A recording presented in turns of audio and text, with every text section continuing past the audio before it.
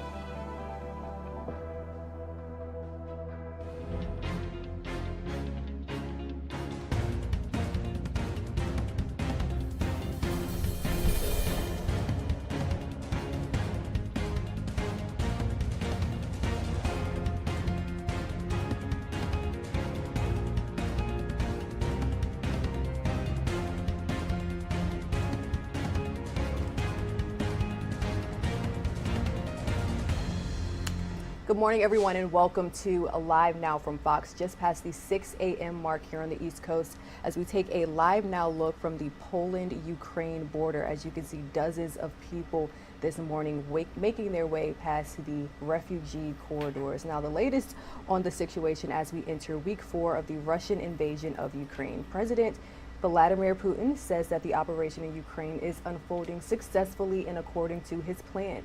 The two sides have spoken again today in another round of peace talks. Now, the war rages on in and around Kyiv and other major cities as Russia tries to crush the resistance that has frustrated the Kremlin's hope for a lightning victory. Let's go ahead and check in with Fox News correspondent Trey Yinks for the story.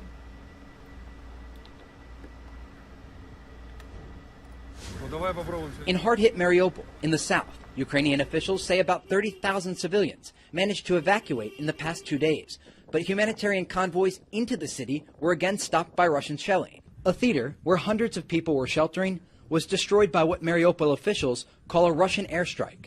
No immediate word on casualties. And Russian forces have reportedly taken hundreds hostage at a nearby hospital and were using it as a firing position. It's the same hospital where a maternity ward was damaged last week. The doctor there says he's near the breaking point after treating the injured and dying children. Well, one gets used to everything, but then in the evening you can't take the images out of your mind.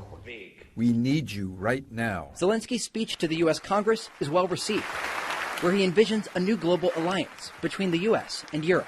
We propose to create an association, U24, United for Peace, a union of responsible countries that have the strength and consciousness to stop conflict immediately. Zelensky is urging President Biden to lead the world for peace. At the same time, peace talks between the warring sides resumed Wednesday, with indications of progress. Ukraine's leader, in his most explicit statement yet, that his country would not be joining NATO anytime soon, a key Russian demand. In Moscow, suggesting a possible compromise, a future Ukraine with a smaller, non-aligned military. A neutral status is being seriously discussed in connection, of course, with security guarantees. Another dawn in Ukraine's capital, another round of bombings on civilian targets. This 12-story apartment building gutted by artillery shelling, sending smoke across the area. Rescue workers evacuating residents. My mother is disabled because of her sight, but we managed to react quickly and get out. Powerful explosions also rocking the Black Sea port of Kherson, with Ukrainian President Zielinski warning the region was on the verge of a humanitarian catastrophe. But Ukrainian resistance remains strong. Satellite photos show a suspected strike on the Russian-held airport, several helicopters and vehicles ablaze. In Chernihiv, Ukraine claims 10 people were killed by Russian troops while standing in line for bread. Speaking in a televised government meeting, President Putin said that keeping Russia in check was a long-term policy of the West, calling economic moves short-sighted, claiming that sanctions against Russia are not supported by most countries. In Kyiv, Trey Yingst, Fox News. And good morning, everyone. If you're just now joining, welcome to Live Now from Fox. My name is Rain Augustine. I'll be with you for the next few hours. We're staying on top of the Russian invasion of Ukraine, especially as we now enter week 4. So make sure that you all are staying tuned into our programming all morning long. However, I do want to bring you another top story that we are covering here at Live Now from Fox. We've learned that Japan was awoken late Wednesday night, shaking and chaos. As you can see here, this camera moving back and forth following a magnitude 7.3 earthquake. It's the eastern part of Japan's largest island. The epicenter was actually located about 35 miles off of the coast of that island. Now, a region of the country was also devastated by a magnitude 9.0 earthquake and a subsequent tsunami in 2011. Now, a tsunami advisory was issued on Wednesday, but was lifted Thursday morning. Initial reports say that at least 4 people are dead and more than 100 people injured in a power supply with millions of homes injured. So, good thing that this situation did not end up more deadly than what it has been. And moving right along with other top stories this morning, Russian President Vladimir Putin is continuing to blast Ukraine's capital, but we are getting reports that police are donating tactical gear to Ukraine. Here's that story. The Sarasota County Sheriff's Office says they were inspired to help Ukraine after seeing some of the images that were coming from there. They say now they're looking for any way they can in order to help save lives. It will stop certain rounds and obviously protect you from headshots and falling debris and some of the things that we're seeing on TV. The Sarasota County Sheriff's Office recently boxed up and shipped 340 ballistic helmets to Ukraine through a connection that they have with a Department of Defense contractor. Despite being in good condition, Sheriff Kurt Hoffman says these helmets must be replaced and destroyed every 5 years due to liability purposes, and these would have soon been destroyed in favor of newer helmets. Rather than be destroyed, they can be put to good use, hopefully protecting what appears to be a fragile democracy. The Sarasota Sheriff's Office isn't the only agency stepping up to help the fight. The Colorado Department of Public Safety shared this video of at least 750 helmets and 80 sets of body armor being donated by over 24 Colorado law enforcement agencies. And the Ukrainian community handled the whole logistics end of this. The Falls Township Police Department just outside of Philadelphia is also donating personal hygiene products, rugged police uniforms, and more tactical vests with the help of the nearby Ukrainian Educational and Cultural Center. All we had to do is function as a collection point. And they literally came to headquarters with a truck, picked everything up, put it on a plane, and flew it over to Poland. These donation efforts have been happening for weeks, and Sarasota's Sheriff Hoffman says it's likely to continue. It appears from the emails and from the text messages that I've received from other law enforcement agencies, Texas, Oregon, California, Minnesota, that there's a lot of people that want to help the people of the Ukraine. We've reached out to several police agencies from states like Vermont to Ohio who say that they're looking to ship out more tactical gear in the coming weeks. In Sarasota, Florida, Austin Westfall, Fox News. Well, you can now drive off of Porsche's lot in a vehicle designed to mimic the cars in the movie character. Sarah Carrier, the light blue Porsche, and lawyer living in a radiator spring in the Disney film Cars, is coming to life. Now, the automaker is designing a special version of its 2002 Porsche 911 to feature special nods to the animated character. This includes Sally's turbo twist heels, headlights designed to look like her eyes, and of course, her pinstripe tattoo. Proceeds will be split between 2 worthy charities, Girls Inc. and the UN Refugee Agency, providing aid to children and families in Ukraine.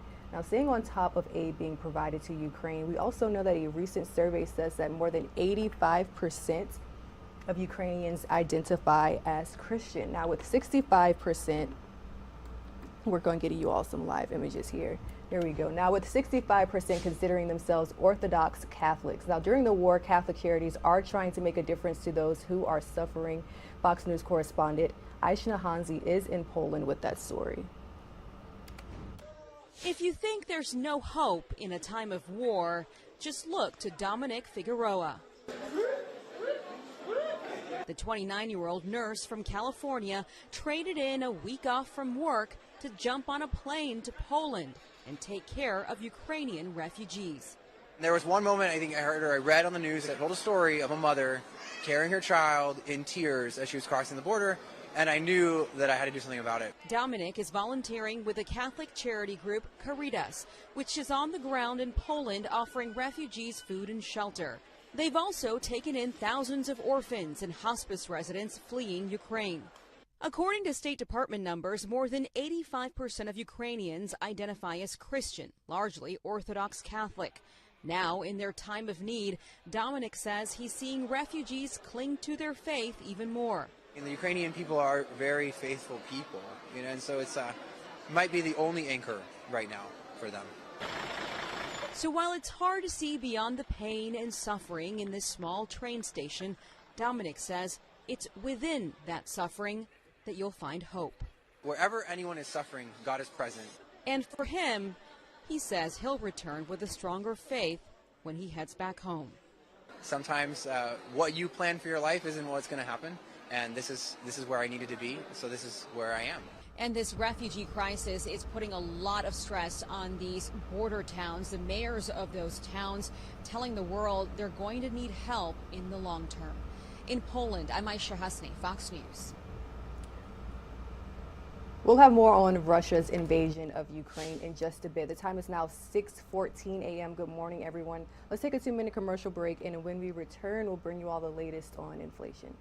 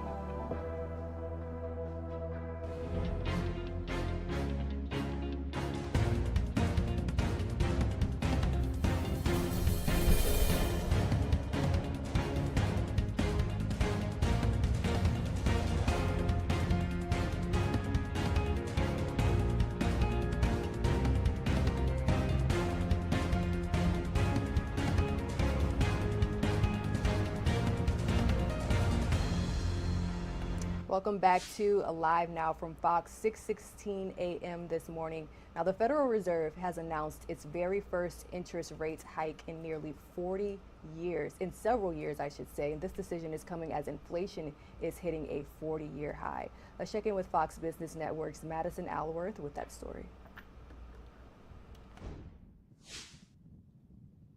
The Federal Reserve hiking interest rates today for the first time since 2018 in an effort to combat soaring inflation. The key short-term rate rose a 0.25 percentage point, and officials have hinted at larger or more frequent rate hikes in the coming months. The committee is determined to take the measures necessary to restore price stability. The American economy is very strong and well positioned to handle tighter monetary policy. But the Fed faces a difficult task as officials try to curb spending without sending the economy into recession. You don't want people to have to decide between gas and food, for example. The consumer only has a certain amount of money to spend every month. Annual inflation hit 7.9% in February. And with consumer demand surging, price increases have been more long-lasting. Inflation is likely to rise even further in the coming months as Russia's invasion of Ukraine triggers higher costs for things like gasoline. Prices and wages are coming up, but inflation is killing us, Mike. That's not a good place to be. So we better get our financial house in order. We have seen prices stop surging at the pump after oil prices dropped below $100 a barrel. According to AAA, the national average has dipped down to $4.31, but some drivers fear prices won't stay that way for long. The gas price, the groceries, everything's going up, so it's hard to survive right now. Energy experts warn that more conflict in Eastern Europe and higher demand for crude oil could drive prices back up. In New York, I'm Madison Allworth, Fox Business. And shoppers are continuing to see higher prices on regular items at the grocery store. Fox Business Network's Jerry Willis is bringing us that story from New York. As the Federal Reserve considered how best to fight inflation this week, the real battleground for America's families are right here at the grocery store. It's here in the aisles of American supermarkets that bacon is up nearly 19%, beef is higher by 16%, and citrus, well, oranges are up by 14%. Dig deeper and the numbers are even more startling. Wheat used in bread, cereal, crackers is up 47% year over year. Grocers are struggling, absorbing some of the hikes. Listen. I've been doing this for 50 years, okay, our family business. What I notice, customers are like numb. They just expect prices to have trickled up a little bit. Consumers are expecting more of the same, seeing a 9% hike in food prices year over year. That according to the New York Federal Reserve. In Yonkers, New York, Jerry Willis, Fox Business. Switching gears, bringing you all the latest when it comes to the coronavirus. Our options for protection when it comes to COVID-19 could soon be expanding, with at least one drug maker floating the idea of another vaccine dose. Fox News correspondent Matt Finn has more. Pfizer is poised to expand use of its COVID-19 vaccine, the drug maker planning to ask for FDA and CDC approval to give a fourth shot to seniors over 65, though eventually it could be needed for all Americans as a new strain spreads quickly around the world. It's called BA2, a so-called stealth subvariant of Omicron, and it's causing big spikes in Europe and parts of Asia, especially China, where major cities are going back into total lockdown. With more than 2 years of pandemic experience, I believe we can get out of this situation very quickly. Here in the U.S., at least 25% of new infections are being caused by BA2, but only 25,000 new cases were reported on Tuesday, bringing the 7-day average down to 31,000. And that's leading to the lifting of more mandates, including here in California, where more kids are starting to take their masks off in school after the state left it up to individual districts whether to require them. Before, I couldn't really breathe that much. Yeah. And it started to hurt my ears. And in Colorado, the state is closing its vaccination centers in favor of a community-based approach, pointing out that the majority of Americans don't get their annual flu shots at government-run sites. You go to your local pharmacy, you get it when you're at your doctor's office, and we really want to see COVID become more normal like that. And another sign life is returning to normal, the CDC lowering its warning level for cruise ships, a big boost to an industry hit hard by 2 years of the pandemic. In Los Angeles, Matt Finn, Fox News. Thanks, Matt, for that report. Let's take a 2-minute commercial break and we'll have more right after this.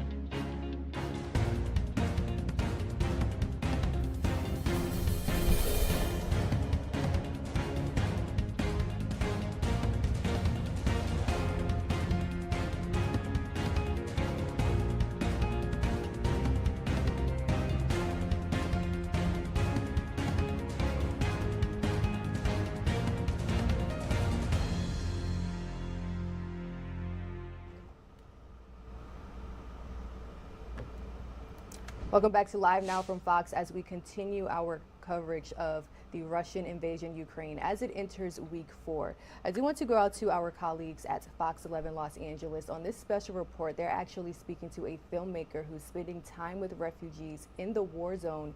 He's at a local mall that's been turned into a bomb shelter / refugee camp. Of course, there is that ongoing concern about those refugees that have fled.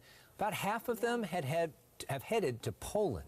Yeah, filmmaker and journalist Jeff Mcintyre, he has been in Poland with some of those refugees, and he now joins us live tonight. Jeff, thank you so much for being with us. Thank you for having me to share this really important story. Absolutely. So tell us, give us a sense of what your overall experience was like. So for perspective, Alex and Marla, I was in Haiti after the quake. I was in Japan after the tsunami.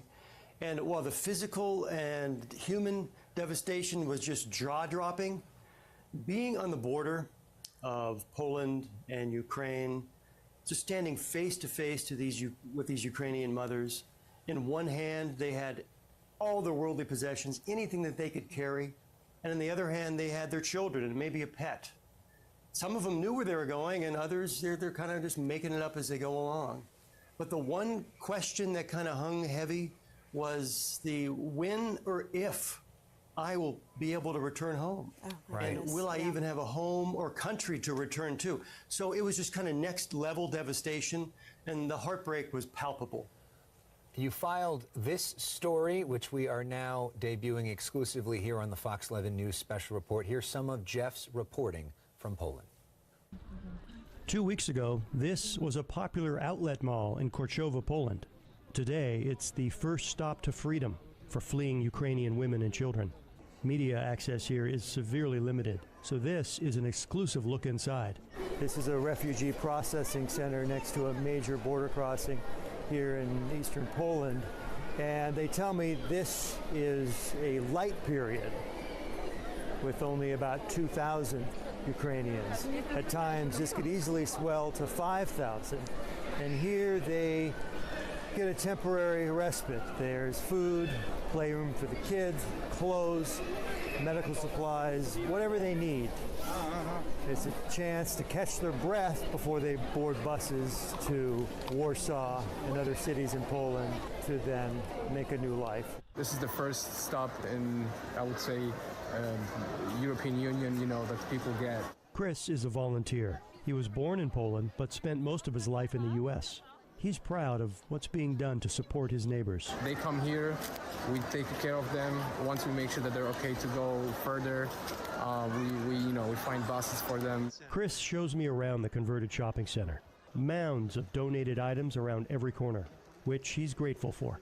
So I want to say big thank you to everyone. I mean, we have things coming in here left and right. I mean, we're slowly running out of space to store all these things. These donations not only help mothers and children who had to escape the war, but also support their husbands and fathers left behind to fight it. A lot of this medical stuff that we get in our unit, we actually pack up and then we give it to the guys who are actually going across the border to give it to the soldiers who are fighting in the front lines. Recently, the number of refugees fleeing Ukraine surpassed 2.5 million. More are coming, and the need for compassionate volunteers is growing. You guys are always welcome here, to get yourself involved in helping those people. You may be moved by these images, but it doesn't compare to the flood of emotions from being here. Chris urges people to seek out ways to help locally, and the lives touched are twofold, theirs and yours. It's Jeff Mcintyre reporting there in Poland now. He's made his way back home to Southern California. Jeff, what did the refugees themselves tell you? The real profound sense I got was their incredible strength in probably the biggest nightmare situation of their lives. They all put on their stoic face, and they, one actually through a translator and kind of rough Ukrainian told me, I asked about how she was able to stay so strong, and she said, silly boy. There's no time for tears when you're trying to save your children. Oh my and this silly boy got the message pretty quick. Yeah, for sure. I'm curious, though, for all of these, because that shopping mall turned refugee center is just a stopping point onto the next one. So do most of these refugees have a destination? Good question, Marla. In this particular center, they get 2 kind of free nights there, and then they have to board a bus and take off to either family and friends who are in Poland or destinations elsewhere. So some of them, like I said, they do have a plan. There's a large Ukrainian population within Poland. They're neighbors. So they've been, going back and forth for years. The ones that don't have any solid travel plans, they take to social media. And this has really been a redeeming moment for social media. There's a lot of Ukrainian Facebook groups that offer posts for transportation and accommodations. And just let me give you 2 examples of the generosity, the compassion and action that we're seeing. Will in Madrid, he can offer a fold-out couch. And then there's a family in Sweden who's offering accommodation for 6 people with a beautiful garden to play in. Now, these are complete strangers, at least now. Soon, they're going to become lifelong friends. But it's incredibly refreshing to see just the heart and the humanity that this situation has really forged throughout the world. Yeah, we've been seeing people all over the world also that have been buying rooms on Airbnb in Ukraine with no intention of actually going there, but just as a way to get money to the people that are in Ukraine that are sometimes bunkered underneath those homes. It has been interesting to see as one of the first real large-scale wars that we've seen during this social media age, the way that people have used those tools to try to bring people together as well has been striking. Jeff, your reporting is always striking all over the world, and we do appreciate you bringing it to us here tonight on Fox 11, and look forward to talking to you more in the days and weeks ahead. Thank you both. All right, that was the latest from Fox 11 Los Angeles. Now, we know that Ukraine's president, as you see here, Volodymyr Zielinski, has made a plea to President Biden and Congress for more support. Now, the Fox 13 Tampa team is taking a look at what the United States could do to help. Ukrainian President Volodymyr Zielinski received a standing ovation this morning. In his virtual address to Congress, he asked for more help in fighting the Russian invaders. And the Biden administration has responded by authorizing another $800 million in weapons, but not the fighter jets that Ukraine says it desperately needs. Fox 13 political editor Craig Patrick joining us now to show us how Zielinski made his case to Congress. Craig? Well, Zielinski started by saying the destiny, the fate of Ukraine, and with it much of the world, is being decided as we speak right now. And he likened the war on Ukraine to 2 of the darkest days in American history. Remember Pearl Harbor. Terrible morning of December 7, 1941, when your sky was black from the planes attacking you. Remember September the 11th, when innocent people were attacked from air. Yes. Zielinski said, now imagine those days repeating day after day for 21 days straight, and for every day ahead for their foreseeable future. He said for Ukrainians, every day is like a December 7th or September 11th, and that it will spread far beyond Ukraine if we do not stop this mass murdering tyrant. Russia has turned the Ukrainian sky into a source of death for thousands of people. As expected, he repeated his call to impose a no-fly zone in the skies over Ukraine. Is this a lot to ask for, to create a no-fly zone over Ukraine to save people? Is this too much to ask? Well, the position of NATO is that it is too much to ask, because that would require engaging Russian warplanes, which would likely trigger World War III. Zielinski knows this, so he suggested Plan B. If this is too much to ask, we offer an alternative. He asked for air defense systems more advanced than the Stingers we've been sending, and he once again asked for those fighter jets from Poland. You know how much depends on the battlefield, on the ability to use aircraft. Poland wants to donate its entire fleet of MiG-29s, and the Biden administration initially said it would work to facilitate that, but then changed course and said it cannot support sending Ukraine fighter jets because it could trigger Vladimir Putin to use chemical weapons and or expand the war beyond Ukraine. To that, Zielinski invoked Dr. Martin Luther King Jr.'s I Have a Dream speech. I have a need. I need to protect our sky. And he closed by addressing Congress in English. Being the leader of the world means to be the leader of peace. And shortly after Zielinski spoke, President Biden delivered an authorization for $800 million in additional weapons. That's on top of $200 million authorized this weekend for a total of $1 billion in weapons and military equipment authorized, now presumably on the way very quickly to Ukraine in the coming days and weeks. We'll work through specifically what equipment and weapons are going there and a closer look at why the Biden administration is disinclined to facilitate fighter jets being transferred to Ukraine and the growing pushback to a no-fly zone, the strategies and the consequences all coming up in the next hour. Craig, how is Vladimir Putin presenting this aid from the U.S.? How is he presenting this to the Russian people?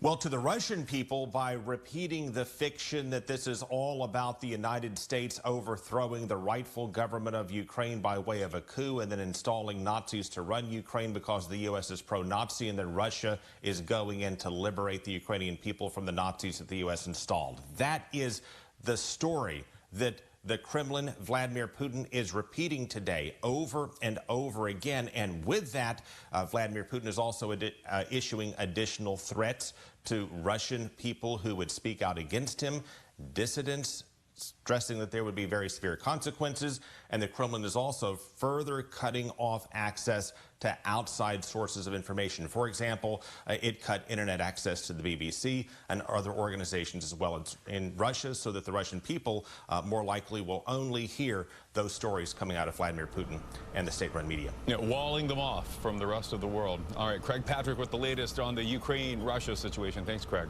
A lot of reaction coming in following Ukrainian President Volodymyr Zielinski's plea to President Biden as well as the United States Congress. Let's take a 2-minute commercial break and we will share some of that reaction with you right on the other side.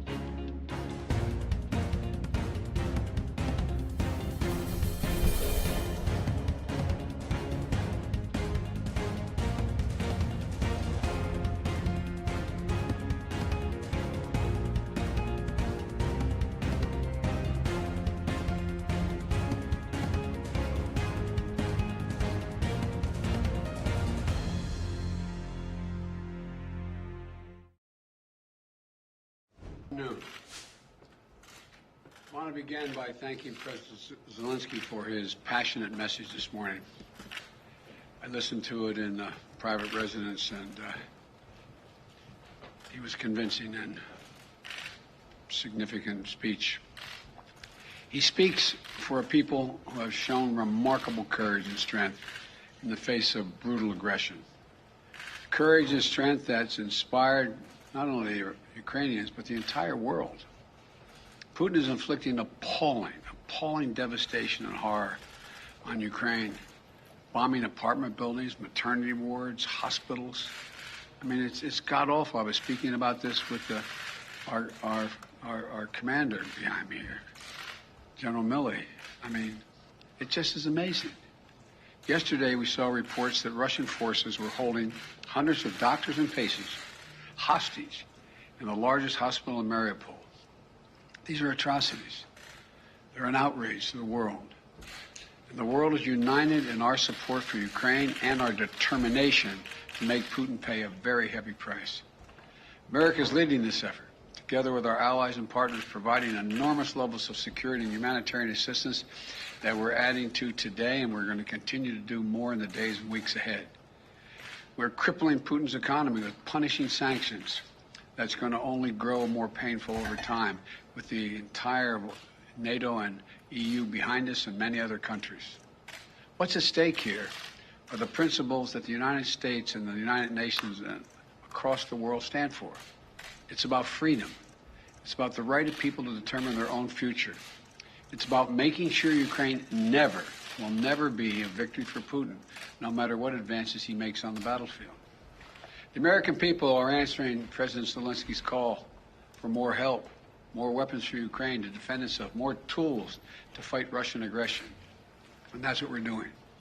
In fact, we started our assistance to Ukraine before this war began, as they started to do exercises along the Ukrainian border, the Russians, starting in March of last year.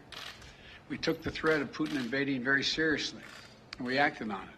We sent Ukraine more security assistance last year, $650 million in weapons, including anti-air and anti-armor equipment, before the invasion, more than we had ever provided before.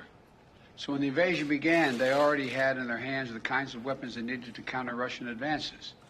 And once the war started, we immediately rushed $350 million in additional aid to further address their needs.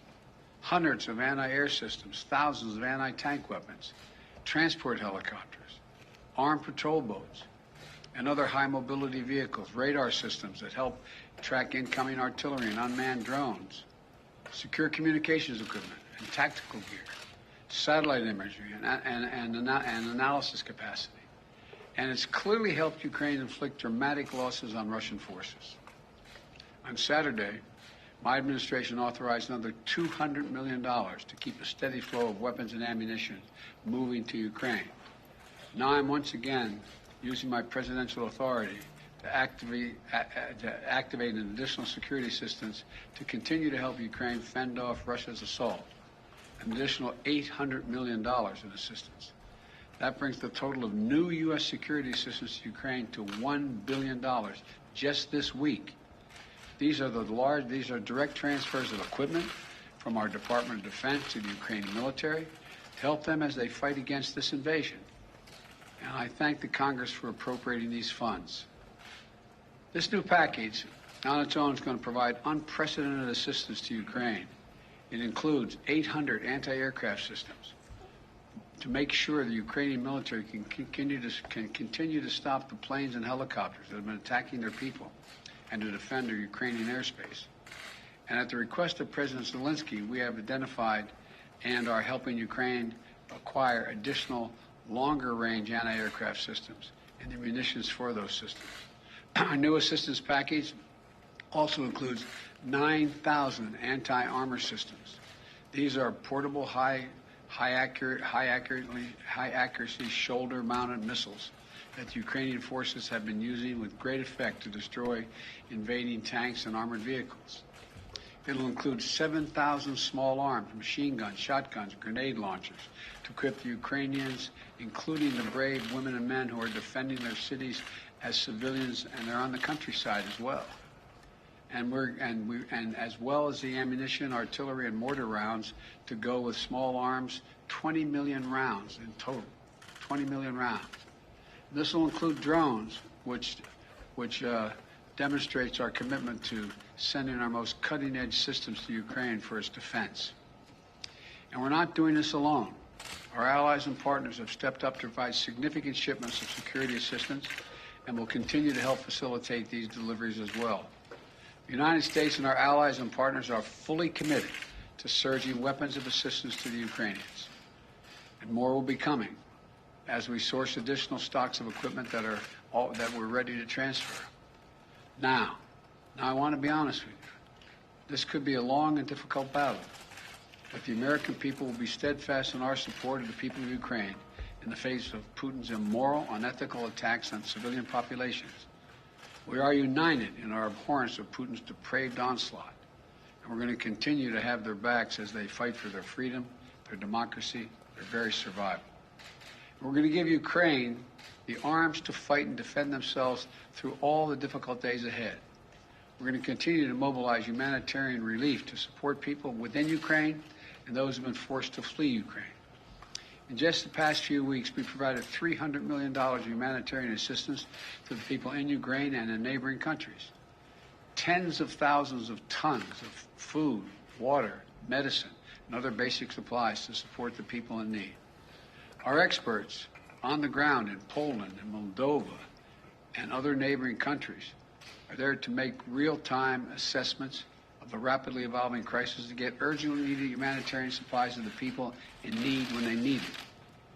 And we will support Ukraine's economy with direct financial assistance as well. And together with our allies and partners, we will keep up the pressure on Putin's crumbling economy, isolating him on the global stage. That's our goal. Make Putin pay the price, weaken his position, while strengthening the hand of the Ukrainians on the battlefield and at the negotiating table. Together with our allies and partners, we're going to stay the course.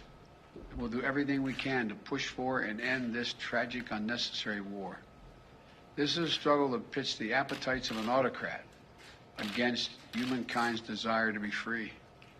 And let there be no doubt, no uncertainty, no question. America stands with the forces of freedom. We always have and we always will. I thank you all and God bless you, and I'm going to walk over and sign this legislation, sign this bill to allow the drawdown of those materials. And may God protect their young Ukrainians who are out there defending their country.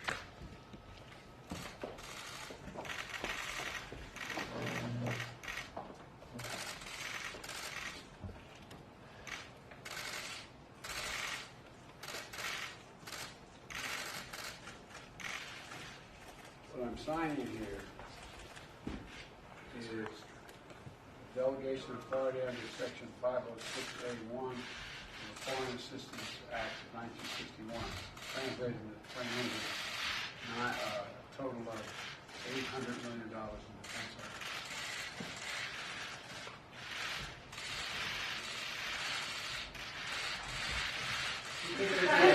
Mr. President, what will it take for you to send the Polish MiGs that President Zielinski is asking for? I'm not going to comment on that right now. I'm not going to comment on anything other than what I told you. Well, Mr. President, quickly, you did just say that Putin is going after maternity wards, hospitals. Are you ready to call him a war criminal? Okay, folks that need to reset, we need to take you now. Let's go, guys. We have to move quickly for the next event.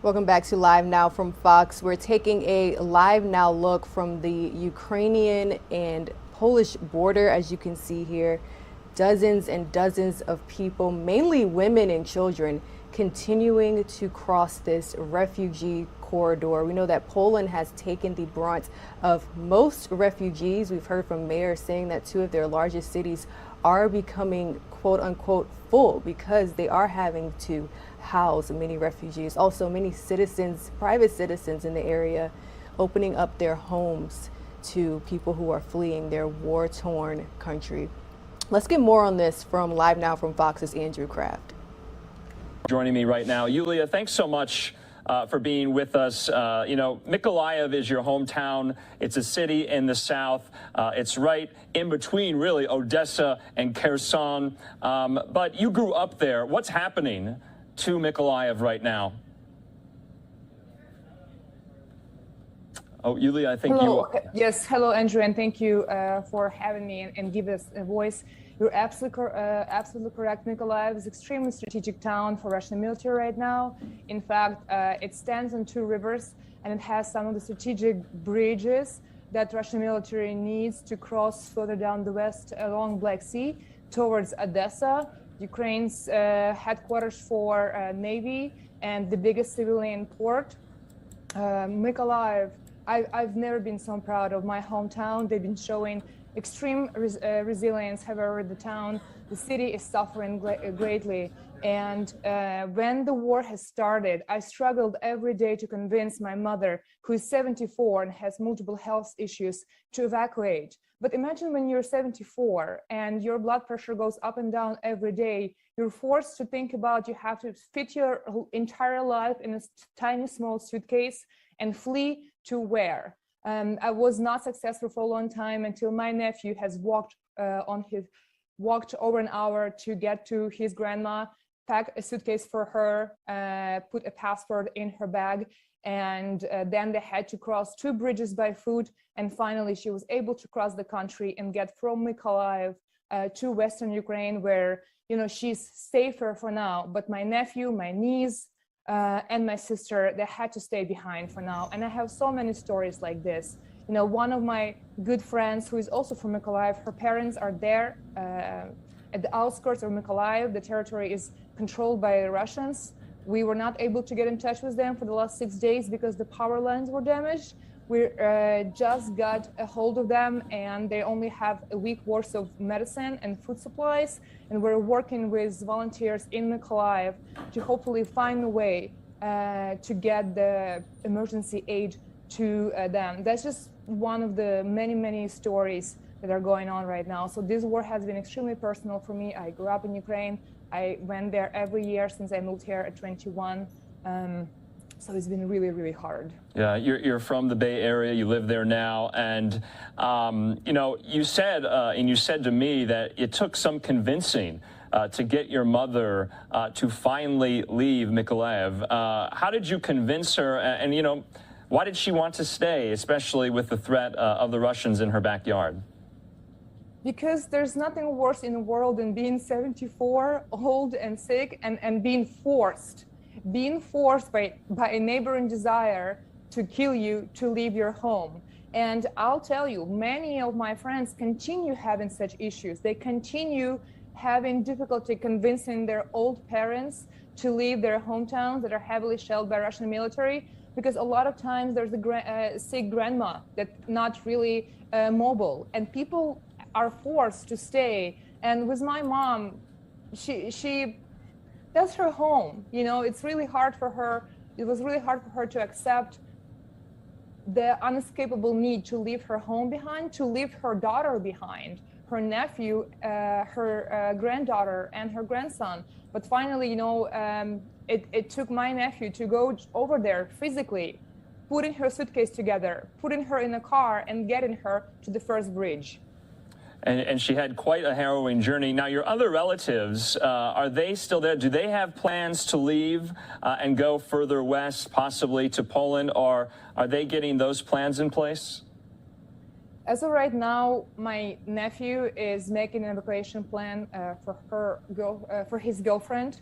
Unfortunately, he's or fortunately, unfortunately right now, he's a big animal lover, and I pass my love for animals to him, and he has a rescue horse in Mykolaiv stables, and he's walking by food 2.5 hours a day just to feed his horse and some of the other abandoned horses. There's no plan for him to leave right now, but we are trying to evacuate his girlfriend.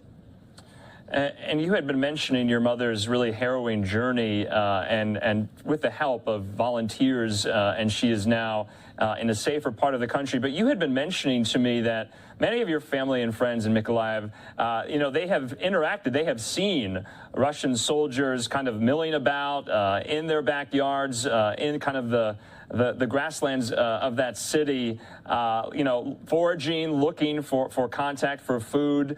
What is the basic needs, the basic services like there? Water, electricity, food, are they in short supply?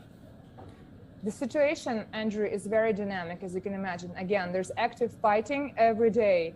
I'm beyond impressed with my hometown of Mykolaiv because they're still deploying city services to fix the power lines. My mom was without electricity for a few days. Her phone was out of charge. I couldn't get in touch with her. Those are now normal things, but the city is still collecting the trash. The pensions being delivered in cash to those who need it. The volunteers are constantly working a database of those who does not have any help, who needs help with basic food, hygiene. So it's just day to day and district of the city to district, right? It all depends, but the city, within the city borders is functioning. There's no Russian soldiers in Mykolaiv yet, and the city Governor Vitaly Kim is becoming quickly a sensation for Ukraine and the whole world just because how Mykolaiv has shown resistance to Russian military. And I want to highlight the nearby town of Kherson. It's 45 minutes away from Mykolaiv. It's been occupied by Russians. However, every day, thousands of people, of citizens of Kherson, march on the streets of Kherson to tell the Russian soldier go home and Kherson is part of Ukraine. Even though right now, there's no green corridor to Kherson, people are just doing their best to survive, and we are actually able to support them. They are able still to get food supplies in the city, but the situation is dynamic and, it's getting worse day by day. Yulia, we heard from President Biden, you were just listening to that there, commit a lot more military assistance. We heard from Ukrainian President Zielinski in front of Congress virtually today. What do you make of the United States' response 3 weeks in? Do you think we need to do more? What are you kind of advocating for as a Ukrainian American? Andrew, as Ukrainian American, first I want to thank our Congress for coming together when we're looking at the biggest war in Europe since World War II. One of my grandparents, I've never even seen him because he died as my dad's mother was 9 months pregnant. And to have these wars going on in one lifetime is beyond acceptable. And I'm emotional right now because first of all, I'm grateful to Congress coming together on this issue, but second of all, it is not enough. As President Zielinski appealed, to the American people, to be a leader, it means to guard the peace. And right now, Ukraine is fighting for the values that are backbone of American society. And when I hear the number of 100 children dead, with all the amazing help that's been sent to Ukraine and is planned to send to Ukraine, it is not enough. We have to try and do more. And we do hope United States and allies continue to release economical sanctions, release the aid that's needed for Ukraine to protect itself from this evil. We have to come together to stop this war. Yulia, last question for you. Do you think Mykolaiv will ever be the same? Do you think they'll ever get back there? Andrew, I will tell you, I am convinced the war will be over and Ukraine will win. And I myself will go back to my hometown in Mykolaiv that now is going to be having completely different image in terms of the global positioning, and I hope will welcome many American friends there as well, and I will help Mykolaiv to rebuild its infrastructure, its culture. You know, I will make sure Nova Ukraine is providing any humanitarian assistance for years after the war until Mykolaiv and Ukraine reaches the goal of becoming a prosperous European country. And Yulia, yes, of course, Nova Ukraine, which is a great nonprofit helping out with humanitarian assistance as well during this very, very tough time. We appreciate you coming on here to Live Now to tell your story, and there's so many stories that are happening right there, and we wish you well. Thank you, Andrew.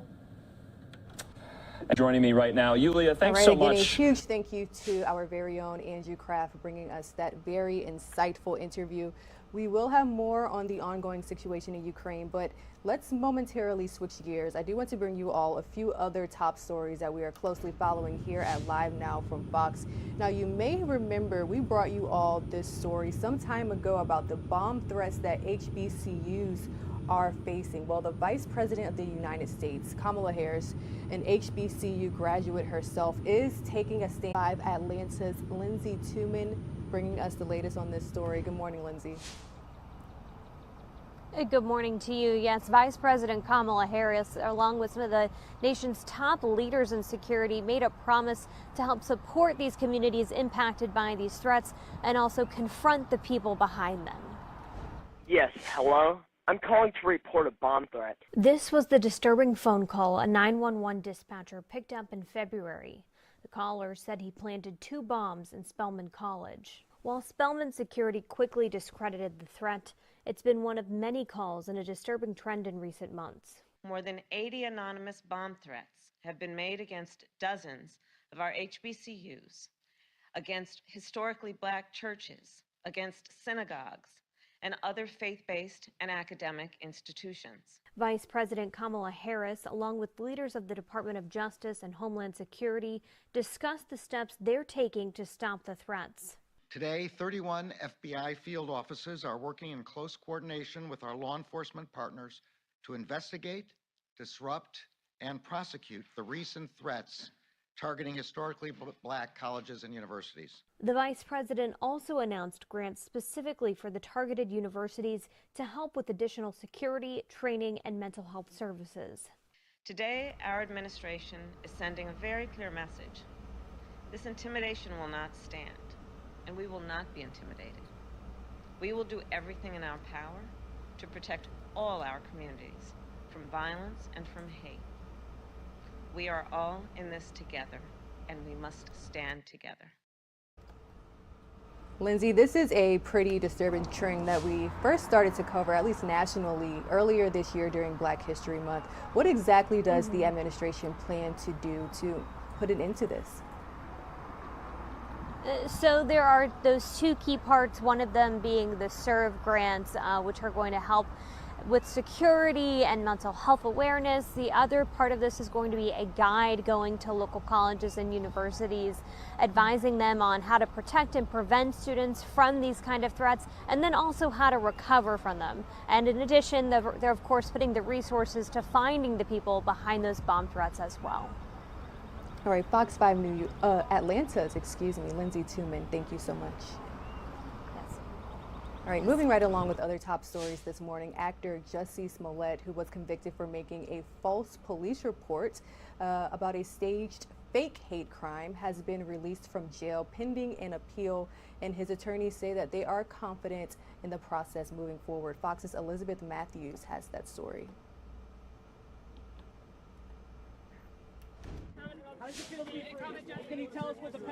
The actor met with a familiar crush of cameras outside the Cook County Jail Wednesday night. His release after only 6 nights locked up. And he pushed his hands on the glass, and his eyes got teary. And I've never seen that because he's been very strong in there. And he said, I nearly lost hope in our constitutional system. Smollett was ordered released Wednesday by a 2-1 appeals court decision that agreed he should be let out pending the appeal of his conviction. The actor was given a $150,000 personal recognizance bond, meaning he doesn't have to pay a dime, but agrees to come back to court when needed. Smollett's attorneys asking for him to be released while they appeal because they say the actor would have completed his sentence before that process was over. Guys, he hasn't eaten for 6 days.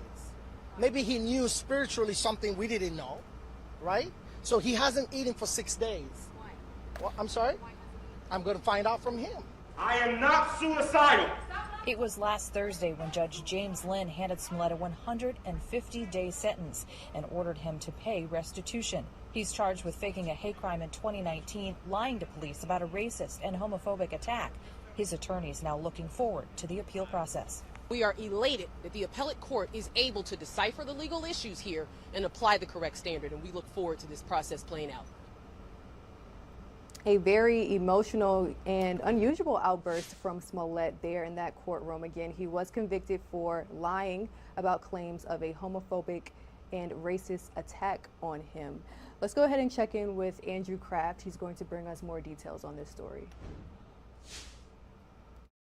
Welcome back here to Live Now from Fox. I'm Andrew Kraft. Thanks for being with us on your Wednesday night. Major news, though, out of Chicago regarding the actor Jussie Smollett. He's soon to be released from the Cook County Jail after an appellate court ruled that while his conviction is appealed, he does not need to serve time in jail. This is quite a development in this story. Remember, not more than a week ago, he was sentenced in Cook County to 5 months in jail, 30 months probation, thousands of dollars in fines. We have a live look outside of the courthouse here as we continue to await for his legal team and for Smollett himself for a press conference. They intend to make some remarks here, but of course, this is going to be must watch, must see. You remember the very, very kind of outburst, large outburst that Smollett had when he was remanded into custody last Thursday. He said, "I am not suicidal," and he kept saying, "I am innocent." He raised his fist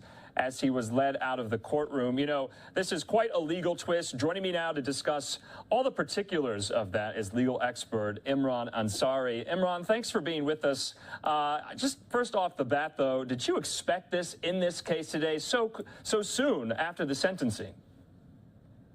Yeah, I expected legal team to go to the appellate court in Illinois, file that emergency motion to stay the sentence that he was sentenced to. And they did, in fact, do that, and they were successful. Now we see that the appellate term in Illinois came back, ruled that they wouldn't be able to decide this appeal necessarily in the time frame of his sentence. Whenever that occurs, if that is a possibility, it's typical of an appellate court to come back and say, listen, if there's a motion to stay the sentence, release the defendant on bond, house arrest, and other terms perhaps, that's what an appellate court will typically do, because it would be fundamentally unfair if the appellate court reverses the conviction, but the defendant had already served the entirety of their jail sentence. So it's not surprising to me that the appellate court came back with this ruling. Of course, his defense team also cited that he's immunocompromised, and being in jail would be a health risk to him. Also, the threats that he received, that he would be in danger in terms of physical violence in jail. And the appellate court took to that, and he's going to be released shortly. Imran, so what you're saying is this is pretty cut and dry. I want to put up a tweet from Fox News correspondent Matt Finn, who's been covering this story from the very beginning, and it has a picture of the filing. There we have it right here. But it says, it reads in part that he was convicted on a nonviolent offense, and the court wouldn't be able to do instant appeal before he finished his sentence, the sentence being only 5 months. And of course, you were talking about what his legal team was doing in the days since the sentencing, and we watched last Thursday when the judge handed down the sentence. his legal team, 2 attorneys of his, really vehemently tried to get this stayed, to get this appealed on the spot. The judge said, no, this happens right here. This happens right now. An appellate court, of course, overturning that. It looks like we have some of Jussie's team entering the court complex there. Let's just listen in, Imran, while we watch this.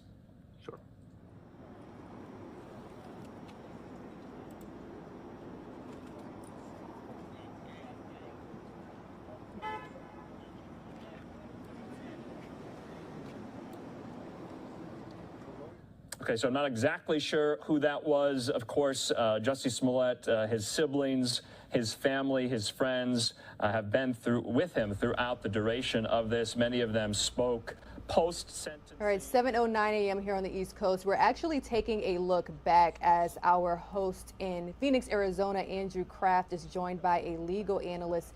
They were actually analyzing the situation live as the appeal happened. So let's go ahead and take a 2-minute commercial break. And when we return, we'll have more of that legal analysis.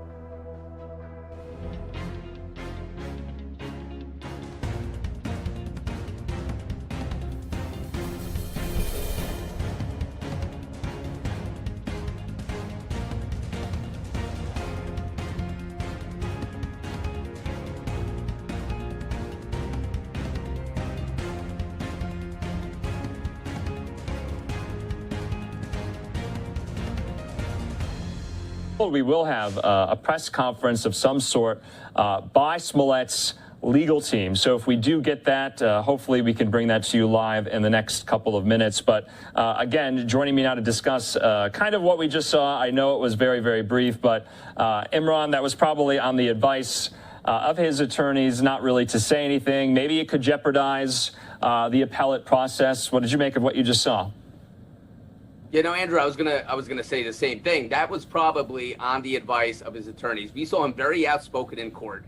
So you may have expected him to come out and make a statement, again, reiterate his innocence, maybe comment on the fact that he's being released. But I'm sure his attorneys, because now you don't want to jeopardize what the judges just gave you. You know, the appellate judges, you don't want those judges thinking, you know, okay, I didn't want to give this individual a podium. Imran, I just have to cut you off there. I'm sorry. We have the press conference. Let's take it live.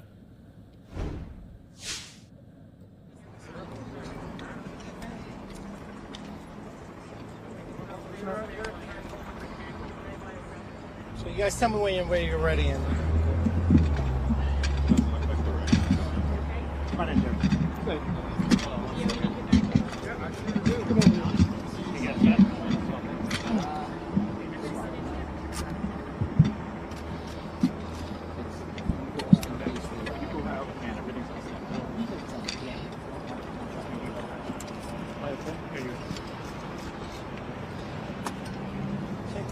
Sound okay? Does he sound okay?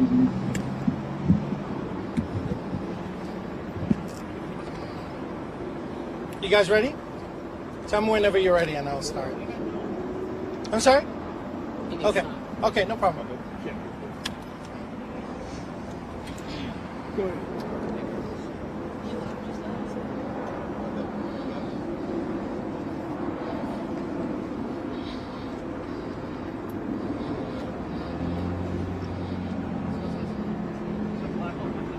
Sound okay, or you want a hard wire? There's two. Which one? The black one.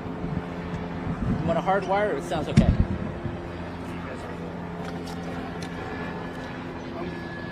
Sounds okay? Yeah. Okay, good.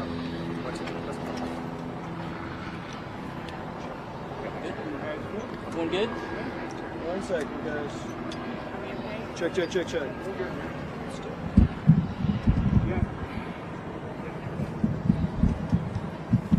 I'm sorry. Here. Hard wire? Sorry. 20 seconds. All right, reporters are just kind of getting their microphones all set. That is Jussie Smollett's lead criminal defense attorney. We've been watching him from the very beginning, and he's going to make remarks right now with other members of the legal team about what happened today. Let's listen in. Obviously, the Smollett family, they're very, very happy with today's developments. The legal team, Ms. Waddell, Mr. Allen, Ms. Walker, and Ms. Lewis, and myself, we're very elated about this. Let me make something clear. There is no room for politics in our court system, and our appellate courts in this great state do not play politics. Let me make something clear. When this case was initially re-indicted, when this case was prosecuted, when this case was sentenced, at each of those steps, I wondered to myself whether Chicago has seceded from the Union. Because in this country, you cannot punish a person twice. And while everyone was focused on the sensationalism surrounding this case, people were not focused on the constitutionality of the prosecution. And we've been trying to tell everyone that. It is unconstitutional to charge someone twice. Mr. Smollett paid a $10,000 fine. Let me repeat it again, because our appellate courts are listening. Paid a $10,000 fine and did community service. Now, there's no time machine to go back in time to undo those things. His $10,000 fine hasn't even been returned to him, right? And then you re-indict the case and you give him 30 months probation for a Class 4 felony with a man with no criminal record, felony record. 30 months probation, you give him 150 days in jail. You give him what else? You make him do restitution of $120,000, and then you give him the maximum fines. You know, and there's something wrong with that. We've been complaining about the disparate treatment of African Americans in the judicial system, regardless of what you think about this case. Some people might think Mr. Smollett is guilty. I disagree. We all disagree. But that's okay. You're entitled to your opinion. But the real question is, should black men be walked into jail for a Class 4 felony? Shame on you if you think they should. That's a disgrace. It's wrong. We're talking about decarceration in this day and age. The Trump administration, the Obama administration, the Rauner administration in Illinois, and people are still trying to lock black men up, and it's a disgrace. Now, the judge's sentencing, I couldn't disagree more with it. The judge spent a great deal of time chastising, berating my client. I've never seen that, and I thought it was unprofessional. That's my personal opinion. Not happy with that. And we look forward, now that this case is gone to the appellate court, to actually having finally an intellectual conversation about the constitutionality of this case. I'm not playing politics. That's all I'll say for now. Oh. How's everybody doing? Could you spell your name? Sure. Shay Allen is S-H-A-I. And it's no coincidence that we're here today. I think we're here because the appellate court realized this was the right thing to do. I hope everyone realizes that the persecution that went on in that courthouse was absurd, and that the sentence was a draconian sentence. It was excessive, and I've always called this case a Class 4 murder. Apparently, this case was more important than the 20% clearance rate of the murders that are here in Chicago. Apparently, any citizen in Chicago, if they want to, if they don't like the decision that this duly elected official makes, can saunter into the courtroom and ask for a special prosecutor. I hope every citizen of Chicago realizes how important this case is, because this could be you. You may think, oh, that's ridiculous, I would never do these things that he's accused of. But you can definitely be charged for something you didn't do. You should never, ever be charged again for something that you had already been prosecuted for. It's important. Do not minimize it. It's not a joke. Thank you. It should also not be minimized. Yes. Heather Widell, Widell. It should not be minimized, the issue of being tried in the court of public opinion and having to feel that you need to prove your own innocence. That goes against a major tenet of not just, obviously, Illinois, Cook County, but the United States judicial system. Mr. Smollett had to come into this courtroom 2.5 years after this incident occurred and felt that he needed to prove his own innocence. And again, that's patently unfair. That's not how the system works. That's not how the system should work. And the sentence that Judge Lynn doled out was completely devoid of any sort of intellectual curiosity or prowess. And I think, again, the appellate court, we're very, very much looking forward to having a non-political discourse with them that is intellectual, that's understanding of the laws, that are understanding of what Class 4 felonies mean, what the statutes are designed for by the legislature of this state. And again, moving forward, I hope that everyone understands, like Mr. Allen said, the very important nature of this case and the implications for every single citizen of this state and of this county, that anybody is capable of being charged with a crime, anybody is capable of being charged with a felony, and you are absolutely entitled to not say a word. You're absolutely entitled to speak in your own defense, and you're absolutely entitled to representation by attorneys. So we're very elated that Mr. Smollett is out, and the work is not finished at this point. Yeah. Hello, Tamara Walker, Tamara. We are just pleased, we are overjoyed that the appellate court was able to cut through the politics, to cut through the smoke screen, and was able to understand that we have real, definitive issues for appeal. And that's why they made the decision that they made.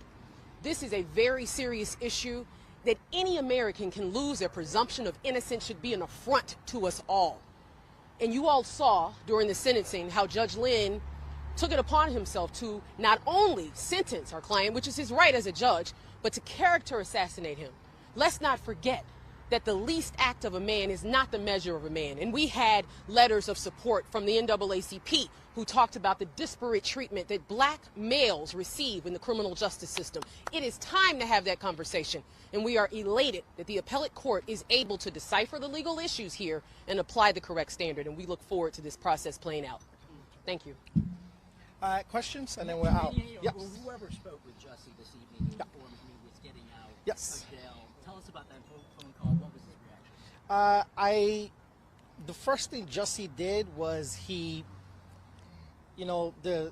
what separates us in the jail because of COVID is the glass, and he pushed his hands on the glass, and his eyes got teary, and I've never seen that because he's been very strong in there, and he said, I nearly lost hope in our constitutional system. And he did say that. He did say that. And that was his reaction. He was shocked. I think he had nearly given up. I can't speak for him. You would have to ask him that question. But just looking at him, a human to another human, put in a cage for a Class 4 felony. Shame. So I hope the media would actually, instead of leaving here today and reporting about how he walked out and what, report on the constitutionality. Should the press, the #1 defenders of the Constitution, the fourth arm of government, should you be standing by reporting on how, I think this is crazy, Jussie did this, maybe he did this, as opposed to standing there and asking yourselves in your newsroom, is this right? Could this happen to any one of us? Could someone come by and say, hey, listen, guys, I grew up in Nigeria under military rule. It's dangerous. We're playing with fire. The idea that a person can be charged twice, report that. Talk about that. The appellate court took a look at our emotions. We submitted it to them. Focus. Stop focusing on sensational stuff. These are not tabloid papers. Focus on the real stuff. Is it right for a person to be punished twice? You know? And I'm going to say it. Is he getting all this attention because he accused two white men, or according to the media reports? Is it because somehow the accusations were about, Jussie said it was a white guy? Is that what's really going on? Because multiple reports, false reports, are made against black men all over the country. Nobody cares. They're under-prosecuted, non-prosecuted. Nobody cares. Why is it this one? What's really going on? Why are people so charged about it? Right? This is ridiculous. And you guys have to start doing your jobs. I've said it before. My father had a Fulbright scholarship in journalism. He was a professor of journalism. Do your job. Get out there. Ask the right questions. I'm tired of reading the papers and reading tabloid stuff. Talk about the Constitution. Ask the question, should he be charged a second time? I mean, it's frustrating. We've been through a year and a half of nonsense. And it has to stop, guys. Please. Focus on the Constitution. Focus on whether this is right. Any other questions? Sorry, it's been long. Well, of course, we are going to, right now he's out.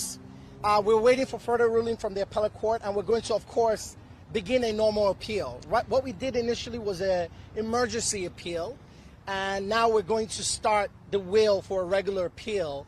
And they release a schedule once I make that application. So that's coming soon. Good question. Could you talk about the timing of this and how getting him out of jail, because the appeal process is so long and he would have easily spent his sentence? Isn't that scary? Isn't that scary? Isn't that scary? Shouldn't that be frightening to everyone? Because tomorrow it could be anyone's family member. It was really, if I'm understanding your question right, it was a scary moment for us. And even a day spent in jail is scary. He's been here for how long? 6 days? That's scary.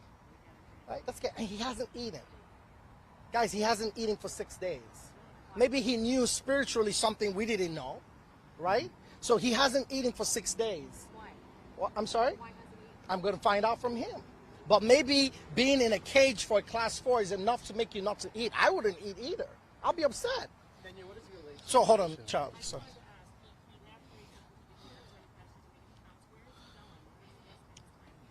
Come on now, Charlie. What does Jussie relate to you about his time, 6 days? You know, he's been really, really strong. Each time, we've all seen him every day, and each time we've gone in there, he's been very strong. You know, honestly, I expected, going in there, most clients I see in custody, they're usually broken, but he wasn't broken. He isn't broken either. And he's a very strong leader type personality, and he held up in there. He held up in there, Is he allowed to leave the state? I'm not gonna answer that. Well, just wait. I'm sure somebody from the family is going to talk soon. Well, yes. When the judge gave him probation, he allowed him to travel and stuff, right? So the answer to that question is an absolute yes. So he has not eaten, or he's eaten very little? No, he's been drinking ice cold water. Ice water. That's been his food and liquid. Is this a protest? Is this what's the... Charlie, if you were in jail for something you didn't do, would you eat or would you be I don't know. I know, Charlie. I don't know. I really don't know, and I'm going to get you those answers. I'm sure Jussie, someone from his family at some point will make a statement, but I don't know. But I can only imagine if I was in jail for something I didn't do, or I thought I was in jail and the sentence was too harsh, I doubt I'll be eating. I think food is the last thing I'll be thinking about. Any other questions and we're done? Okay? Okay. Thank you. Thank you.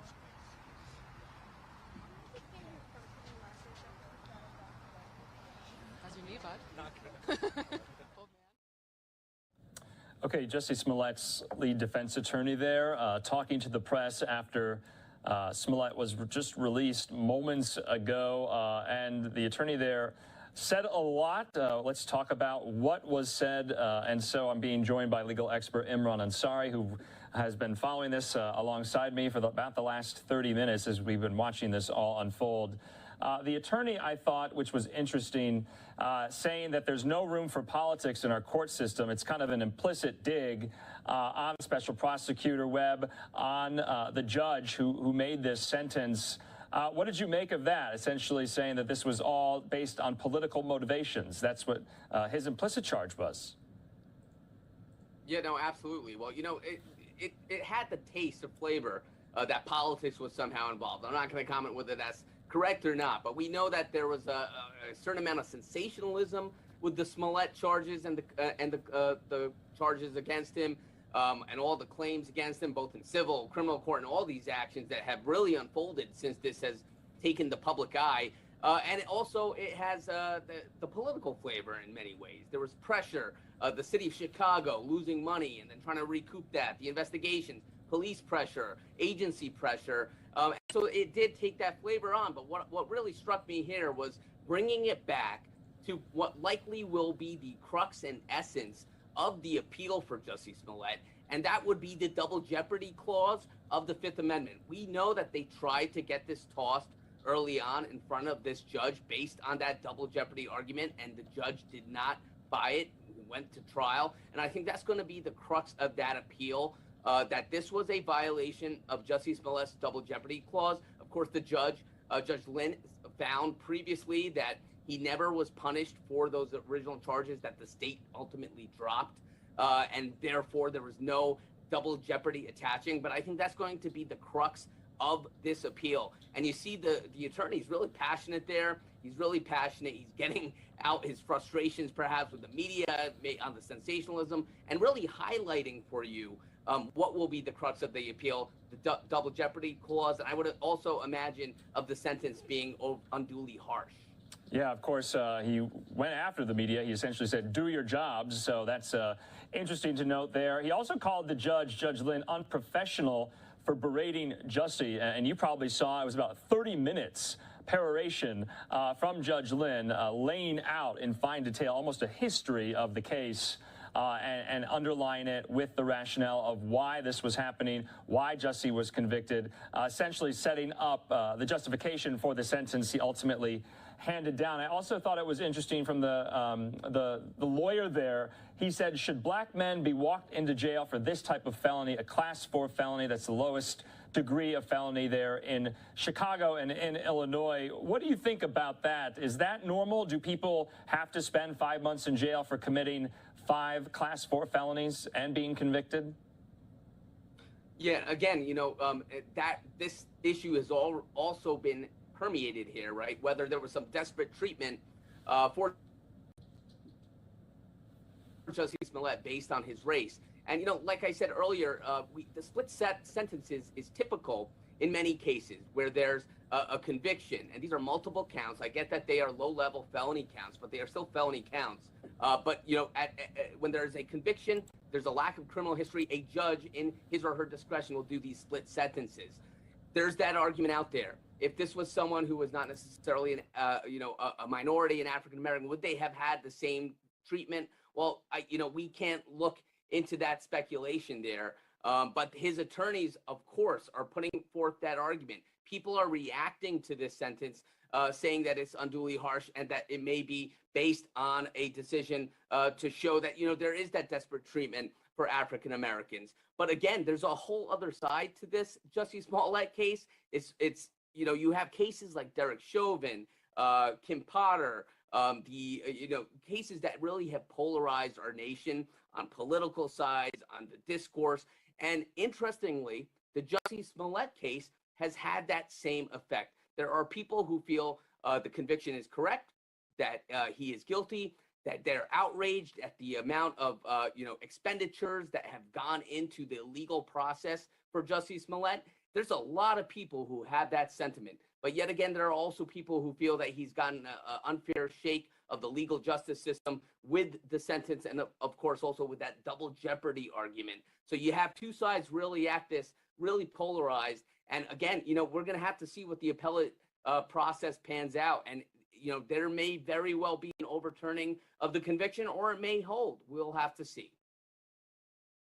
All right, and Imran, we're just watching this again for our viewers who might have missed it. We're going to kind of play it on loop here, but it remains to be seen. I also thought it was interesting that the lead defense attorney says that Jussie hasn't eaten in 6 days. He's only been having ice water to quench his thirst. He, though, also said the work is not finished. And, of course, the appeal goes on. This was an emergency motion, and so we'll kind of watch out and monitor what a judge issues on the appeal.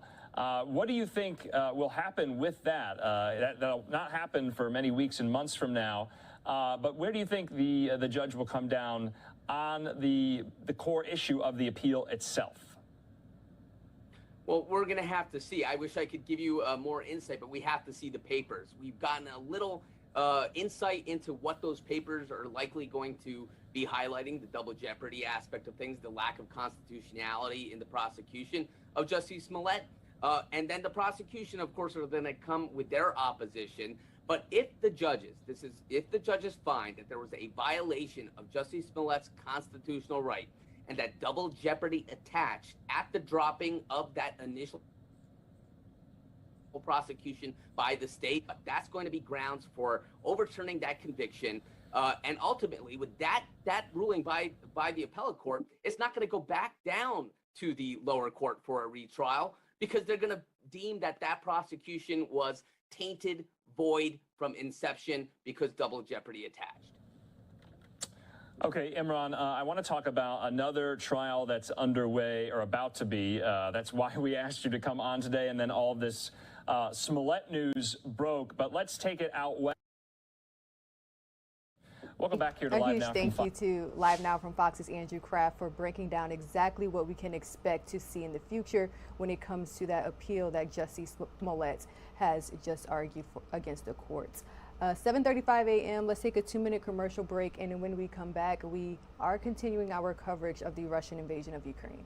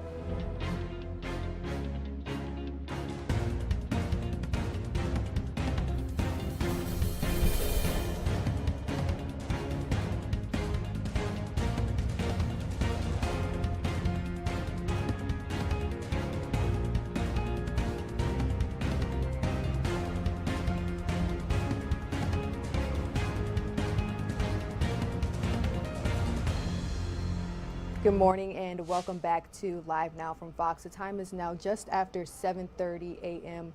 here on the East Coast, but let's bring you all some international live images that we are getting to our desk. We're taking a Live Now look from the Ukraine-Poland border. As you can see here, mainly women and children continuing to flee from war-torn Ukraine as the Russian invasion of Ukraine enters week 4 now. We've been seeing images like this for weeks, and many people attempting to cross over what's being called refugee corridors. Again, mainly women and children who have been making this trek for the past several weeks to safely. Most refugees are fleeing to Poland, so much so that the Poland leadership, Poland government has said that 2 of its largest cities are almost somewhat at capacity when it comes to housing and hosting refugees. Now, the United Nations has estimated that over 2.5 million Ukrainians have left the country entirely following Russia's invasion on February 24th. So let's go ahead and check in with Fox News senior correspondent Casey Stiegel. He has more from Dallas. He's bringing us more on the humanitarian crisis side of things and letting us know exactly how Americans are pitching in.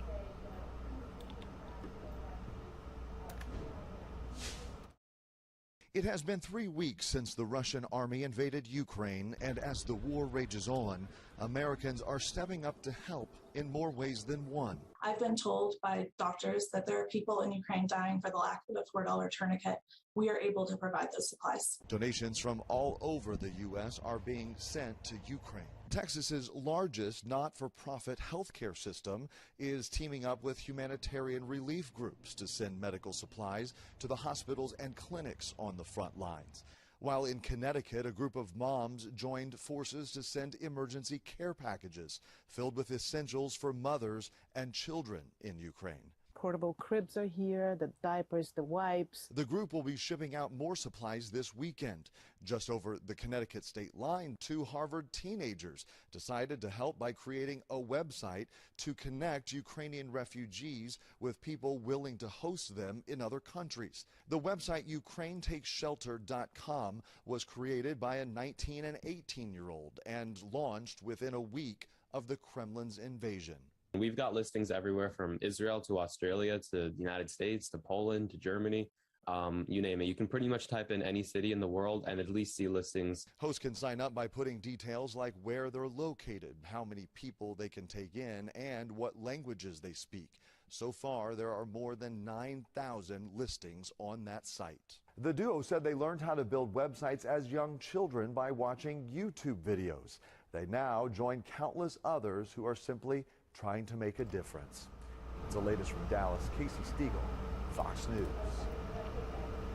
Thanks, Casey, for that reporting. You know, seeing these live images really puts things into perspective. Many of us are here in the United States, possibly just now waking up or beginning our morning commute in 100% safety. But to see these Ukrainians, women and children, families actually crossing these refugee corridors, raw and unfiltered, these are live images, guys. People literally fleeing their home because of war really lets us know exactly how real the situation is. Now, these are live images, but I do want to take you back to Wednesday.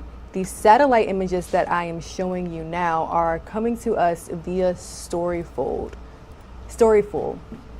Now, this is actually showing a theater with the Russian word for children large and in white letters, as you see there, right on both sides of the theater in Ukraine. Now, this image was courtesy of Maxar Technologies, visible from the air. Reportedly, I'm assuming just to let people know that the refugees that were being housed in this area, there were many children there. Now, we are getting reports this morning that this very theater where hundreds of people were said to, again, have taken shelter, was mostly reduced to rubble following an attack from the Russians. And the images are pretty graphic. I'm working on getting those for you all right now.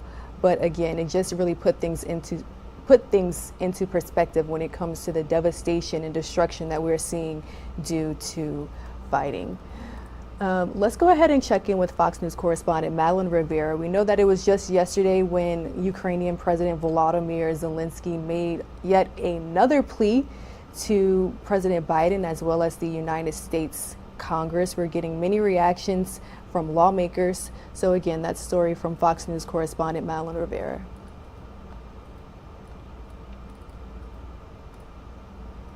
In his remarks, President Volodymyr Zielinski did not mince words, accusing Russia of turning the Ukrainian sky into a source of death for thousands of people. This is a terror that Europe has not seen. Satellite images released on Wednesday show the Russian one for children. Virtually from an undisclosed location in Kyiv, Ukrainian President Volodymyr Zielinski updating U.S. lawmakers on the Russian invasion. He's calling for the U.S. to implement a no-fly zone, provide more aircraft and air defense systems, and issue additional sanctions on Russia. He also delivered a direct message to President Biden. I wish you to be the leader of the world.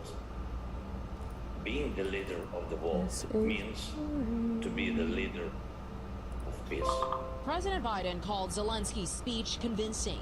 His administration is sending an additional $800 million in security aid to Ukraine. We're going to give Ukraine the arms to fight and defend themselves through all the difficult days ahead. Lawmakers from both parties praised Zielinski's message and agreed more military assistance should be delivered. He spoke not just to American ears, but to America's very soul. Many, however, oppose implementing a no-fly zone, fearing the move would be an escalatory risk. You put a NATO aircraft against a Russian, someone's going to shoot the other one down, and it's automatic World War III. Russia and Ukraine continue to hold peace talks amid the fighting, and President Biden is planning to travel to Belgium for a NATO summit next week to discuss the latest response efforts. In Washington, Mallory Rivera, Fox News.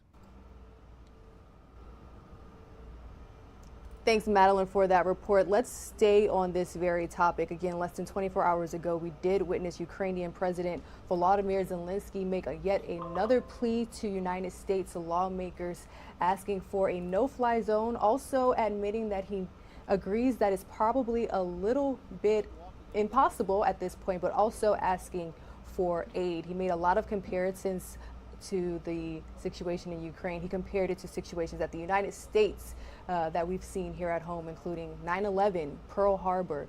So he also received a standing ovation following that emotional plea. Now let's take a listen at a few reactions, a few comments from lawmakers following his address. Sanctions on their Russia's global energy revenue, not just banning their oil imports here, but he wants much tougher sanctions, basically no Russian products coming into the United States, and on banks, etc. But the administration hasn't been willing to go there yet. Wondering if there's bipartisan support, you think, in Congress to do something like that?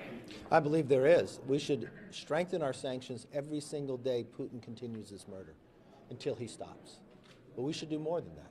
Provide them the MiGs so they can have a no-fly zone created by themselves with their own pilots. Let them defend themselves. That's all they're asking for. But let's ramp up the sanctions as well so Putin and the rest of them feel the pain of the murders they are causing. Thank you all very much. Thank you.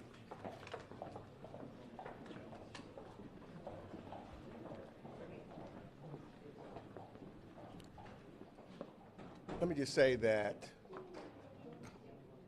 Mike McCall and I are here. I'm not here as a Democrat today.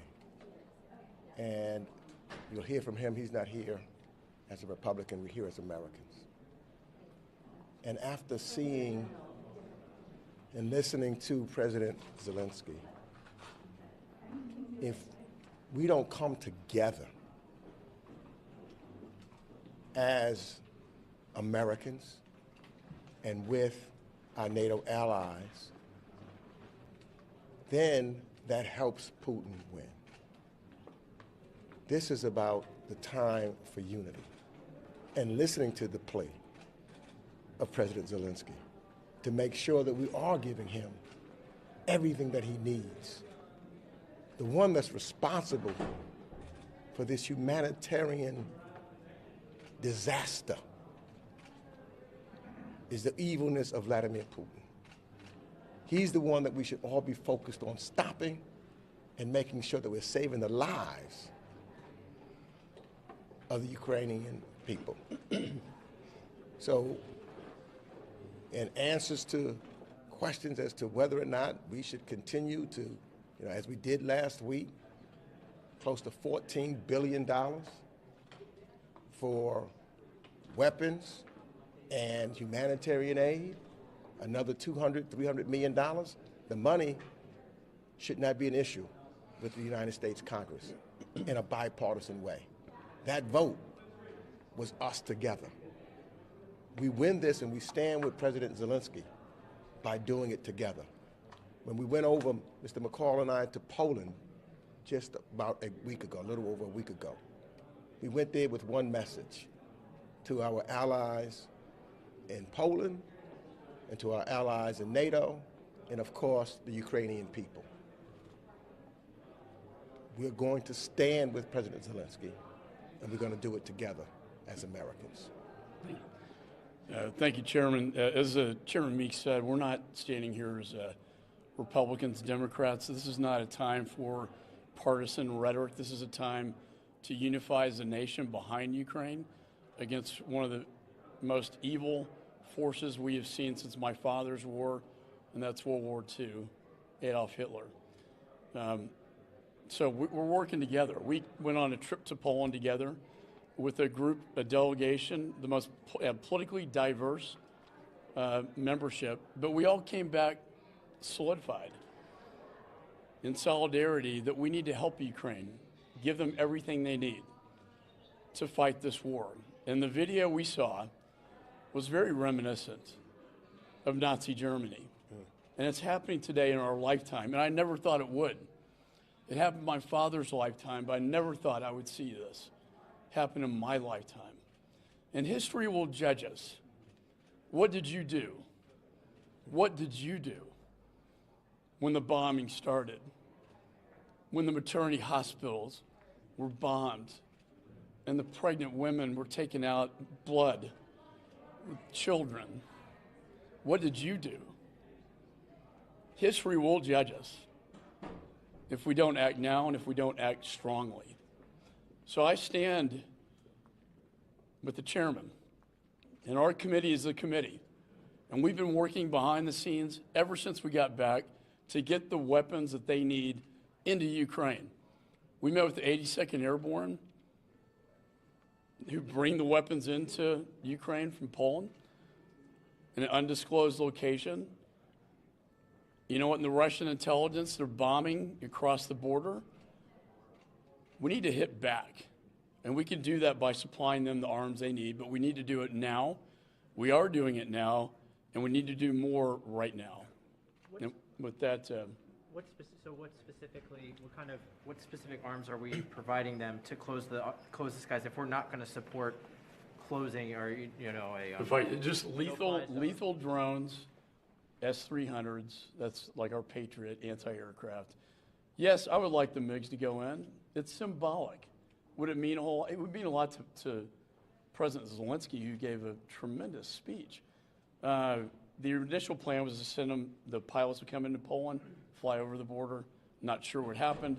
That's unfortunate. That's symbolic. But the lethal drones and the S-300s are absolutely paramount. S-300s are in, but we need a lot more.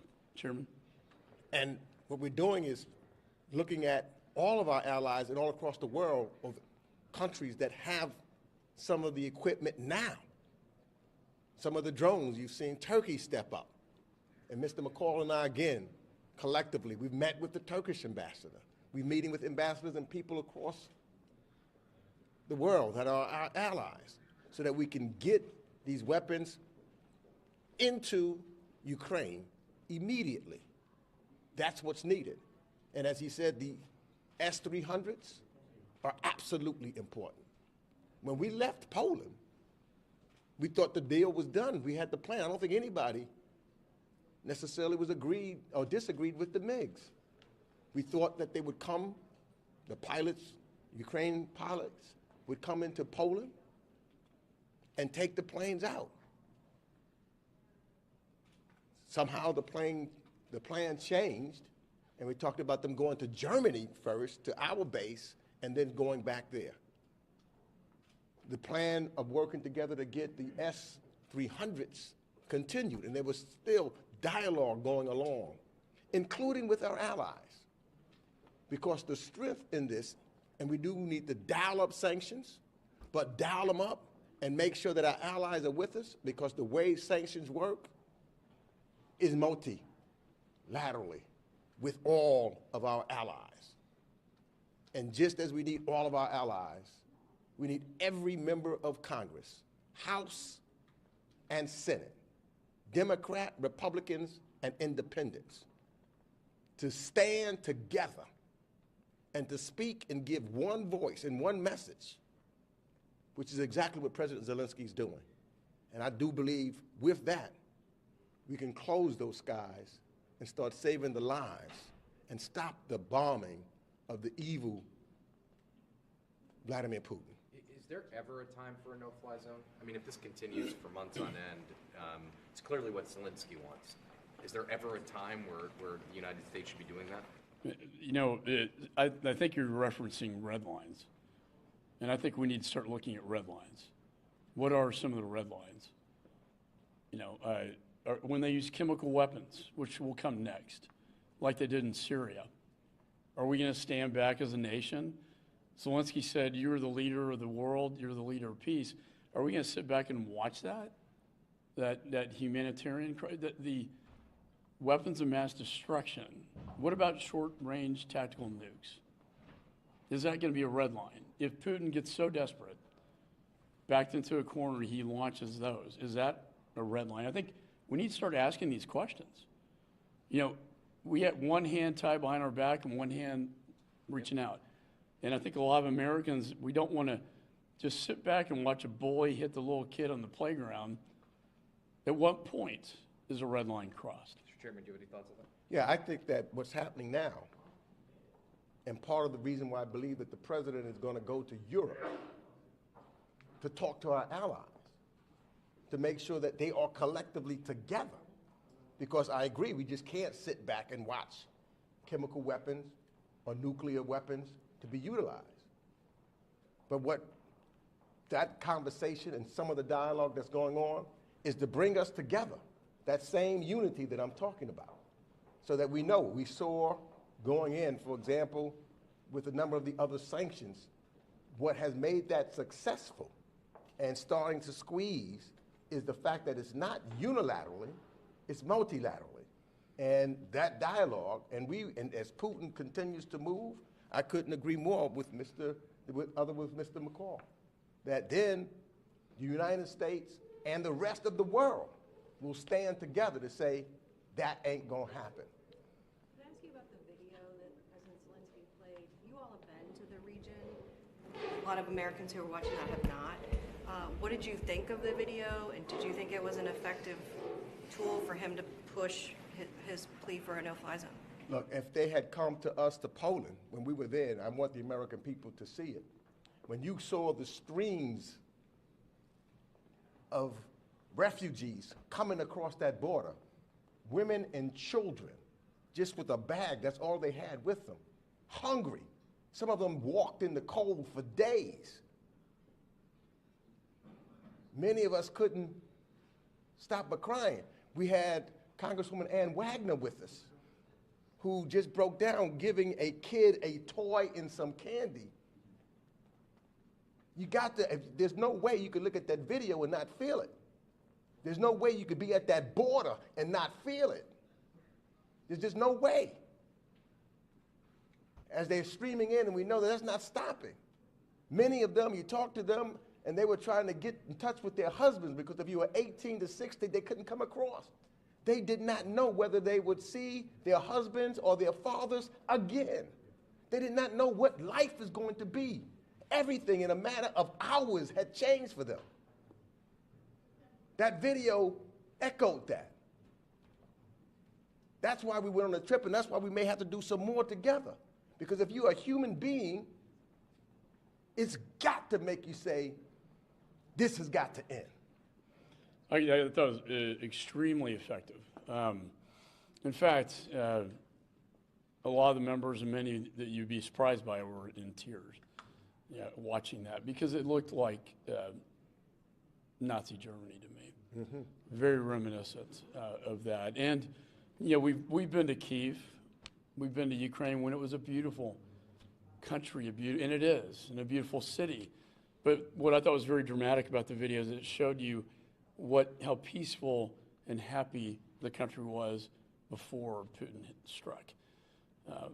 That beautiful country. And I worry what's going to happen to Kyiv itself in the next several days. But it showed you how happy the children were. Very effective with the members of Congress to see what it was like before and then to see what it's like now. And to see the mothers and children and the bodies and the destruction. But in terms of the policy of a no-fly zone, do you think it moved members? You know, I think, again, it goes to his question, at what point is enough, right? But no-fly puts us in direct conflict with Russia. You put a NATO aircraft against a Russian, someone's going to shoot the other one down, and it's automatic World War III. And I think that's what we're trying to prevent. We don't want it to escalate to that, but we want to give Ukraine everything they can to help them establish a no-fly zone. But I don't know how long the patience is going to last here. As President Zielinski said, number one, he still does not need any American pilots. All he wants is the equipment that's necessary to protect the skies. And he very definitely mentioned also the S-300s, which had been negotiated and now apparently is now getting into Ukraine and should be operating very shortly, which I think is extremely important. Yeah, and the resistance has been phenomenal. I mean, we were told it's going to be over in 3 to 4 days. And here we are day, what, I don't know, yeah, 20 days. And, you know, even today, the Russians are losing in Kyiv. Oh, we never imagined that would happen. It's been very impressive, and our commitment's very strong. And I'll just say, on the other piece, about 6 days before the aggression of Vladimir Putin crossing the line, there was a bipartisan delegation of which I led that was in Ukraine, talking to the Ukrainian people, looking how beautiful that city and peaceful it was, not imagining that hospitals, as Mr. McCall was talking about, would be decimated. Fact of the matter is, I remember talking to an individual who was the CEO of 2 hospitals. And he was wondering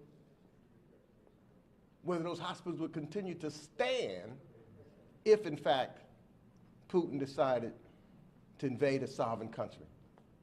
And then to see one of those hospitals now gone, and then to see the video, and then to wonder what's taking place. When we went to Poland, we saw a number of individuals who I met at that trip in Ukraine, and they were asking me about, because they got out, but their family members were still left behind, trying to figure out how and what they could do to move their family members to safety. This is a crisis created by one man, and there is a line that he's got to be stopped. Can you offer any sort of update on banning permanent national trade relations with Russia and Belarus?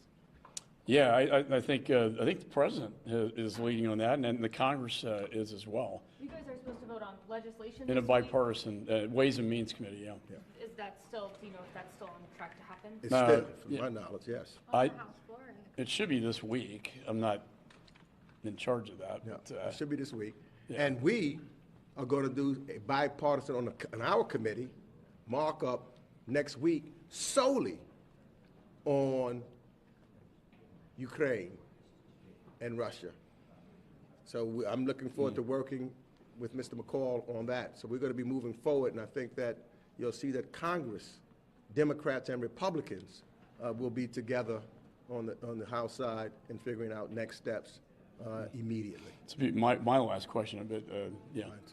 There are reports out of Russia that I think it was Peskov floated this idea that a de-escalation would maybe involve, they suggested Ukraine taking the status of sort of Finland during the Cold War, or Austria in a more neutral way, not necessarily joining NATO or the EU, but taking this neutral status. Is that something that you have any thoughts about, given that it seems like the Russians kind of softening their initial position? Well, I think the goal is to wear down the Russians to the point where something can be negotiated. But the problem is they were given the diplomacy route, and they turned it down. And the chairman and I agree with that. And so I don't, everybody talks about the off-ramp. It's hard to see one right now because he has created this. And I think he's realizing he just created a mess for himself. And now he's a war criminal, and that's going to be his legacy, not reclaiming the glory of the Soviet Empire. It's going to be, you're a war criminal. And what is his off-ramp is, I think, to your question. And at the end of the day, though, I would say that would be up to Mr. President Zielinski and the Ukrainian people in terms of would they want to give an inch to Putin after what he's done to them. Congressman, just even though Zielinski assured that he doesn't want any Americans flying any MiGs or anything to that respect, still, a lot of the equipment that he's asking for, whether it's Patriots or whatnot, may need to be operated by Americans. Can that be confirmed? No, they only want Russian. They know how to operate anything that's Russian equipment, right? So Patriots, ours, we would not put that in Ukraine because of the national security risk if the Russians got it. But the S-300 is it's a smaller scale of Patriot battery, and they can operate that. And that's why the MiGs are a big deal, because the MiGs, not owned by the United States, they're owned by Poland, but they're Russian planes. You're streaming live now from Fox. All right, that was the latest reaction from Ukrainian President Volodymyr Zielinski's address to Congress. Zielinski again making an urgent plea to President Biden and lawmakers to, quote, do more. He's asking for more help to his country.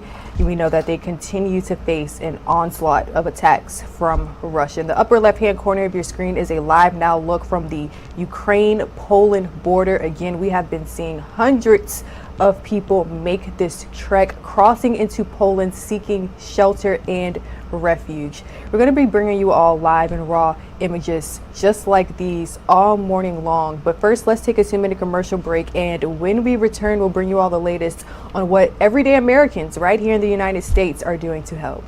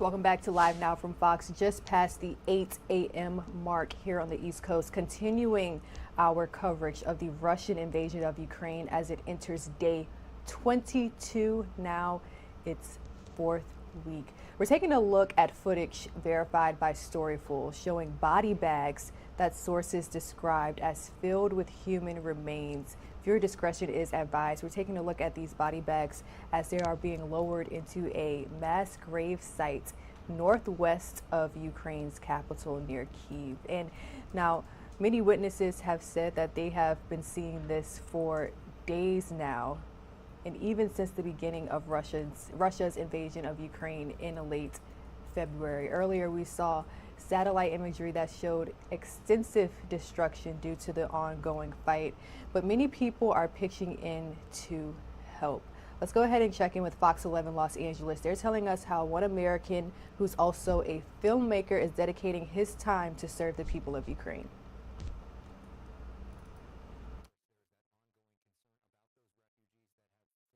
About half of them have headed to Poland. Yeah, filmmaker and journalist Jeff Mcintyre, he has been in Poland with some of those refugees, and he now joins us live tonight. Jeff, thank you so much for being with us.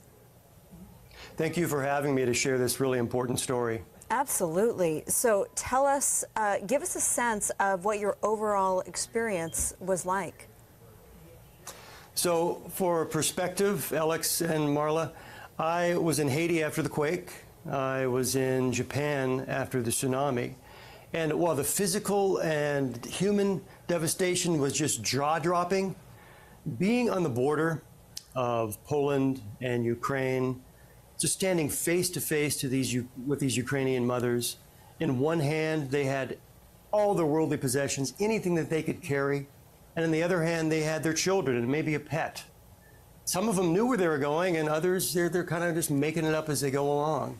But the one question that kind of hung heavy was the when or if I will be able to return home. Oh, and will I even have a home or country to return to? So it was just kind of next level devastation, and the heartbreak was palpable.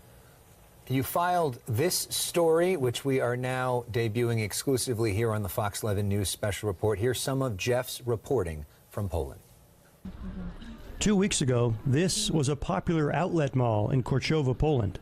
Today, it's the first stop to freedom for fleeing Ukrainian women and children. Media access here is severely limited, so this is an exclusive look inside. This is a refugee processing center next to a major border crossing here in eastern Poland, and they tell me this is a light period with only about 2,000 Ukrainians. At times, this could easily swell to 5,000, and here they get a temporary respite. There's food, playroom for the kids, clothes, medical supplies, whatever they need. It's a chance to catch their breath before they board buses to Warsaw and other cities in Poland to then make a new life. This is the first stop in, I would say, European Union, that people get. Chris is a volunteer. He was born in Poland, but spent most of his life in the U.S. He's proud of what's being done to support his neighbors. They come here, we take care of them. Once we make sure that they're okay to go further, we find buses for them. Chris shows me around the converted shopping center. Mounds of donated items around every corner, which he's grateful for.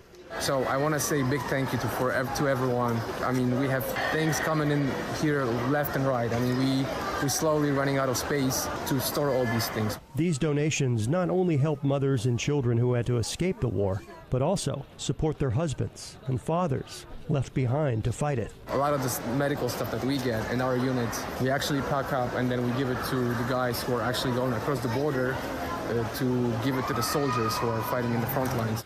Recently, the number of refugees fleeing Ukraine surpassed 2.5 million. More are coming, and the need for compassionate volunteers is growing. You guys are always welcome here, to get yourself involved in helping those people. You may be moved by these images, but it doesn't compare to the flood of emotions from being here. Chris urges people to seek out ways to help locally, and the lives touched are twofold, theirs and yours. It's Jeff Mcintyre reporting there in Poland now. He's made his way back home to Southern California. Jeff, what did the refugees themselves tell you? The real profound sense I got was their incredible strength and probably the biggest nightmare situation of their lives. They all put on their stoic face, and they, one actually through a translator and kind of rough Ukrainian told me, I asked about how she was able to stay so strong, and she said, silly boy, there's no time for tears when you're trying to save your children. Oh my goodness. And this silly boy got the message pretty quick. Yeah, for sure. I'm curious, though, for all of these, because that shopping mall turned refugee center is just a stopping point onto the next one. So do most of these refugees have a destination? Good question, Marla. In this particular center, they get 2 kind of free nights there, and then they have to board a bus and take off to either family and friends who are in Poland or destinations elsewhere. So some of them, like I said, they do have a plan. There's a large Ukrainian population within Poland. They're neighbors. So they've been, going back and forth for years. The ones that don't have any solid travel plans, they take to social media. And this has really been a redeeming moment for social media. There's a lot of Ukrainian Facebook groups that offer posts for transportation and accommodations. And just let me give you two examples of the generosity, the compassion in action that we're seeing. Will in Madrid, he can offer a fold-out couch. And then there's a family in Sweden who's offering accommodation for 6 people with a beautiful garden to play in. Now, these are complete strangers, at least now. Soon, they're going to become lifelong friends. But it's incredibly refreshing to see just the heart and the humanity that this situation has really forged throughout the world. Yeah, we've been seeing people all over the world also that have been buying rooms on Airbnb in Ukraine with no intention of actually going there, but just as a way to get money to the people that are in Ukraine that are sometimes bunkered underneath those homes. It has been interesting to see as one of the first real large-scale wars that we've seen during this social media age, the way that people have used those tools to try to bring people together as well has been striking. Jeff, your reporting is always striking all over the world, and we do appreciate you bringing it to us here tonight on Fox 11, and look forward to talking to you more in the days and weeks ahead. Of course, war is never good, but it's definitely nice to see so many people banding together to support those who are fleeing their home during this time. Now, Russia and Ukraine continue to hold peace talks amid the fighting, and President Biden is planning to travel to Belgium for a NATO summit next week.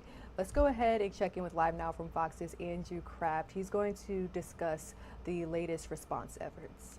And I want to get more reaction on Russia's war into Ukraine. Joining me right now, national security expert Hal Kempfer. Hal, thanks for being with us. Good to see you.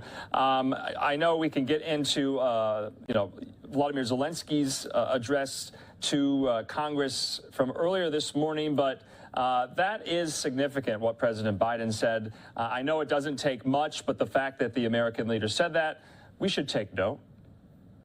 Andrew, that is a big change. And what that says, it sends a message not just to Putin himself, but it sends to everyone around Putin and certainly all those who have supported him over the years, that his days as a actual world world leader, if you will, a leader of a major nation state who's allowed to travel around the world and engage in a substantive way, is pretty much over.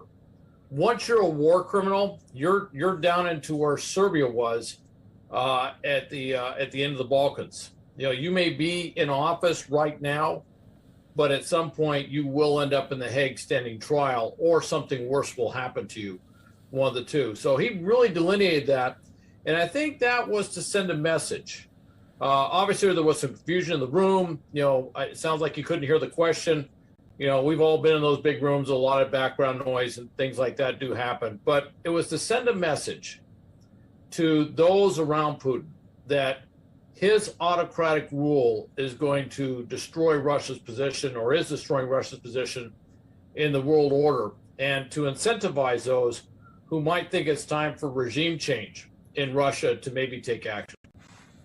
And Hal, let's talk now about what the United States has committed as far as weaponry is concerned into Ukraine, almost $1 billion worth. I'm going to put up kind of a tweet laying it all out, and you're going to see this here. This is an $800 million assistance package. And so we have 800 Stinger anti-aircraft systems, 2,000 Javelins, 1,000 light anti-armor weapons, 6,000 AT-4 anti-armor systems, and the list goes on and on and on. I'm going to leave it up for our viewers and for you, Hal, just to kind of go line by line. But my main questions are, will this suffice for now? This is a lot of military equipment. Do you think it can make a difference on the battlefield there in Ukraine? Well, I think it can make a difference, but I'll tell you, when I looked at the list today, my first thought is I'd like to add a 0 behind just about every number there. There are some that are better than others. 2,000 Javelins makes a big impact. If you look at the anti-armor line, which has light anti-armor weapons, and I don't know if they mean laws or they're referring to the British NLAWs. That's not quite clear right now. It might be a mix. Those are very substantial weapons. The 2,000 Javelins, if half of those hit their mark with a Russian tank, Russian armor capabilities would be pretty much, they wouldn't be able to do offensive operations. I'm very familiar with the AT-4. It's certainly not as robust as a Javelin or the NLAW system, but it's a solid anti-armor weapon. You can get kills on tanks. You can get much easier kills on vehicles like BTR, the wheeled armored vehicles, which are not as heavily armored. So that works very well for that. It certainly works for soft-skin vehicles like trucks. And frankly, with 6,000 AT-4s, if half of those weapons would find their way to a truck or a less heavily armored vehicle, again, Russia's offensive capabilities would be at the end, and I think they'd be trying to figure out how to limp out of Ukraine if that was effective. Now, the tactical unmanned aerial systems, that was left a little ambiguous this morning, but a member of Congress came out and explained that was a Switchblade system. Exciting system. I've been a fan of that ever since it's been out there. Yeah, Hal, let's talk about that right now, because earlier the Pentagon essentially really wouldn't confirm if they were Switchblade drones. The Pentagon declined to say what drones it was delivering. They called them early at the briefing tactical in nature. And then, of course, one outlet, I believe CNN, did confirm that they are, in fact, Switchblade drones, because that was the big news of this military package. We're sending drones to Ukraine, but what does that mean, and how can they use them? Well, they have been used in a limited fashion in Afghanistan, more on the special operations side. First, special forces were using them. The Marines quickly said, that looks pretty good, so we did what we always do, which is we stole from the Army. And so we started using them, but it was a very limited fashion. What they do is they're light enough that they're man-carried, man-portable, and they shoot out of a tube, and it's like a persistent missile in a way, although it's propeller-driven. What it does is it loiters up there. It can be guided by the operator, and it's looking for the target. And so it can go around and look for whether it's an armored target or personnel or whatever it is. And then it's what they often call a kamikaze drone. I'm not a huge fan of that kamikaze thing.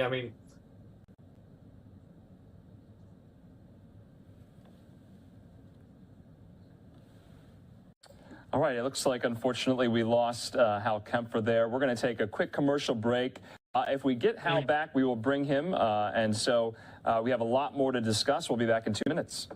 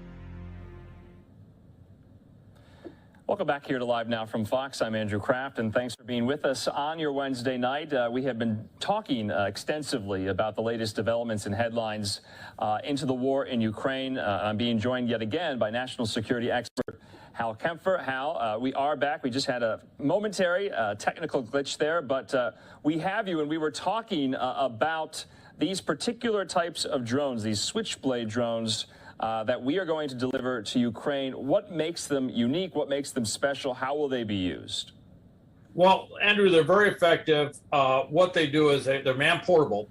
They shoot out of a tube, the wings deploy, the propellers deploy, and then they can loiter for about a half an hour or a little bit more and look for the target. You know, they're steerable. They can, and basically they're hunting for a, whether it's a mechanized target, armored target, you know, personnel target, whatever it is. It's a very adaptable weapon. It pretty much can take out.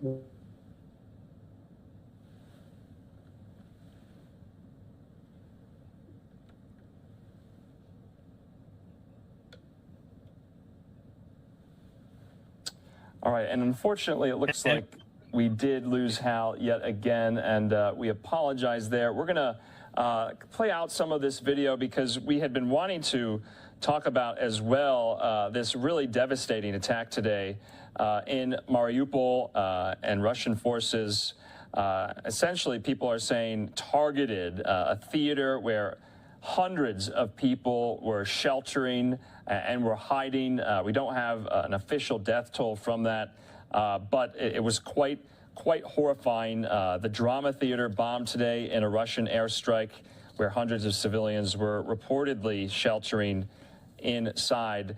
So we're going to get to that. I believe we have Hal back. We're going to try this yet again. And Hal Kempfer, thanks so much for being with us. We're just going to play some of this video. And you were describing some of the drones that will be sent over. Let's move on from some of these kind of hardware type questions and get to some of these diplomatic questions as well, because there was a significant contact today, Hal. And that, of course, we got word Jake Sullivan, the national security advisor, made contact with his Russian counterpart. This is the highest official meeting and contact made between Russia and the United States since the war began. I want to read in part from some of the statement put out by the White House. They say that Jake Sullivan reiterated the United States' firm and clear opposition to Russia's unprovoked and unjustified invasion of Ukraine. And Sullivan clearly laid out our commitment to continue imposing costs on Russia to support the defense of Ukraine's sovereignty and territorial integrity, and to reinforce NATO's eastern flank. Hal, I just wanted to get your opinion. Is this progress? What should we make of this? Should we be kind of, somewhat optimistic or not? Or is this just the very, very mild beginnings? Andrew, I think what it is it's progress. I don't want to get overly optimistic on it, but there's a couple of things that we can look at with this. One of which is, you got to remember that Sullivan and others in the White House are dealing with a level of intelligence that we simply don't have. We get to see things, or things are said, which kind of indicate what's going on. One of those is the logistics situation with the Russians. There were multiple reports out that a source in defense intelligence had put out, and I imagine this was intentional, that they were not seeing this massive surge of logistics coming in to help the Russian forces. Now, there are some fresh troops that are hitting the lines.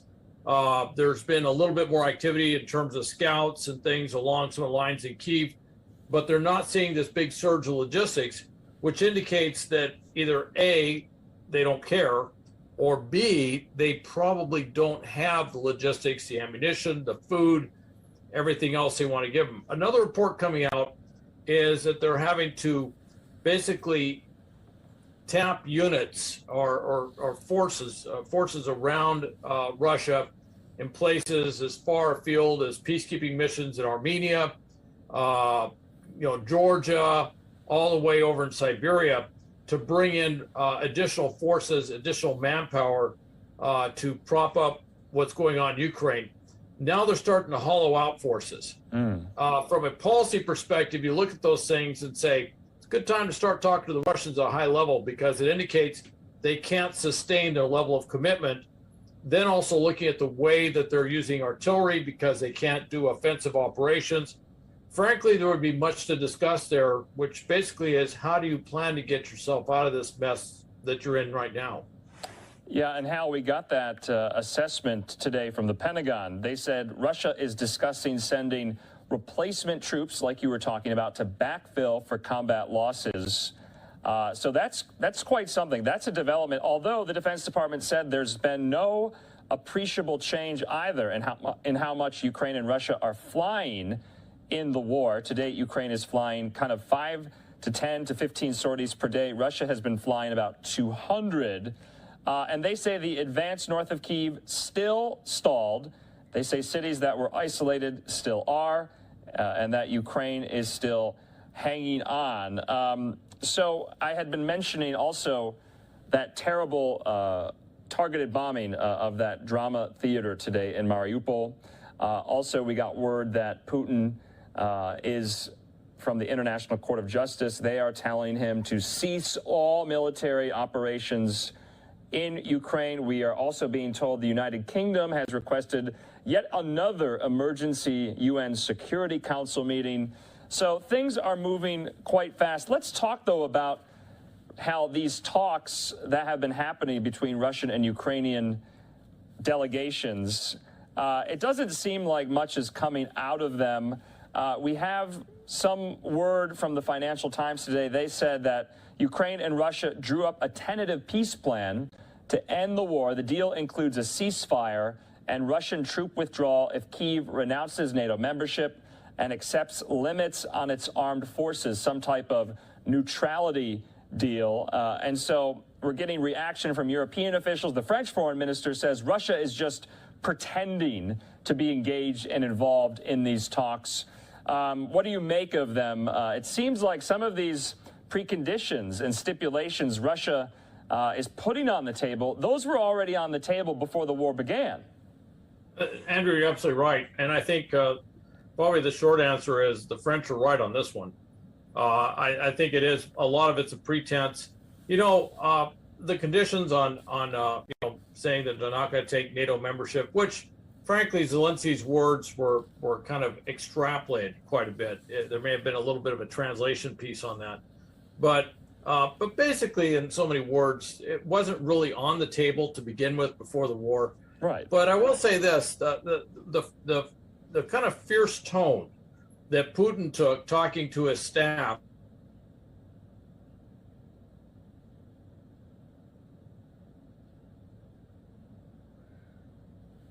And we are experiencing some technical difficulties yet again with our Zoom forcefully here. say, hey, look, we're going to achieve the objectives. Can you hear me, Andrew? Yes, I can hear you, Hal. Okay. Yeah, I was going to say the fierce nature of the tone that Putin took today or yesterday with his staff, saying we're not going to pull out until we've achieved all our objectives.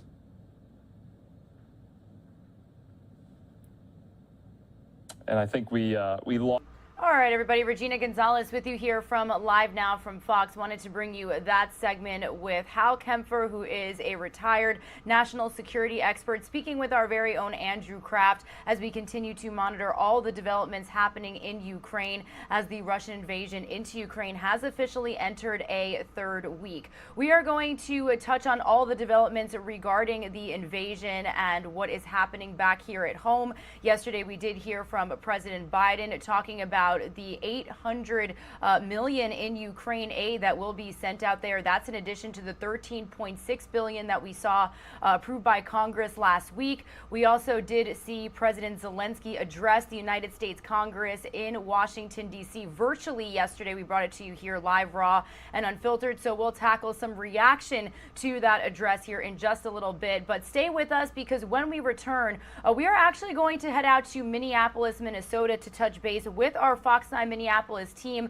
talking about all the top stories out there. But the first one that we are going to be discussing is actually a Minneapolis man who was out in Ukraine teaching English, and unfortunately his family has not heard from him in days. So we'll get the latest on all that here after this quick break. Don't go anywhere.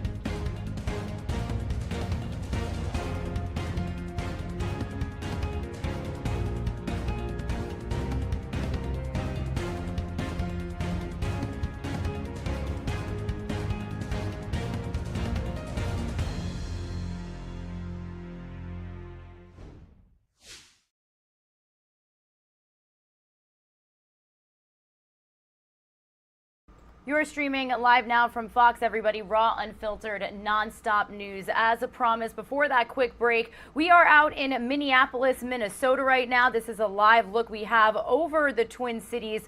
You can see that the camera is shaking a little bit. It's a little windy out there. We do know it's about 36 degrees. Looks like there's some snow on some of those roofs of those buildings. So definitely still feeling the winter weather out there, even though spring is slowly approaching. But as promised, we wanted to check in with our Fox 9 Minneapolis team. For a while, we were checking in with them on a weekly basis, and our coverage definitely shifted focus towards the Russian invasion into Ukraine. And actually, developments coming out of Ukraine are actually impacting some families out there in the state of Minnesota. So to talk all about this, I do want to bring in Fox 9 Minneapolis' Kelly O'Connell. Kelly, always good to see you. How are you doing? I like your green. Happy St. Patrick's Day. Thank you. Yes, and spring for us comes later. We have to wait a while, but it's okay. We'll make it. Yeah, that was a pretty cold looking shot for sure. I'm really sorry. So you know, Kelly, as always, a lot to touch on, and you know, I was just telling our viewers that we've been focusing on all the developments out of Ukraine as the Russian invasion is entering a third week, and a really heartbreaking story right there in your area. A mother hasn't heard from her oldest son in days now. Can you tell us why he is in the Ukraine and sort of what's been going on? Yeah, so he's 28 years old. His name is Tyler Jacob. He's from here in Minnesota. He went to Ukraine. He moved there in January to get married to his wife and to live there. He was also teaching English at the time, so that's why he was there. And obviously when things developed, he started to realize, you know, I might need to get out of here. And so what we understand from his family is that last weekend he decided that he needed to leave his Ukrainian city for his safety and just the uncertainty of what was to come. We understand that he hopped on a bus, was headed towards the Turkish border, and he was with a tour bus essentially, or a bus full of foreign citizens. So he knew that he probably wanted to get to a safer spot. And when they got into Crimea, that's when they hit a essentially security checkpoint. And what we're being told is that he was the only person taken off of that bus, the only American citizen on that bus, and he was taken by Russian soldiers and hasn't been heard from since. And, you know, Kelly, I actually understand that, as you just said, there hasn't been any communication with his family, but we're getting word from your team that a clip of him being interviewed on a Russian state TV show has surfaced. What can you tell us about that? Yeah, kind of an interesting element, right? So his mom says this clip has now been surfaced, and basically she believes it was taken and filmed right before he was taken into custody, as we presume. Basically, in the clip, he's talking about why he was in Ukraine in the first place. Again, he got married and was teaching English and was living there, and also indicating why he was trying to leave. That's really all we know at this point, because again, they haven't heard from him. She doesn't know anything. She doesn't know if he's still alive, frankly, let alone where he might be, if he's detained or if he's just somewhere and he can't get in contact with her. And hopefully that is the case. Now, to get all of that information and possibly more answers, can you talk about the now multi-agency effort to find him? Yeah, so Senator Amy Klobuchar here from Minnesota, obviously working with multiple agencies now. They're trying to figure out where he is. We understand that they have been working, obviously, with their partners in Ukraine, in Moscow as well. The U.S. Embassy in Moscow reached out to the family just yesterday saying that they are aware of this situation.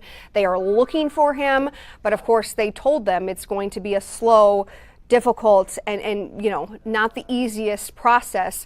So obviously hoping for the best, but realizing that they might not get answers anytime soon. Yeah, and that's probably the worst part of it all, especially as a mother. You can't even imagine. Absolutely heartbreaking, and we'll definitely be in touch with your team for any developments on that story, certainly. Also, right there in your own backyard, we know that there have been teacher strikes going on for quite some time now. So for our viewers who are kind of just getting up to speed on this story, why are these happening? Why did teachers decide to leave their classrooms? So this is pretty significant. As you mentioned, it's been happening now for a while. This is Minneapolis Public Schools. Teachers are on strike. They went on strike Tuesday of last week. So we are now really in the thick of it here. And depending on the day, it sounds like it's going to continue. It sounds like maybe they've made a little bit of progress in the mediation with the district as far as the teachers union goes. They are saying, look, we have to do this for the future of Minneapolis Public Schools, the future of education. They want higher wages. They want more mental health support, and they want lower class sizes or class size cap. And that's what they're pushing for. And they had obviously threatened to go on strike, as you do, and then they give the kind of the waiting period. And they have been now going on since Tuesday of last week. We don't know how long this will last, obviously impacting teachers, impacting families, students, parents, everyone. A lot of people are invested in this to see what happens in the future. And Kelly, when you talk about it impacting students and parents, now have students not been going to class at all? Have there been substitute teachers? How has that worked? No. Yes, so it's significant. There's no school. So there's have been some elementary schools that have offered very limited, essentially daycare, childcare opportunities. In the YMCA here, they've opened up a couple locations for, again, just to have a place for the kids to go. But generally speaking, no school. So K through 12. Obviously, parents have had to, get creative as they have over the last couple of years to figure this out. A lot of the teachers say they're getting the support from families and parents and kids who understand that they are willing to suffer for what they want for their teachers. But again, it's getting to a point now where not only are you having a significant impact on families of kids in the district, but also you're dealing with that time crunch of how many days of class you have to have. And we're getting to the point now where this is going to impact maybe how far out they have to go into the summer. You have to add days there, or spring break for Minneapolis Public Schools. That has not happened yet. There's the thought that maybe they would shorten that break to make up for the loss of class time. So all of that is on the table at this point as well. Yeah, exactly. And obviously that is the huge concern, is the children and their learning and their education. Now, negotiations are underway, as you just mentioned. To kind of get a little more into detail here, what are the teachers negotiating? What does that kind of current proposal look like and entail right now? Sure. So obviously you have the teachers union. They're negotiating with the district itself, also members of the school board, so kind of that entity. And again, they're asking for pay raises. At this point, what the district has come back with, they've had 21 mediation sessions. So this has been, they've been talking and trying to figure this out for a while now. 21 mediation sessions. At this point, the district says, here's what we have. We can offer a 7% raise for teachers, a 9% raise for support staff. That is far lower than what the teachers had said. Generically, or generally speaking, the teachers have wanted about a 21% increase in Minneapolis. So that's far lower than what the union demands are. But the district says, look, this is all we have. We're tight for cash, and this is how far we can go. At this point, again, we're getting glimpses that potentially they're getting closer to a deal. They also have asked, the district has asked the teachers union to potentially bring the teachers back on in the classroom while they continue to negotiate, because the district obviously knows the longer the kids are out of class, it's not good for anybody. We don't know if that will actually happen as the negotiations continue. Yeah, definitely a very complex situation out there, and thank you so much for breaking it down for all of our viewers who may not be familiar with it. So Fox 9's Kelly O'Connell joining us from Minneapolis. We really appreciate your time, and we will be chatting again soon. You have a great day. You too. Thank you. All right, everybody. Regina Gonzalez with you here on Live Now from Fox. 8:44 a.m. here on the East Coast. Only about 4:40 a.m. out there on the West Coast. And we are continuing to bring you all of the latest developments on several headlines around the country, but also globally as well. Continuing to bring you all of the top stories out of Ukraine regarding the Russian invasion officially entering a third week. A very bloody battle out there, as we learned that yesterday a theater housing about 1,000 civilians was attacked by Russian forces. So we are going to bring you the latest information on that, plus some more video from on the ground a little bit later. But when we come back from that quick 2-minute commercial break, I actually do want to get to some stories that are happening right here in the United States. It was a big one that we brought to you, some breaking news coverage of just last night here on Live Now from Fox. Jussie Smollett, the Empire actor, convicted of staging a homophobic attack back years ago at this point, was actually released from jail pending an appeal just last night. Again, we broke it to you right here on Live Now from Fox. You can see that we heard from family members outside of the jail as well. So we'll get to that story here, plus some new video coming in of a 7.3 magnitude earthquake that struck a huge region of Japan. We are going to bring you the latest details and some video from inside coming here and outside showing the destruction to buildings that it caused. So again, stay with us. All that coming up after this quick break.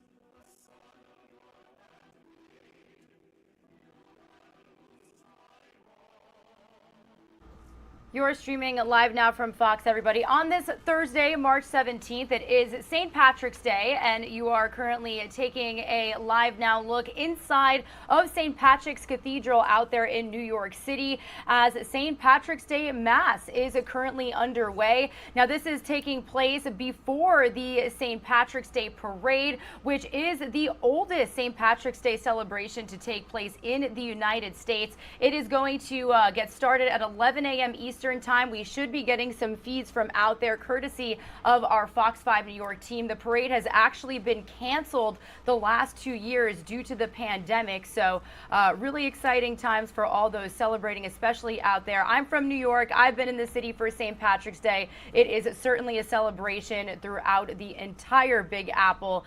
So as you can see, a lot of people are gathering inside of St. Patrick's Cathedral to attend Mass there. And it looks like the bishop bishop is stepping up along with other members of the congregation. So we just wanted to bring you inside there as we get this feed for you here on Live Now from Fox. Again, my name is Regina Gonzalez, joining you here from Orlando, Florida, as we continue to bring you some developments on stories happening right here in the United States. I actually do want to head out live to Chicago, Illinois right now. Only about 7:50 a.m. there Central Time. But we were in Chicago just last night with breaking news coverage as actor Jussie Smollett, who was convicted for making false police reports about a staged fake hate crime, he was released from jail pending an appeal in his case. And his attorneys say that they're confident in the process going forward. So I do want to bring you this latest report from Fox's Elizabeth Matthews.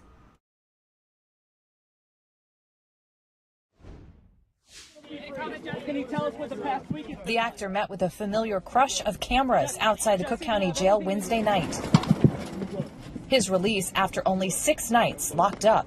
And he pushed his hands on the glass, and his eyes got teary. And I've never seen that because he's been very strong in there. And he said, "I nearly lost hope in our constitutional system." Smollett was ordered released Wednesday by a 2-1 appeals court decision that agreed he should be let out pending the appeal of his conviction. The actor was given a $150,000 personal recognizance bond, meaning he doesn't have to pay a dime, but agrees to come back to court when needed. Smollett's attorneys asking for him to be released while they appeal because they say the actor would have completed his sentence before that process was over. Guys, he hasn't eaten for 6 days. Maybe he knew spiritually something we didn't know, right? So he hasn't eaten for 6 days. Why? Well, I'm sorry? Why hasn't he? I'm going to find out from him. I am not suicidal. It was last Thursday when Judge James Lynn handed Smollett a 150-day sentence and ordered him to pay restitution. He's charged with faking a hate crime in 2019, lying to police about a racist and homophobic attack. His attorneys now looking forward to the appeal process. We are elated that the appellate court is able to decipher the legal issues here and apply the correct standard, and we look forward to this process playing out. Again, we will keep a close eye on that story for you here on Live Now from Fox. We did bring you that sentencing, again, just 6 days ago, and we saw him released from jail pending that appeal. We did have some legal experts on during that breaking news coverage, our very own Andrew Kraft, sort of breaking down the situation for our viewers, so we'll get to that segment here in just a little bit. Meanwhile, also breaking news that we brought to you here on Live Now from Fox yesterday, a 7.3 magnitude earthquake hitting a large region of Japan, and I actually do want to show you some of the video that has been released from impacted people out in that area here this morning.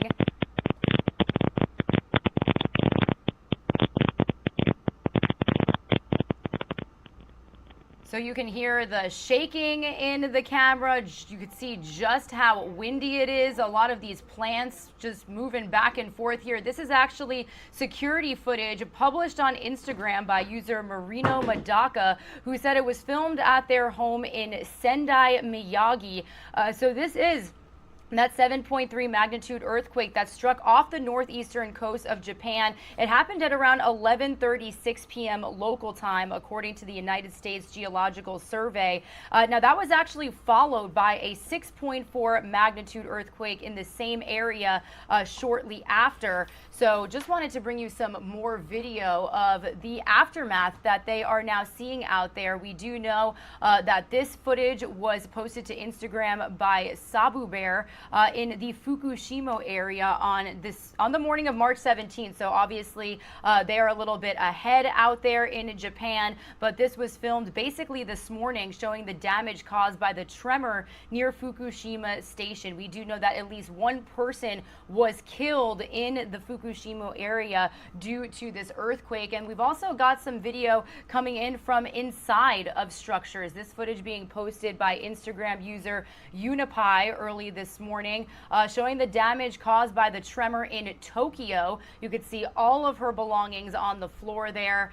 So obviously still continuing to assess damage. Now, this happened just shortly after they marked an anniversary of the 9.0 magnitude earthquake that then sparked a tsunami years ago. So definitely strange timing, but definitely could have been a lot worse given these videos. So wanted to bring that to you here on Live Now from Fox. Also some weather related news that we brought you here just yesterday on Live Now from Fox. Also, this is showing you some heavy flooding in Birmingham, Alabama. We do know that heavy rain brought potential life-threatening flash flooding to parts of this area just yesterday. According to the National Weather Service, multiple water rescues were carried out as flooding hit several parts of the city. Up to 4 inches of rain had fallen by 5 p.m. local time. Jefferson County officials warned residents to avoid travel in multiple areas, including metropolitan Birmingham.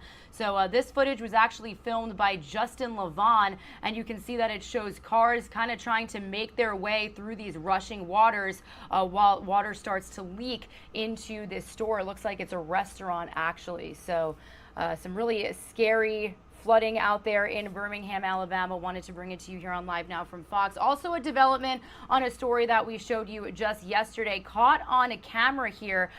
Thick layers of smoke filling the air after a massive fire happened at a Walmart distribution center in Indiana. It all happened about around noon yesterday afternoon local time in Plainfield near Indianapolis International Airport. Nearly 1,000 people were inside the Walmart warehouse at the time. Officials say all of the employees were able to escape the blaze alive, which is good news to report, and there is no word on what exactly started the fire. So very scary situation there, but a positive outcome to report that nobody was hurt or killed. Meanwhile, we are continuing to follow the latest developments in the COVID-19 pandemic, and our option for protection from COVID could soon be expanding. I do want to bring you that report here on Live Now from Fox from our very own Fox News correspondent, Matt Finn. Pfizer is poised to expand use of its COVID-19 vaccine, the drug maker planning to ask for FDA and CDC approval to give a 4th shot to seniors over 65, though eventually it could be needed for all Americans as a new strain spreads quickly around the world. It's called BA2, a so-called stealth subvariant of Omicron, and it's causing big spikes in Europe and parts of Asia, especially China, where major cities are going back into total lockdown. With more than 2 years of pandemic experience, I believe we can get out of this situation very quickly. Here in the U.S., at least 25% of new infections are being caused by BA2, but only 25,000 new cases were reported on Tuesday, bringing the 7-day average down to 31,000, and that's leading to the lifting of more mandates, including here in California, where more kids are starting to take their masks off in school after the state left it up to individual districts whether to require them. Before, I couldn't really breathe that much. Yeah. And it started to hurt my ears. And in Colorado, the state is closing its vaccination centers in favor of a community-based approach, pointing out that the majority of Americans don't get their annual flu shots at government-run sites.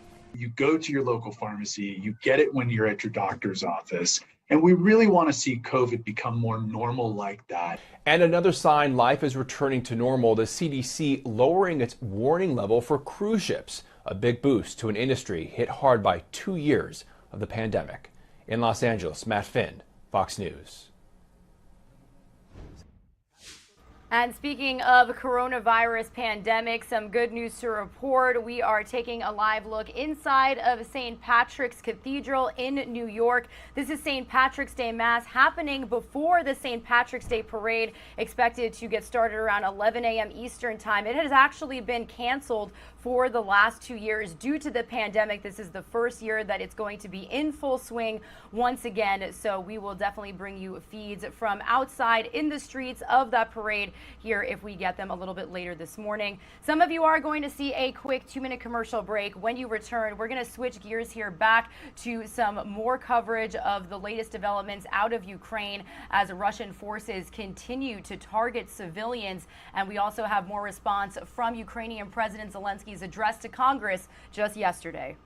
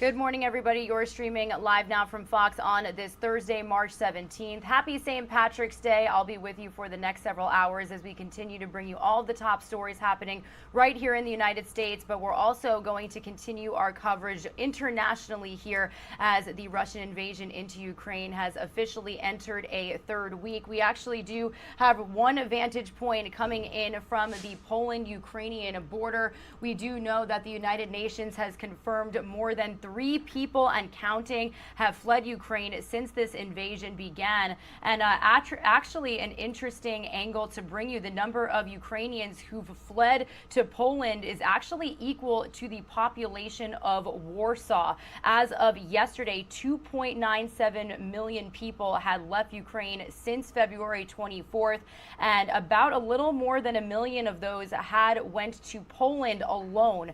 So this is a look at one of the crossing points that we've gotten here, and this just really points into perspective just how many people have been upended by this invasion. You can see some with very minimal supplies, some small backpacks, some small suitcases, some carrying, you can see a pet carrier there. It looks like that woman has her cat with her. Really just these people being able to take such little from their home, leaving their entire lives behind to flee a country where war is just continuing to rage on. Meanwhile, back here in the United States, I do want to bring you the latest report from Fox News correspondent Doug Lazater. That's because President Biden has officially called Russian President Vladimir Putin a war criminal, and we quickly got response from the Kremlin shooting back as Russia continues to expand its war in Ukraine and crack down on its own dissent at home. So let's get the latest from Doug Lazater here.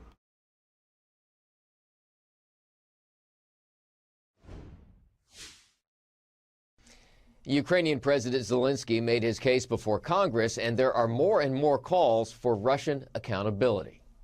We want justice. Protesters outside the UN's International Court of Justice calling for accountability for Russian actions in Ukraine. But a court order for Russia to halt its invasion of Ukraine is unlikely to stop the violence. Is Russian President Vladimir Putin a war criminal? From President Biden, some confusion and then clarity. Mr. President, after everything we've seen, are you ready to call Putin a war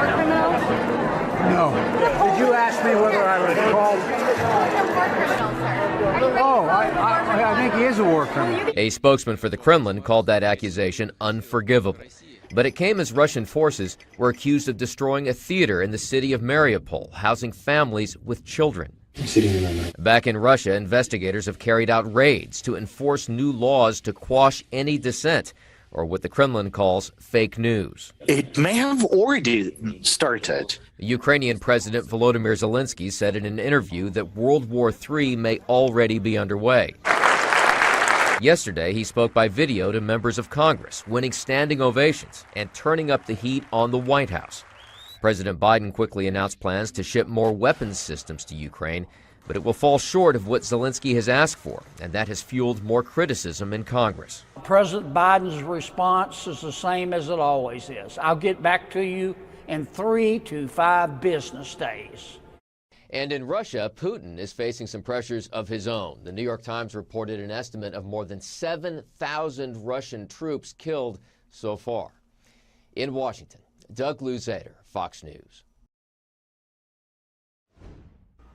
And staying in Washington, D.C., here is a live now look at the White House on this Thursday morning. As Douglas Zader just mentioned, lawmakers are continuing to react to that message from President Zielinski that happened virtually at the United States Capitol just yesterday.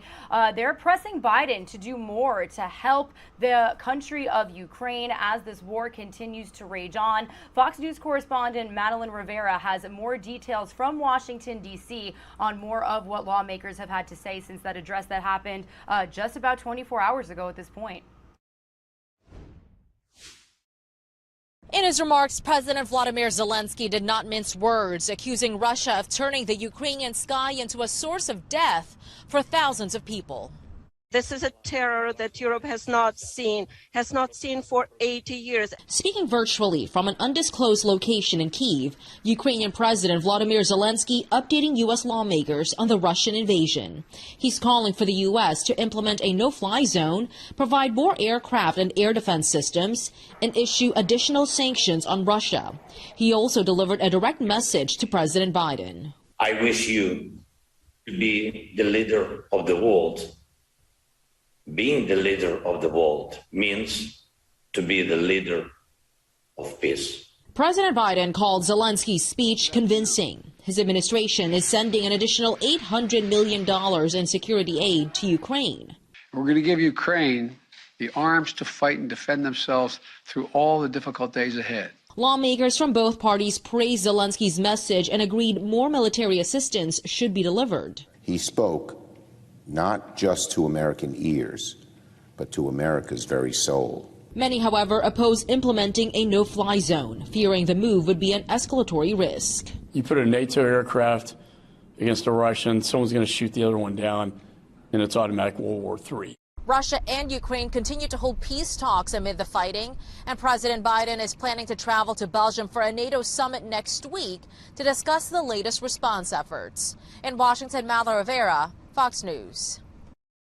All right, thank you to Madeline Rivera for that report. Meanwhile, I do want to bring you another message that we got from Ukrainian President Zielinski just yesterday. He was actually responding after a Ukrainian TV channel said that its ticker, so actually that little moving bar underneath this graphic that you could see right here, they claim that their ticker was hacked, posting a fake surrender message from Volodymyr Zielinski. I do want to listen in for just a second. Дитячі провокації, що я не можу спокійно скласти зброю. Я можу пропонувати скласти. So he is speaking in Ukrainian here, but according to a Google translation, the ticker on the Ukraine 24 TV channel said that Zielinski addressed Ukrainians and defenders and called for them to lay down their weapons. Allegedly, the statement read, "I advise you to put down your weapons and return to your families. You should not die in this war. I advise you to live. I am going to do the same." And in this video statement that Zielinski later posted, he called the message completely completely false and said, we are protecting our land, our children, our families, so we are not going to lay down our arms until our victory. So a very interesting story to bring you out there, and we will continue to bring you more developments if we find out how that exactly happened. They do believe it was a Russian cyber attack, but we are not exactly sure at this very moment. Meanwhile, I do want to head out on the ground there in Ukraine, as Russian President Vladimir Putin says the operation there is unfolding successfully and according to plan in his eyes. The two sides spoke again in another round of peace talks, and the war is continuing to rage on while this happens. We did bring you the news just yesterday that a theater housing basically 1,000 civilians was attacked by Russian forces. So we have had Fox News correspondent Trey Inks on the ground there since this invasion began. Here's more details on his report. In hard-hit Mariupol, in the south, Ukrainian officials say about 30,000 civilians managed to evacuate in the past 2 days, but humanitarian convoys into the city were again stopped by Russian shelling. A theater where hundreds of people were sheltering was destroyed by what Mariupol officials call a Russian airstrike. No immediate word on casualties. And Russian forces have reportedly taken hundreds hostage at a nearby hospital and were using it as a firing position. It's the same hospital where a maternity ward was damaged last week. The doctor there says he's near the breaking point after treating the injured and dying children. Well, one gets used to everything, but then in the evening you can't take the images out of your mind. We need you right now. Zelensky's speech to the U.S. Congress is well received, where he envisions a new global alliance between the U.S. and Europe. We propose to create an association, U24, United for Peace, a union of responsible countries that have the strength and consciousness to stop conflict immediately. Zelensky is urging President Biden to lead the world for peace. At the same time, peace talks between the warring sides resumed Wednesday, with indications of progress. Ukraine's leader, in his most explicit statement yet, that his country would not be joining NATO anytime soon, a key Russian demand. In Moscow, suggesting a possible compromise, a future Ukraine with a smaller, non-aligned military. A neutral status is being seriously discussed in connection, of course, with security guarantees. Another dawn in Ukraine's capital, another round of bombings on civilian targets. This 12-story apartment building gutted by artillery shelling, sending smoke across the area. Rescue workers evacuating residents. My mother is disabled because of her sight, but we managed to react quickly and get out. Powerful explosions also rocking the Black Sea port of Kherson, with Ukrainian President Zielinski warning the region was on the verge of a humanitarian catastrophe. But Ukrainian resistance remains strong. Satellite photos show a suspected strike on the Russian-held airport, several helicopters and vehicles ablaze. In Chernihiv, Ukraine claims 10 people were killed by Russian troops while standing in line for bread. Speaking in a televised government meeting, President Putin said that keeping Russia in check was a long-term policy of the West, calling economic moves short-sighted, claiming that sanctions against Russia are not supported by most countries. In Kyiv, Trey Inks, Fox News.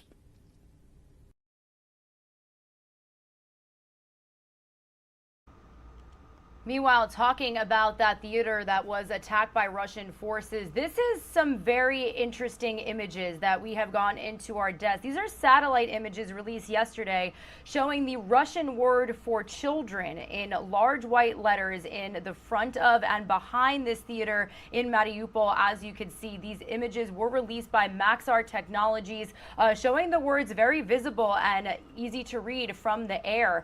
Now, again, this is the same theater that was reportedly destroyed in an attack by Russian forces. So it isn't clear on whether or not this was purposely marked to show that there are children inside, maybe to prevent an attack or to encourage an attack. We don't have that information. But it's instances like these where President Putin is being called a war criminal for having his troops really just hone in on so many civilians throughout the entire country. Now, we do know that investigations into Putin's actions have already began. The United States and 44 other countries are working together to investigate possible violations and abuses after the passage of a resolution by the United Nations Human Rights Council to establish a commission of that inquiry. There is actually another probe by the International Criminal Court, which is an independent body based in the Netherlands. So we are continuing to follow how the world really is reacting to so many attacks on civilians that we have seen here throughout the invasion that is officially entering its third week. Now, this next video that we have for you is very graphic in nature, and viewer discretion is advised, but it's meant to show you the real true war of Russia. Let me pause it here live for just a second. Братська могила на території церкви. Тіла. Ховаємо. Другий порядок. 10.03.2023.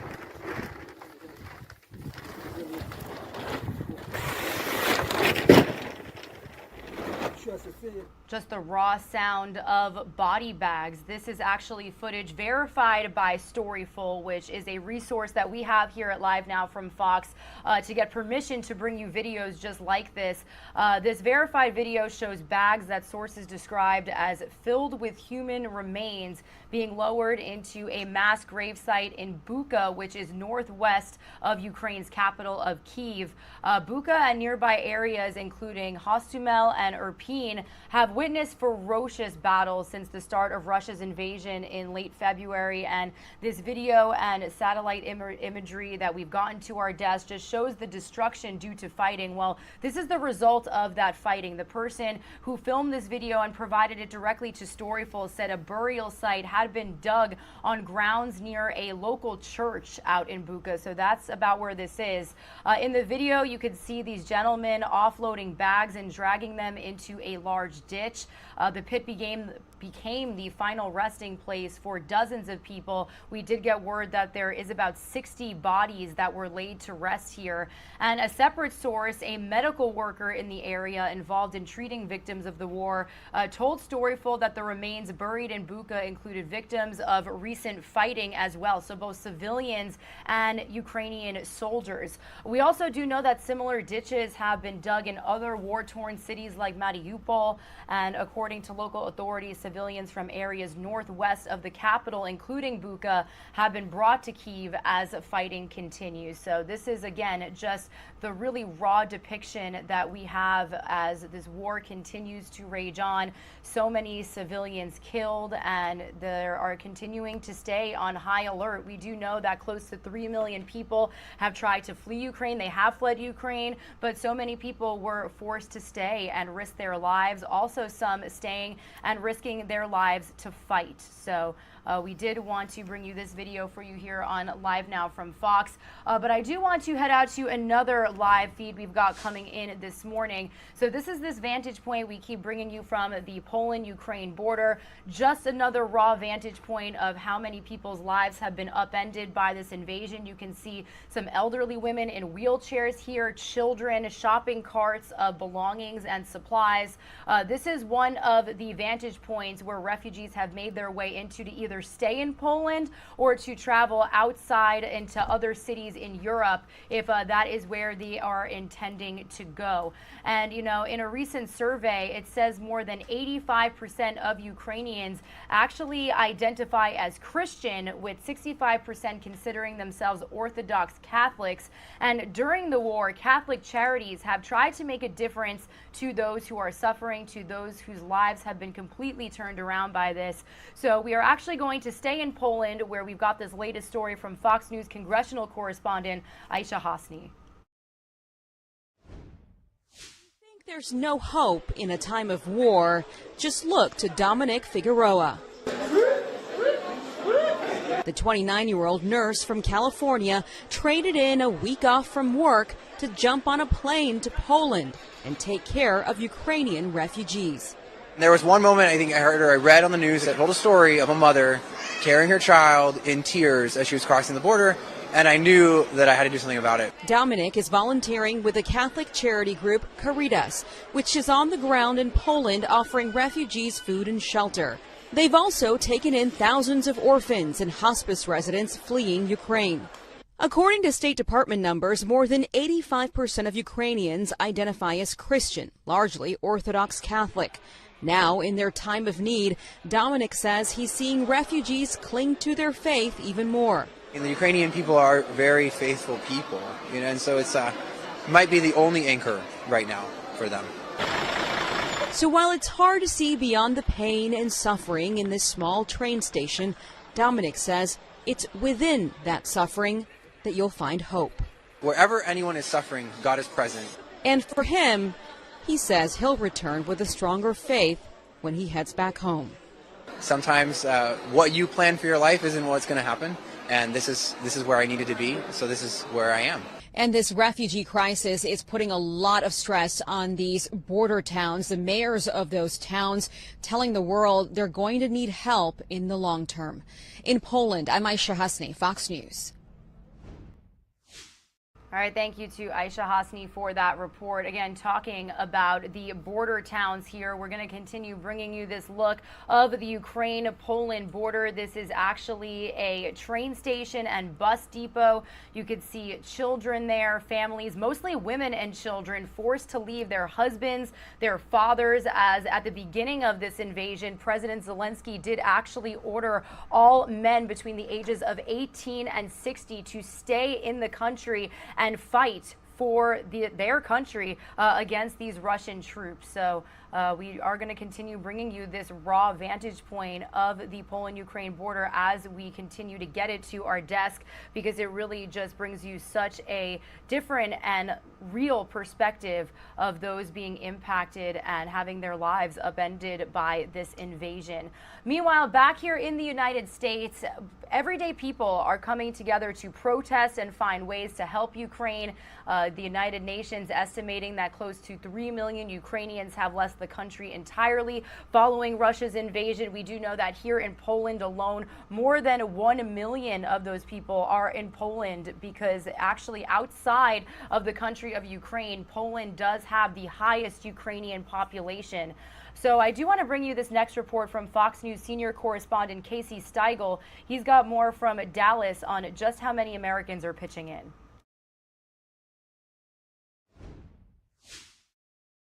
It has been 3 weeks since the Russian army invaded Ukraine, and as the war rages on, Americans are stepping up to help in more ways than one. I've been told by doctors that there are people in Ukraine dying for the lack of a $4 tourniquet. We are able to provide those supplies. Donations from all over the U.S. are being sent to Ukraine. Texas's largest not-for-profit healthcare system is teaming up with humanitarian relief groups to send medical supplies to the hospitals and clinics on the front lines. While in Connecticut, a group of moms joined forces to send emergency care packages filled with essentials for mothers and children in Ukraine. Portable cribs are here, the diapers, the wipes. The group will be shipping out more supplies this weekend. Just over the Connecticut state line, 2 Harvard teenagers decided to help by creating a website to connect Ukrainian refugees with people willing to host them in other countries. The website UkraineTakesShelter.com was created by a 19 and 18-year-old and launched within a week of the Kremlin's invasion. We've got listings everywhere from Israel to Australia to the United States to Poland to Germany. You name it. You can pretty much type in any city in the world and at least see listings. Hosts can sign up by putting details like where they're located, how many people they can take in, and what languages they speak. So far, there are more than 9,000 listings on that site. The duo said they learned how to build websites as young children by watching YouTube videos. They now join countless others who are simply trying to make a difference. That's the latest from Dallas. Casey Steigel, Fox News. And as we continue to follow this situation here on Live Now from Fox, I actually do want to bring you a very sweet story here from right in Central Florida. We are located in Orlando. That's where our Live Now from Fox East Coast hub is right here. We do know that a woman was reunited with her family right here in Florida after fleeing Ukraine. Our Fox 35 Orlando team was able to capture this special moment. So let's take a listen in. A war, a journey overseas, and finally, Marisha Murga fled Ukraine and is now reunited with her father. Happy that I'm in safe and stay with and see my parents and my brother. Marisha escaped Ukraine and went to Poland when the war started. Her brother Alexander lives in Longwood. He flew to Poland a few weeks ago to help her get a U.S. visa. She had been declined 3 times previously, but not this time. I'm happy I did what I mentioned to do. I wanted to go help my friends, help my family to get her here, and I did that. She's here with me, and I'm really thankful it's happened. This is Marisha's first time on American soil. She's safe now, but it wasn't simple.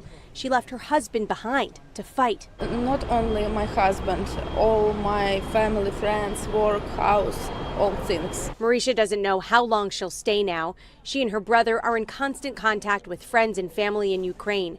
They hope to return, but not until after things calm down. For any female or kid, I would rather than be outside Ukraine. And after war over, I'll probably thinking to maybe go out there and spend some more time in Ukraine to start rebuilding. Until then, more moments shared with family, safe and sound in Central Florida. I wasn't able to just stay quiet. I went there and I did my best, the best I could. In Orlando, Lara Greenberg, Fox 35 News.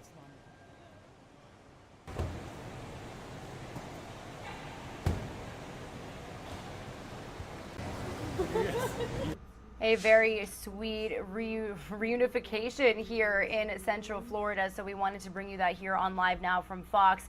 Meanwhile, for decades, the U.S. military has given its leftover equipment to state and local police agencies, but now departments around the country are shipping that tactical gear to Ukraine to help their military defend against Russian troops. So our very own Fox News multimedia reporter, Austin Westfall, has the very latest on that story. The Sarasota County Sheriff's Office says they were inspired to help Ukraine after seeing some of the images that were coming from there. They say now they're looking for any way they can in order to help save lives. It will stop certain rounds and obviously protect you from, headshots and falling debris and some of the things that we're seeing on TV. The Sarasota County Sheriff's Office recently boxed up and shipped 340 ballistic helmets to Ukraine through a connection that they have with a Department of Defense contractor. Despite being in good condition, Sheriff Kurt Hoffman says these helmets must be replaced and destroyed every 5 years due to liability purposes, and these would have soon been destroyed in favor of newer helmets. Rather than be destroyed, they can be put to good use, hopefully protecting what appears to be a fragile democracy. The Sarasota Sheriff's Office isn't the only agency stepping up to help the fight. The Colorado Department of Public Safety shared this video of at least 750 helmets and 80 sets of body armor being donated by over 24 Colorado law enforcement agencies. And the Ukrainian community handled the whole logistics end of this. The Falls Township Police Department just outside of Philadelphia is also donating personal hygiene products, rugged police uniforms, and more tactical vests with the help of the nearby Ukrainian Educational and Cultural Center. All we had to do is function as a collection point.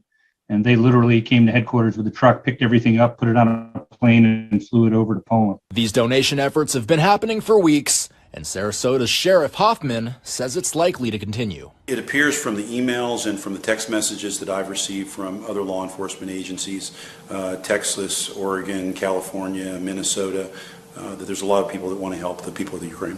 We've reached out to several police agencies from states like Vermont to Ohio who say that they're looking to ship out more tactical gear in the coming weeks. In Sarasota, Florida, Austin Westfall, Fox News.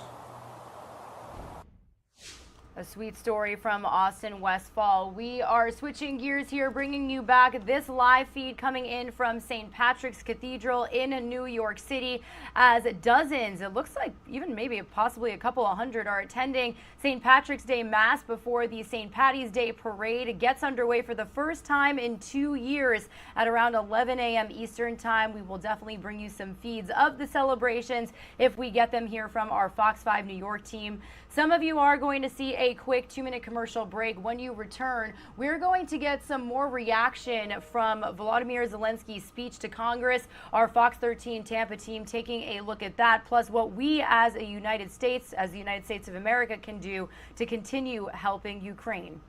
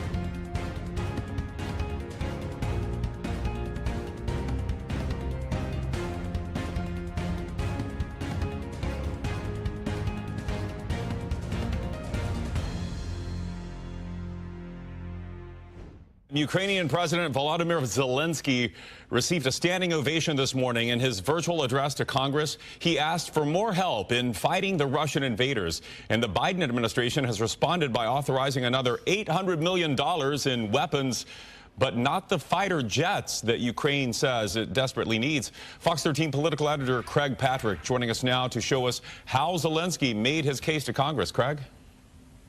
Well, Zielinski started by saying the destiny, the fate of Ukraine, and with it much of the world is being decided as we speak right now. And he likened the war on Ukraine to two of the darkest days in American history.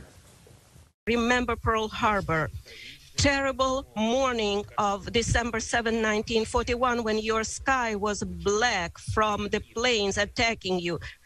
Remember September the 11th, when innocent people were attacked from air. Yes. Zielinski said, now imagine those days repeating day after day for 21 days straight, and for every day ahead for their foreseeable future. He said for Ukrainians, every day is like a December 7th or September 11th, and that it will spread far beyond Ukraine if we do not stop this mass murdering tyrant. Russia has turned the Ukrainian sky into a source of death for thousands of people. As expected, he repeated his call to impose a no-fly zone in the skies over Ukraine. Is this a lot to ask for, to create a no-fly zone over Ukraine to save people? Is this too much to ask? Well, the position of NATO is that it is too much to ask, because that would require engaging Russian warplanes, which would likely trigger World War III. Zielinski knows this, so he suggested Plan B. If this is too much to ask, we offer an alternative. He asked for air defense systems more advanced than the Stingers we've been sending, and he once again asked for those fighter jets from Poland. You know how much depends on the battlefield, on the ability to use aircraft. Poland wants to donate its entire fleet of MiG-29s, and the Biden administration initially said it would work to facilitate that, but then changed course and said it cannot support sending Ukraine fighter jets because it could trigger Vladimir Putin to use chemical weapons and or expand the war beyond Ukraine. To that, Zielinski invoked Dr. Martin Luther King Jr.'s I Have a Dream speech. I have a need. I need to protect our sky. And he closed by addressing Congress in English. Being the leader of the world means to be the leader of peace. And shortly after Zielinski spoke, President Biden delivered an authorization for $800 million in additional weapons. That's on top of $200 million authorized this weekend for a total of $1 billion in weapons and military equipment authorized, now presumably on the way very quickly to Ukraine in the coming days and weeks. We'll work through specifically what equipment and weapons are going there and a closer look at why the Biden administration is disinclined to facilitate fighter jets being transferred to Ukraine and the growing pushback to a no-fly zone, the strategies and the consequences all coming up in the next hour. Craig, how is Vladimir Putin presenting this aid from the U.S.? How is he presenting this to the Russian people?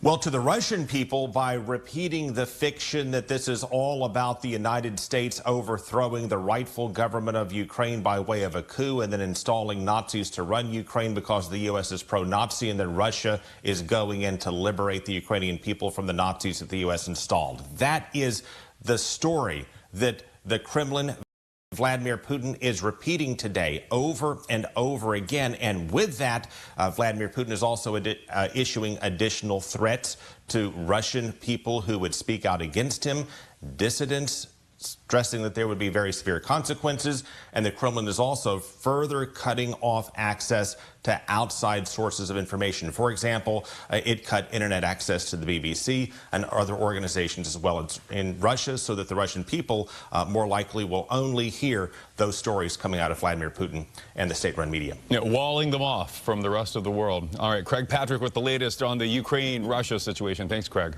Ukrainian. All right, everybody. Some of you are going to see a quick 2-minute commercial break. When you return, we are going to bring you a live report, the very latest, as those involved in a deadly crash that had the University of Southwest in New Mexico's golf team on that bus. They have been identified this morning, and we are getting more information about who they are, about what their families had to say, and more details on the crash from our Fox 4 Dallas team. So we're going to have that report for you after this quick break.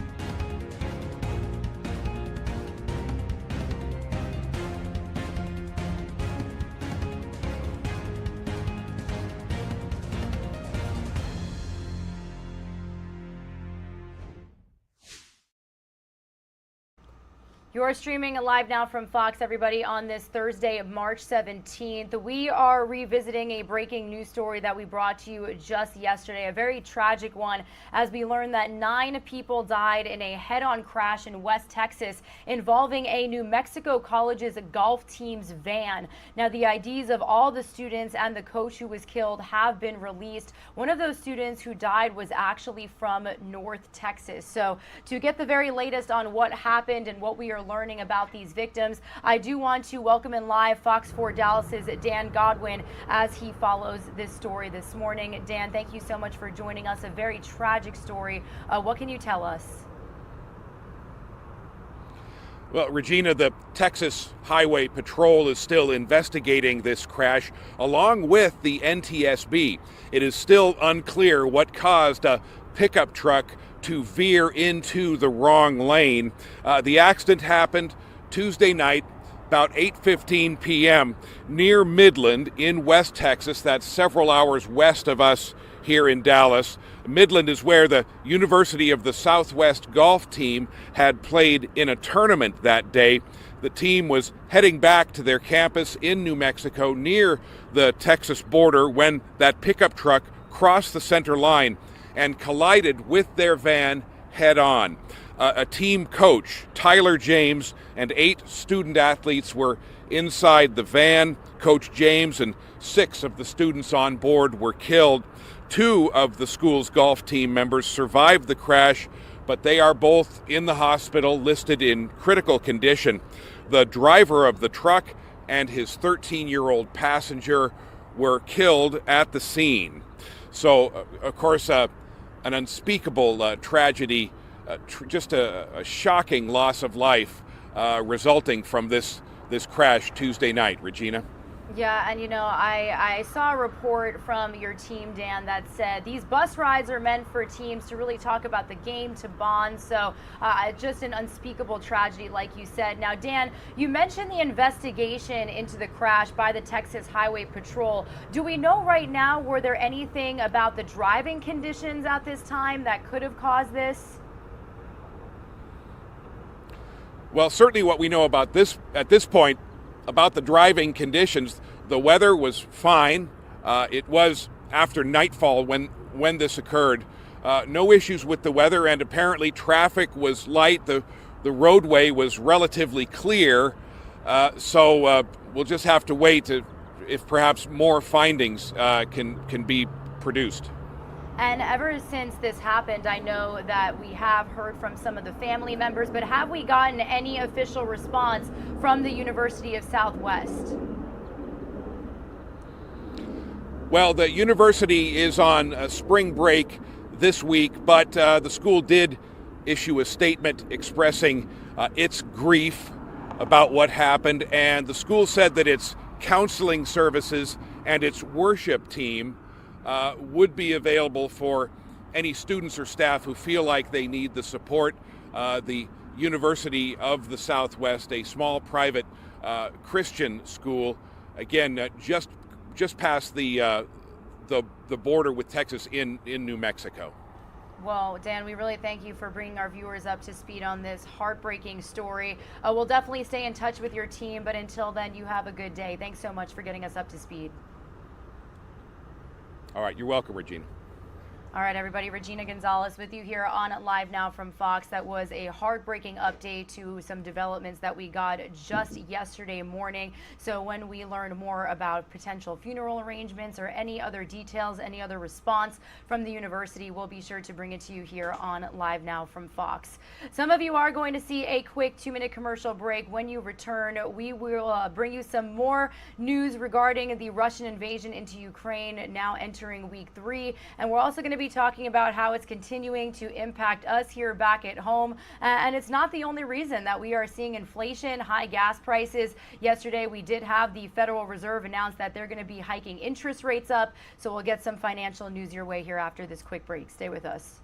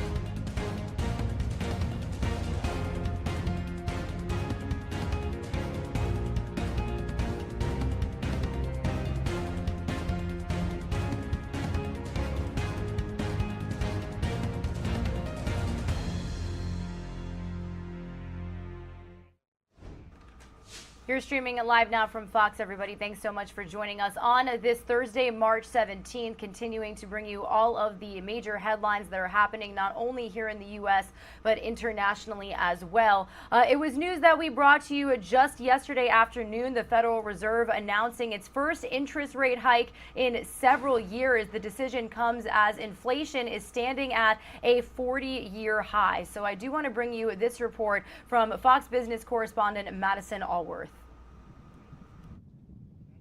The Federal Reserve hiking interest rates today for the first time since 2018 in an effort to combat soaring inflation.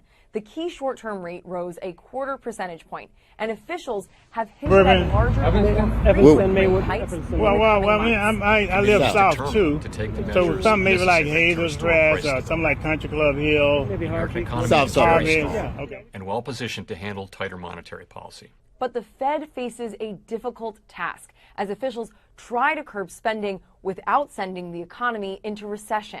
You don't want people to have to decide between gas and food, for example. The consumer only has a certain amount of money to spend every month. Annual inflation hit 7.9% in February. And with consumer demand surging, price increases have been more long-lasting. Inflation is likely to rise even further in the coming months as Russia's invasion of Ukraine triggers higher costs for things like gasoline. Prices and wages are coming up, but inflation is killing us, Mike. That's not a good place to be. So we better get our financial house in order. We have seen prices stop surging at the pump after oil prices dropped below $100 a barrel. According to AAA, the national average has dipped down to $4.31, but some drivers fear prices won't stay that way for long. The gas price, the groceries, everything's going up, so it's hard to survive right now. Energy experts warn that more conflict in Eastern Europe and higher demand for crude oil could drive prices back up. In New York, I'm Madison Allworth, Fox Business. Meanwhile, shoppers are continuing to see higher prices at grocery stores, and definitely inflation has sure taken a hit out of our own wallets. So Fox Business Network's Jerry Willis has more from Stu Leonard's in Yonkers, New York, to talk all about food inflation. As the Federal Reserve considered how best to fight inflation this week, the real battleground for America's families are right here at the grocery store. It's here in the aisles of American supermarkets that bacon is up nearly 19%, beef is higher by 16%, and citrus, well, oranges are up by 14%. Dig deeper and the numbers are even more startling. Wheat used in bread, cereal, crackers is up 47% year over year. Grocers are struggling, absorbing some of the hikes. Listen. I've been doing this for 50 years, our family business. What I notice, customers are like numb. They just expect prices to have trickled up a little bit. Consumers are expecting more of the same, seeing a 9% hike in food prices year over year. That according to the New York Federal Reserve. In Yonkers, New York, Jerry Willis, Fox Business.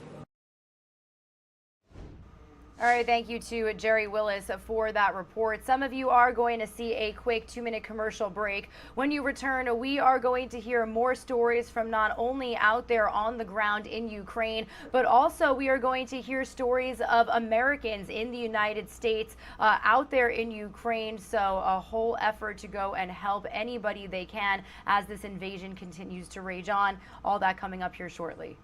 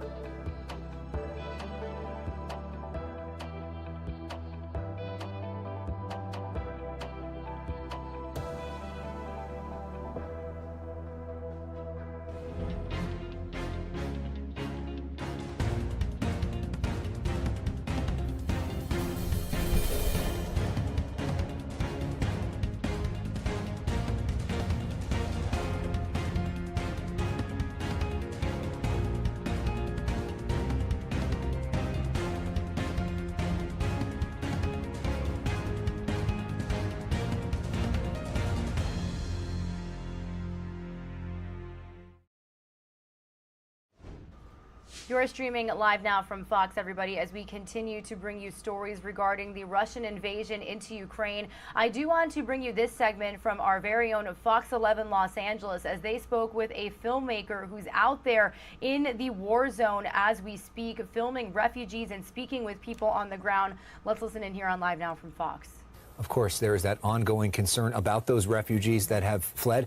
About half of them have headed to Poland. Yeah, filmmaker and journalist Jeff Mcintyre, he has been in Poland with some of those refugees, and he now joins us live tonight. Jeff, thank you so much for being with us. Thank you for having me to share this really important story. Absolutely. So tell us, give us a sense of what your overall experience was like. So for perspective, Alex and Marla, I was in Haiti after the quake.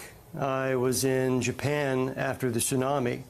And while the physical and human devastation was just jaw-dropping, being on the border of Poland and Ukraine, just standing face to face with these Ukrainian mothers, in one hand they had all their worldly possessions, anything that they could carry, and in the other hand they had their children and maybe a pet. Some of them knew where they were going, and others, they're kind of just making it up as they go along. But the one question that kind of hung heavy was the when or if I will be able to return home. Oh, right. And will I even have a home or country to return to? So it was just kind of next level devastation, and the heartbreak was palpable. You filed this story, which we are now debuting exclusively here on the Fox 11 News Special Report. Here's some of Jeff's reporting from Poland. 2 weeks ago, this was a popular outlet mall in Korszowa, Poland. Today, it's the first stop to freedom for fleeing Ukrainian women and children. Media access here is severely limited, so this is an exclusive look inside. This is a refugee processing center next to a major border crossing here in eastern Poland, and they tell me this is a light period with only about 2,000 Ukrainians. At times, this could easily swell to 5,000. And here they get a temporary respite. There's food, playroom for the kids, clothes, medical supplies, whatever they need. It's a chance to catch their breath before they board buses to Warsaw and other cities in Poland to then make a new life. This is the first stop in, I would say, European Union, that people get. Chris is a volunteer. He was born in Poland, but spent most of his life in the U.S. He's proud of what's being done to support his neighbors. They come here, we take care of them. Once we make sure that they're okay to go further, we find buses for them. Chris shows me around the converted shopping center. Mounds of donated items around every corner, which he's grateful for. So I want to say big thank you to everyone. I mean, we have things coming in here left and right. I mean, we're slowly running out of space to store all these things. These donations not only help mothers and children who had to escape the war, but also support their husbands and fathers left behind to fight it. A lot of this medical stuff that we get in our units, we actually pack up and then we give it to the guys who are actually going across the border to give it to the soldiers who are fighting in the front lines. Recently, the number of refugees fleeing Ukraine surpassed 2.5 million.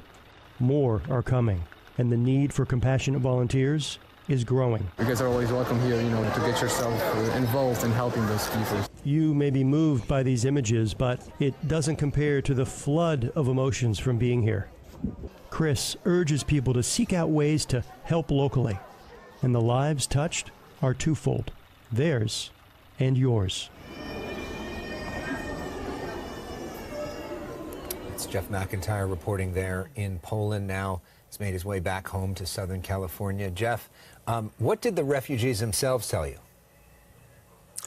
The real profound sense I got was their incredible strength in probably the biggest nightmare situation of their lives. They all put on their stoic face, and they, one actually through a translator and kind of rough Ukrainian told me, I asked about how she was able to stay so strong, and she said, silly boy. There's no time for tears when you're trying to save your children. Oh my and this silly boy got the message pretty quick. Yeah, for sure. I'm curious, though, for all of these, because that shopping mall turned refugee center is just a stopping point onto the next one. So do most of these refugees have a destination? Good question, Marla. In this particular center, they get 2 kind of free nights there, and then they have to board a bus and take off to either family and friends who are in Poland or destinations elsewhere.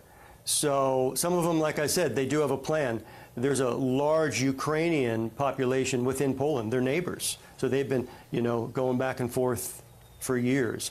The ones that don't have any solid travel plans, they take to social media. And this has really been a redeeming moment for social media. There's a lot of Ukrainian Facebook groups that offer posts for transportation and accommodations.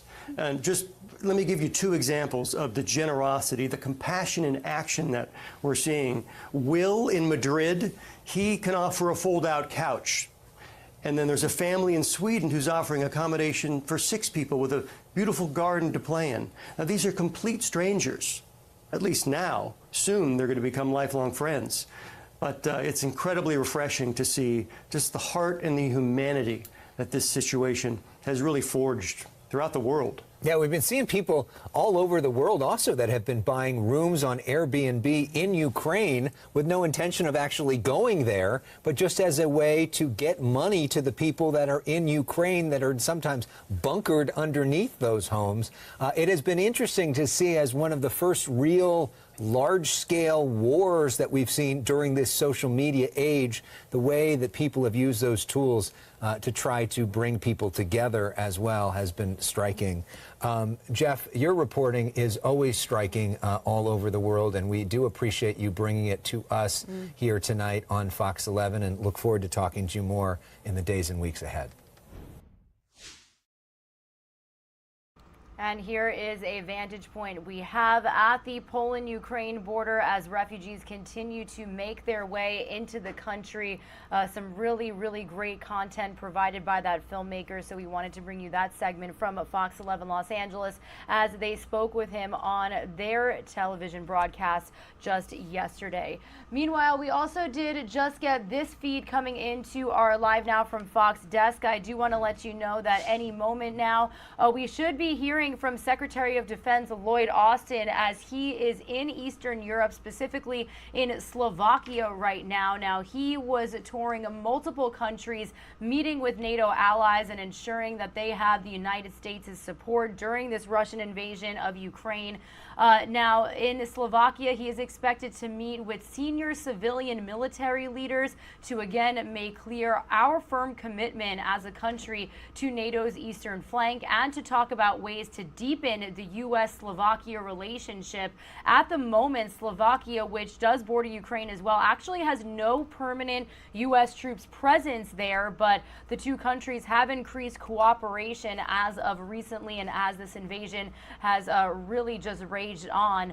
So I do want to let you know that we'll continue to monitor this feed for you here on Live Now from Fox. It does also look like we could be soon getting some remarks from Florida Governor Ron DeSantis here. That is coming in here shortly, and it looks like he is going to be speaking on education. Now, interestingly enough, we did hear recently that Florida health officials did advise that students who don't have any real underlying health issues should not get vaccinated for COVID-19. So not exactly sure if he is going to bring that up, but again, we do know that he is going to be speaking shortly on Florida education. So just some of a look at what we got coming up here as we approach the 10 o'clock hour Eastern time. Some of you are going to see a quick break.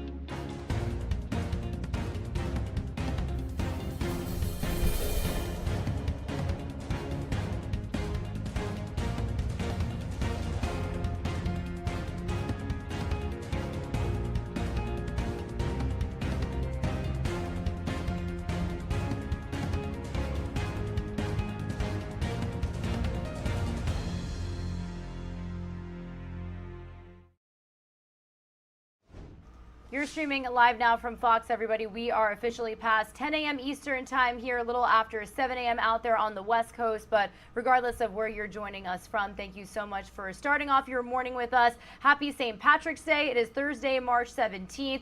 We did have a couple of shots from earlier inside of St. Patrick's Cathedral as St. Patty's Day Mass was underway before the parade, which is going to be going on for the first time in 2 years due to the pandemic. That'll be happening at around 11 a.m. Eastern time here, so just in about an hour. They are likely lining up as we speak, so we are definitely going to keep a close eye on any shots from New York City here for you on Live Now from Fox. It is actually the longest St. Patty's Day celebration in the United States here, and we have a little bit more insight and more on the history of the event coming from our Fox 5 New York's Robert Moses. So let's take a listen here on Live Now from Fox.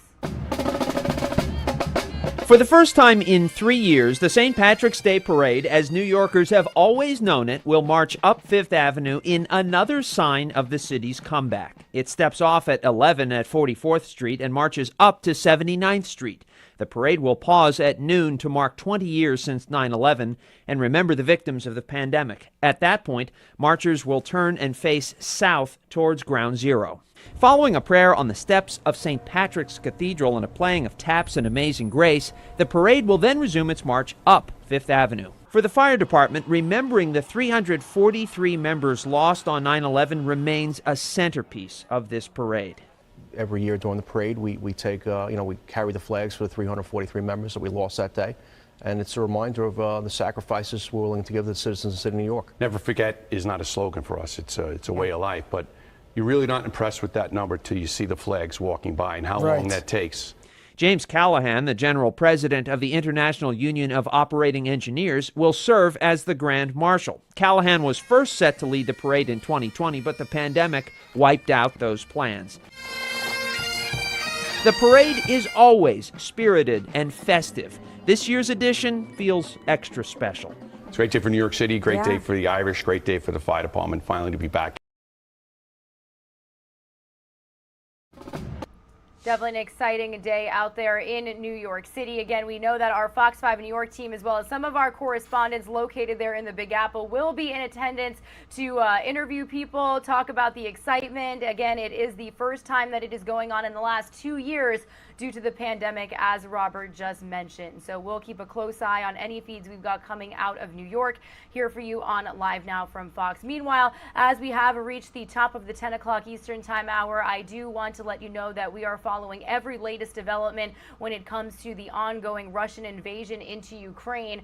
We actually do have this feed coming in from Slovakia this morning. Any moment now, we should have Secretary of Defense Lloyd Austin stepping up to the podium to give some live remarks. Now, he has been in a number of countries in Eastern Europe here throughout the week, meeting with our NATO allies and ensuring that they have our support. We do know that he went to Brussels, Belgium, to take part in a conversation, a meeting that was being held with ministers discussing NATO's response to this invasion, really strengthening this alliance during this time.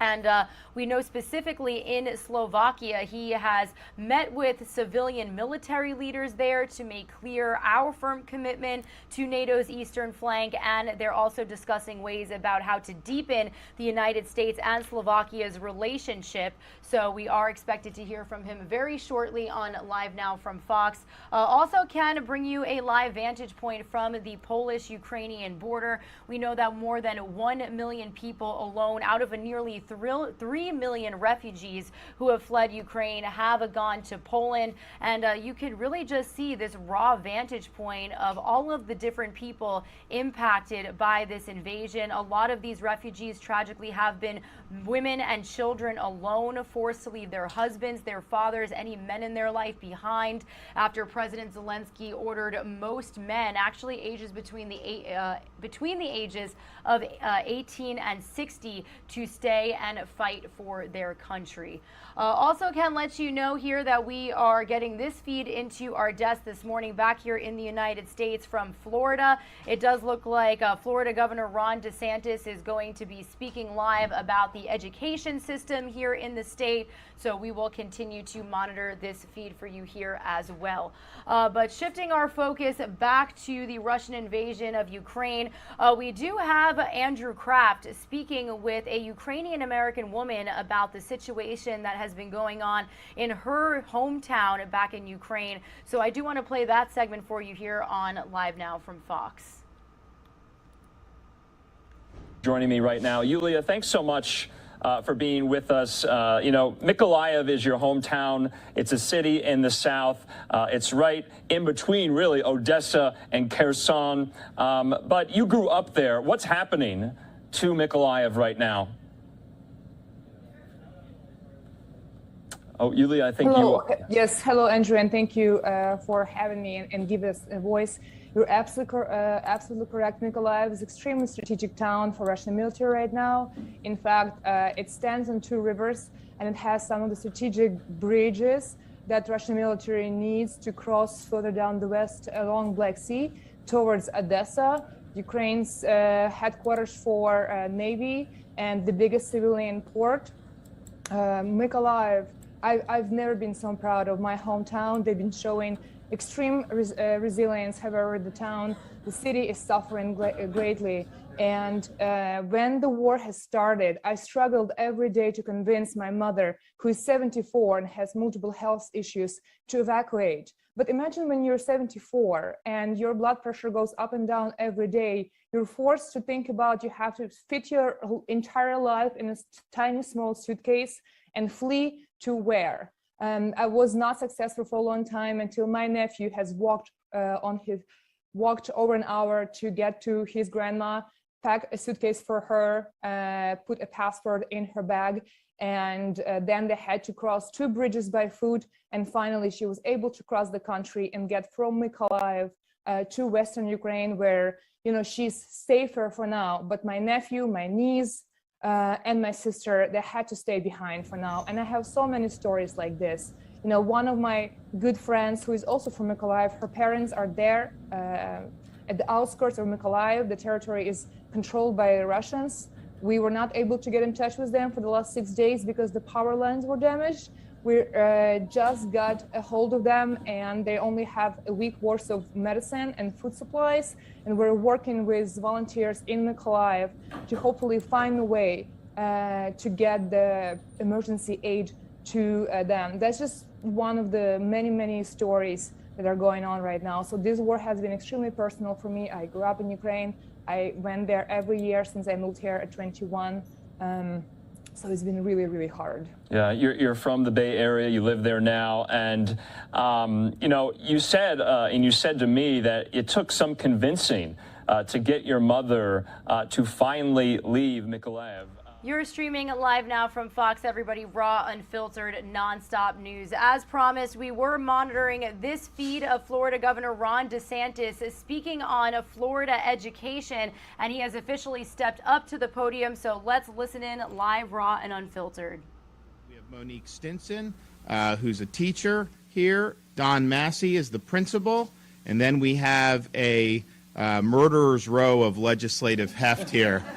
We've got Senators Broxson and Gaynor and Representative Pat Maney. So I just want to thank them for all their hard work. We did a lot in the legislative session. This is going to be one of the big things we did that we're going to highlight today, but we did so many good things. And so you'll be hearing a lot. We're going to be highlighting a lot of stuff over, not just the coming days, weeks, but really it's going to take us months to be able to highlight all the great things that we were able to accomplish. And so we're excited to do that. We're also excited to be here back in Okaloosa County. The bill will sign today. We came here saying we needed to do this change, and so we're coming full circle.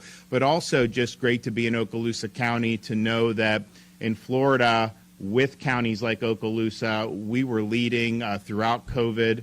We said kids need to be in school. We're going to make sure that they have the right to do that. And there were a lot of places around this country where the kids were locked at home while all our kids were going to school here. And we said, we're going to put our kids first.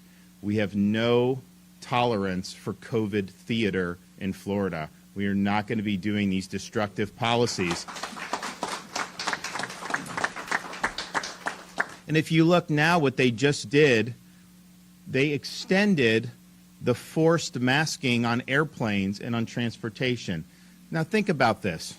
You go on an airplane, and if you just want to sit there and read a magazine without a mask, they say that's the worst thing in the world. But if the person right next to you pulls the mask down and fake sip on water for 2 hours, then they don't have to wear the mask. I mean, give me a break. This is theater. This should not be extended. It should have never been done in the first place, but clearly now this is a farce. And so they need to repeal the transportation mandate. Let people fly and let them breathe normally. We got to stop with the theater. There's more people that would want to fly, but they know they don't want to have to do this. You have families where if the airline's going to hassle the family about masking a 2-year-old or a 3-year-old, it's not an easy thing to do. Trust me, I know. We would never do that to my kids, but it's hard enough keeping them in order. Then you put that on there? I mean, give me a break. And so hopefully that we will get, because, you know, we've led on this. I think other parts of the country have had to follow, you know, but you still have some of the stubborn this all for show that has no scientific basis at all. I would love to see the scientific study that says, you know, no mask for 2 hours on a flight if you're nibbling on crackers is fine, but no mask if you're reading a magazine is somehow some major threat to health. Give me a break. So hopefully they'll be able to do that. I think it'll help Florida, quite frankly. We've got a lot of people coming. We set a domestic tourism record in 2021, even more than we had prior to COVID. It seems like people look to Florida as the first place when they want to get out of a place where they're not being treated well. It's like, how do I get to Florida? And the panhandle has boomed like never before. I mean, this is a huge, huge thing. So we're happy about that. But I think it would be even better if you got rid of some of these things. But we are very proud in Florida. You know, not only did we have the kids in school, we were the first big state to make sure they could do that. You know, we made sure, and it wasn't a problem here, but, you know, there were other parts of the state last summer, you know, forcing these kids to wear masks in school. We said, you're not going to force them. And so we came in basically over the top rope with an executive order. We had to litigate. There was some there, but basically we made sure that we were protecting the kids and the parents' choices in that regard. So this has been really, really meaningful, and we're proud of that. Also making sure that there were no COVID vax mandates for kids in school, that's a parent's decision in terms of what they wanted to do. There's some kids in different parts of the country, they say you can't go to school unless you do the COVID shot. Many of the kids have already had COVID and recovered from it. So we wanted to make sure, you know, that we were doing evidence-based policies and making sure people had the freedom to make the best decisions that they can. So we've been in a much better spot than many of these other places. At the same time, throughout all of this stuff with dealing with COVID, we never took our foot off the gas from education reform and supporting a variety of initiatives that we've been talking about for quite some time. And so this year, one of our priorities was to say, you know, we have this situation where we want accountability. We need to be able to measure results and make sure kids are actually learning things, you know, but you kind of have this one massive test at the end of the year. They put so much time into it, and they teach to the test, and you get the results when the school year's already over, so there's nothing you can do to remediate. And Richard Corcoran, our Commissioner of Education, came to me probably about 2 years ago saying we needed to build up to the point where we could replace that testing regime with progress monitoring that is fall, winter, and then spring. We're going to end up having 75% less time for testing now, and that'll be more time for actually learning. But the good thing about the progress monitoring is the teacher gets the results in a week, the parents get the results in 2 weeks. So if you have deficiencies, say in the fall, you can have an opportunity to remediate that. And so you build up throughout the year, and making sure that folks, now there's other school districts that have been doing this on their own. Richard and I were at several months ago an elementary school in Pinellas County. They went from an F to an A in like 2 years. And they do progress monitoring every 2 weeks because they want to make sure no one falls. That's not required under the law I'm going to sign. But I think what it shows is that framework, it's probably better for measuring knowledge anyways, but it's way better for actually being able to get the information you need to help kids with any deficiencies that they have. And so that was our goal. Now, this is a big thing because this has been so entrenched in our education system with the FSA for many, many years, and this is just kind of what they do. But one of the things that really convinced me that this was something we needed to do was during COVID, most of the kids were on spring break when everything really became a big deal. You had remote learning for a little bit, and I was telling Commissioner Corcoran, I was like, we need to get the kids back. The remote doesn't really work. And his thing was, well, Governor, once you're in the end of April, beginning of May, it's all FSA from then on out anyways. And I'm like, well, that's weeks and weeks. I was like, really? Do you really need that long? And so I was like, man, that may not be the best thing. And so you kind of cram in for the test and then go. And what I've found in learning, whenever time I'd cram for a test, yeah, maybe I would pass the test, but you kind of just, then it goes away. It's not really knowledge that you're carrying with it. So I think we're trying to build a stronger foundation. Yes, we're going to measure. We're going to make sure that that schools are that there's accountability and that we make sure that the parents know that. But I think you're going to do it in a much better way. So that's what we're able to do with this. And so, you look, at this county, this is one of the best performing counties in the state. Where do you guys rank right now in Florida? Historically in the top 5. In the top 5 out of 67 counties. So that's a really good thing. And I think that part of it is because, they really do focus on the key elements and on the basics. And we're seeing that early learning, early reading, something that's really, really important. And I know that they've really done a lot here in Okaloosa County to be able to do that. So we had this proposal. We came to Okaloosa and did the round. What school were we at on that one? Ruckle, yeah. So we were there. We had I think we had parents and teachers there. We had Commissioner Corcoran was there, Superintendent Chambers. We said, here's what we're going to be trying to do. It was a big deal. We got into the legislative session and we were able to do it. So we set a goal and now we're completing that. So now what'll end up happening is this is signed into law. This year will be the last year of the FSA in Florida. So students will take it at the end of this school year. Then we're going to transition into the progress monitoring. The legislature fully funded that transition. And so next year will be kind of where we reset. So you'll kind of get a baseline, and then you'll have the grades commence in the following year. And so, we're looking at a couple years now for a transition, but I really think this is going to be something that's going to be really, really exciting. So, and most important maybe is it really does give the parents more of an ability to help their kids' education. There's not much you can do if you get the results after the school year ends and you're over on summer vacation. But if you get results in the fall, 2 weeks after an assessment, then you can go in, talk to the teacher, talk to your kid, and help. Same thing with the winter, and then obviously at the end of school year they'll do the same thing. So this, I think, is really going to be parent friendly. I think the teachers like it better too. And the thing is when the FSA was first instituted, we didn't have the type of technology that we have to be able to do these monitoring assessments in the way we're doing it. So I'm excited about it. I know we're going to hear from a lot of other people, and it's good to be able to come back to Okaloosa. We said we were going to do something, and we followed through. But that's pretty much, we followed through. If you look, when I got inaugurated, I ticked off a bunch of stuff.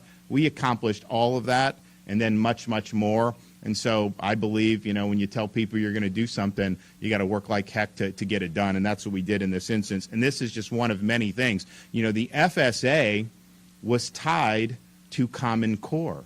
And we got rid of Common Core in Florida my first year as governor. We have BEST standards, which was developed by Commissioner Corcoran and really, I think, reflective of what we were trying to achieve with academic excellence. We've also done a lot to support teachers in the state of Florida.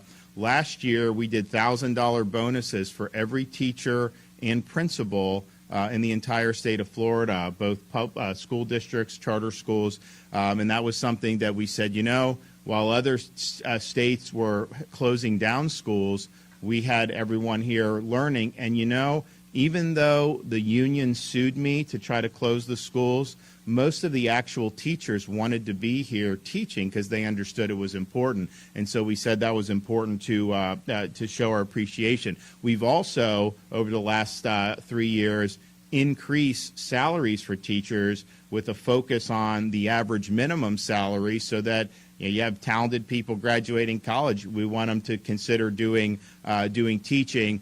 This year, we have the biggest increase in teacher compensation in the history of the state of Florida in the budget.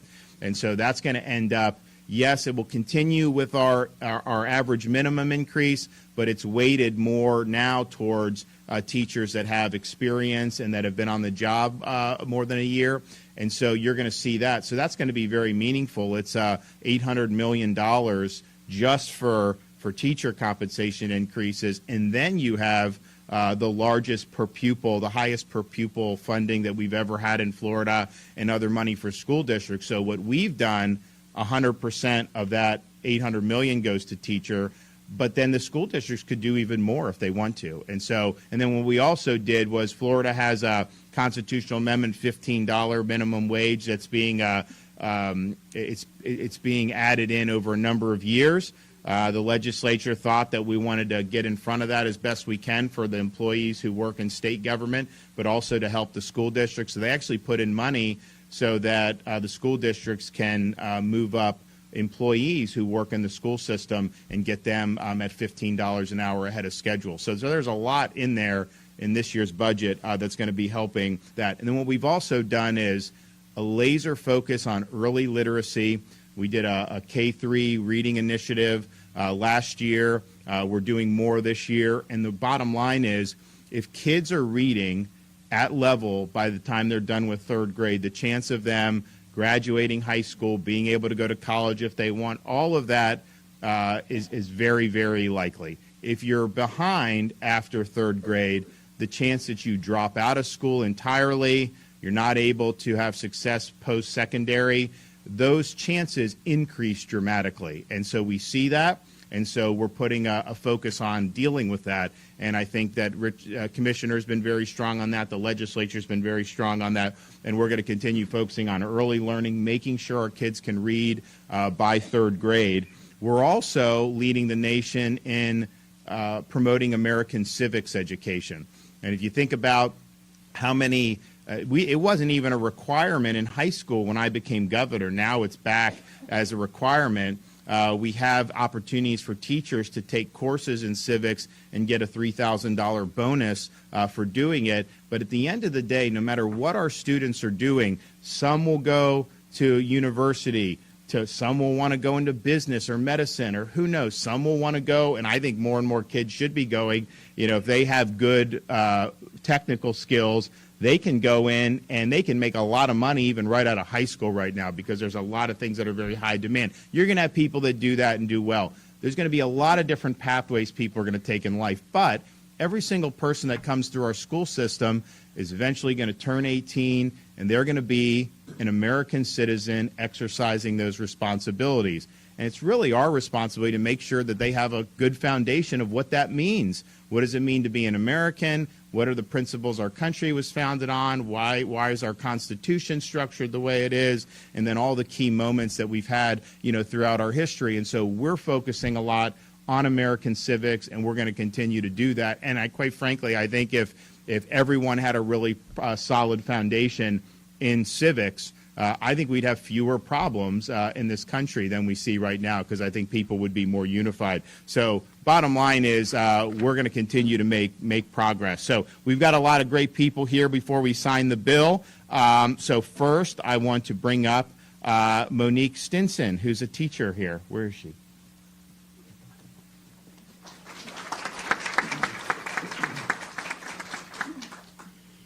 Good morning. Days like this are ones that are long awaited by not just educators in Florida, but educators everywhere. A chance to do what we know is best for kids. Coming into the 2020 school year, I knew it would be one of the more challenging years of my career. Like many of the people in this room, I too had several unknowns swirling about in my head as I approached that year. One of them being, how exactly did this pandemic, in addition to the summer slide, impact the students that would soon fill the seats of my classroom? We would all soon enter a school year that would be unfamiliar to everyone involved. After a couple of weeks of getting to know you activities, rules, procedures, it was time to take our ready. I would finally get an understanding of just where my students were in math. I could already tell that my students were not very confident and reluctant to share their math thinking. After looking at the results from the first diagnostic, I understood just why. I had come to the realization that we would indeed have a great deal of work to put in order to have a fighting chance at the FSA, a test that would determine the next step in students' careers while completely ignoring every other factor. In August, only 6% of my students were on grade level. At this point, there are only two things for me to fall back on: relationships and progress monitoring. These two things are what have carried me through my 8 years of teaching, no matter which state, district, school, grade, or subjects I taught. The 2020-21 school year definitely proved that this is the secret ingredient to student success. My students needed to trust me, and I could then put progress monitoring to work. As soon as the scores were available, I jumped into data chats with not just the adults in the building and parents, but my students as well. In fact, the students were the first ones I shared this data with. Each child knew where they stood and where they needed to go. They were aware of not only their gaps and weaknesses, but their strengths as well. I was sure to share with them that this would definitely be a challenge, but we could all do hard things. We could use their strengths to close their gaps. Every single instructional decision, whether it was for small groups or whole group, was derived from the combination of I-ready data, classroom observations, student discourse, and classroom assessments. During small groups, this would mean that some students may be working on building tens while others were subtracting three-digit numbers. This also meant fluidity. Group members would change, topics would change based on the needs of the students.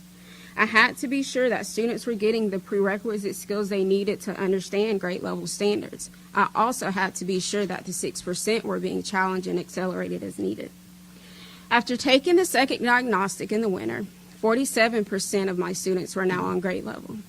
Yes, growth was happening, but my students and I wanted more. All of us still had more to give. We began to set weekly academic and behavior goals using the same combination I mentioned before. This gave my students even smaller math goals to work toward while building character and creating healthy work habits.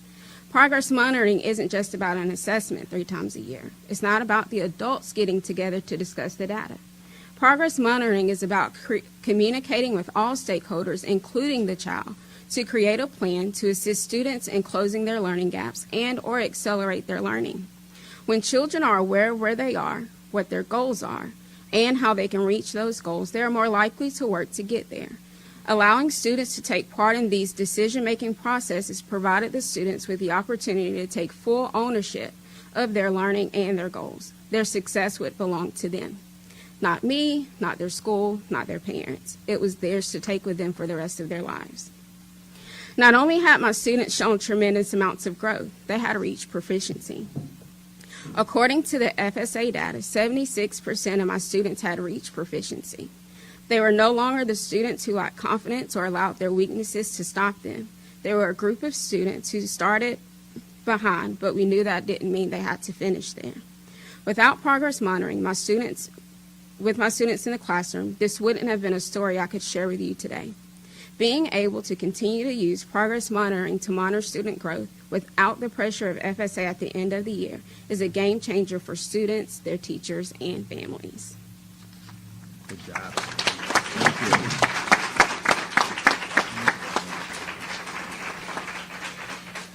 Okay, now we have Rebecca Job.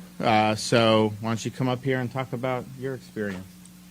You're streaming live now from Fox, everybody. Raw, unfiltered, nonstop news. Officially 10:30 a.m. Eastern time here. And if you're just tuning into our stream, we are listening in live from Pensacola, Florida, where Governor Ron DeSantis is officially following up on his announcement that the Florida Standards Assessments will be eliminated in all of Florida public schools. Now, the governor said the FSA will be replaced with progress monitoring, which he is looking at a couple of years for transition on this, but said this will help parents and children a lot more when it comes to their education. They'll be able to get their testing grades in the fall as opposed to summer when they can't really do anything about those grades at that point. So you can see here that he's joined by Pensacola teachers talking about this decision. So we wanted to stream that for you here on Live Now from Fox. To the right-hand side of your screen, you can also see that we are live and worldwide in Slovakia this morning, where any moment now we're expecting Secretary of Defense Lloyd Austin to step up to the podium and make some remarks after meeting with military leaders out there, talking about the NATO alliance, the United States' support for their military, and on how they can strengthen their relationship. Some of you are going to see a quick 2-minute commercial break. We'll be right back.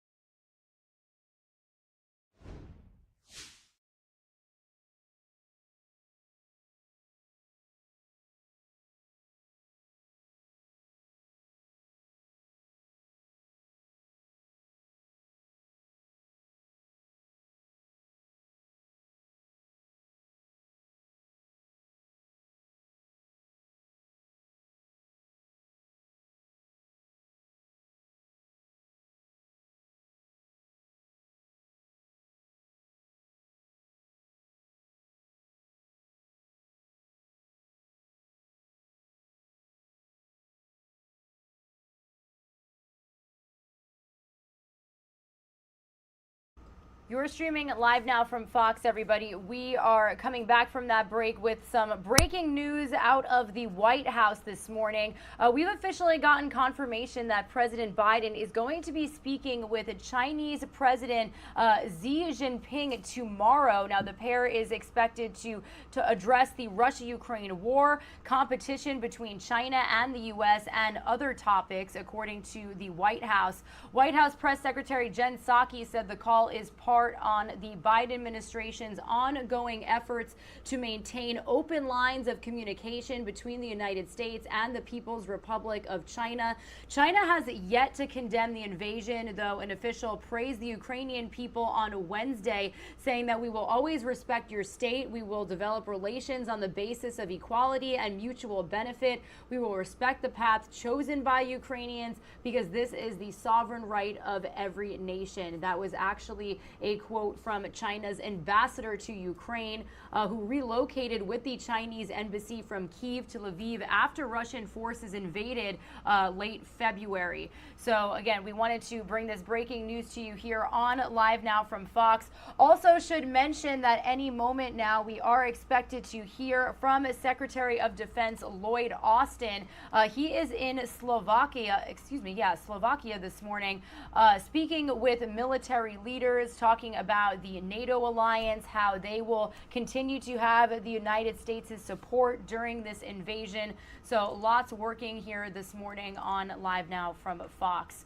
We also do want to head back out live to Florida right now. We've got Governor Ron DeSantis taking questions from the media after some words about the mask mandates that have been taking place in schools across our country, also announcing that he is eliminating Florida assessment testing in public schools around the state. So let's head out live to Florida here on Live Now from Fox. I also want to give a shout out to some of the folks in the back, but he hates when I say this, he denies it, but Senator Gaynor and I are actually cousins. And my wife is a Gaynor, and they're the Texas Gaynors, but they all came from the Panhandle, and so George doesn't want to admit it, but he is related to the crazy former speaker, but you know, the senator here. And then Doug Broxson and I got elected at the same time. And this last 2 years, he's taken the helm at education in the Senate. And as the governor talked a lot about it, but Senator Broxson is just a champion for that early literacy, which is going to be a game changer for our state. And so it's always a pleasure to be here with a former colleague, too. With that, I just want to say the governor mentioned it, but if there was a silver lining of COVID, I think this bill is one of the silver linings. We literally were having those discussions when it first hit and shutting down that rest of the school year when people were coming back from spring break.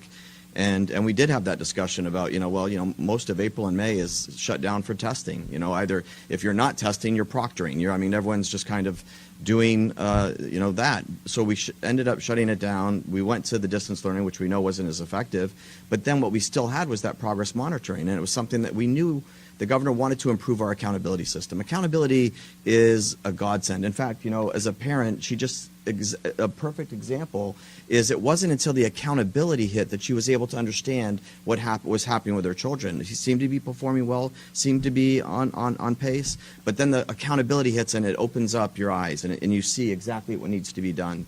And so accountability is a wonderful thing. It's done more to lift up low-income kids, children with disabilities than any other. In Florida, we do it so well, it's better than any other state in the entire union. But the governor wanted to perfect that accountability system. And because of COVID, and we saw those scores and the data, and it's like, wait a second, this data has given us the same eye-opening moment, and we don't have to shut down schools, and now we have more teaching time for kids. And it's so much fairer to teachers. It's so much more helpful to the teachers. I mean, these testimonies are great. Not only does it show you their weaknesses, it shows you their strengths. So you literally, and it's so specific to every child, you literally say, okay, Johnny is struggling with his multiplication tables, 8s and 9s. And so you have to work it. Don't worry about 10s, 11s, whatever. You just work on 8s and 9s. And that's how as Monique said, that's how she took a class that was 6% and brought them all the way up in a Title I environment. It's a game changer. And so, but all of it, I just do want to finish with this. All of it is, the speaker said the other day, it's a piece of a jigsaw puzzle. And this is another significant, pieces of that puzzle. But it's more than that. It's literally a beautiful piece of art. It's a painting. And the governor alluded to it, but everything that's happened or things that he said, well, I want to do this, whether you go back to his inaugural address about early literacy and about elimination of Common Core and getting great career and technical education, what has been accomplished the last 4 years, and this is a piece of it, has always been his number one driving thing is we're going to do whatever it takes, including during COVID. We're going to make sure a child has a seat in a classroom. We're going to make sure that children aren't a part of a COVID theater that doesn't allow them to have all the learning and all the emotional benefits of education. All of that was geared around one simple premise, and that was putting the students first and foremost with every decision we make. And you see it, whether it's choice, whether it's teacher compensation, whether it's early literacy and getting books in the hands of low-income kids, whether it's career and technical education that has exploded. It is not only has it exploded, but now we're focusing on careers that we know will lead to real skills and real jobs. All of that was part of that beautiful portrait that puts kids front and center, because what you're dealing with is the next generation, and the next generation of children or the determiner of our future as a country. And when they have that civics background, they have that literacy, then not only are we feeding your beautiful minds, but we're also hopefully feeding your beautiful hearts and souls and hoping give you the opportunity to live wonderful, great lives with a great education. So thank you very much, Governor. All right. Well, you guys want to crowd around here? We'll do it. So.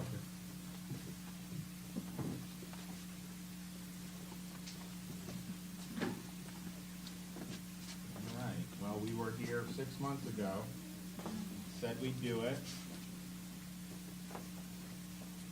And here we are.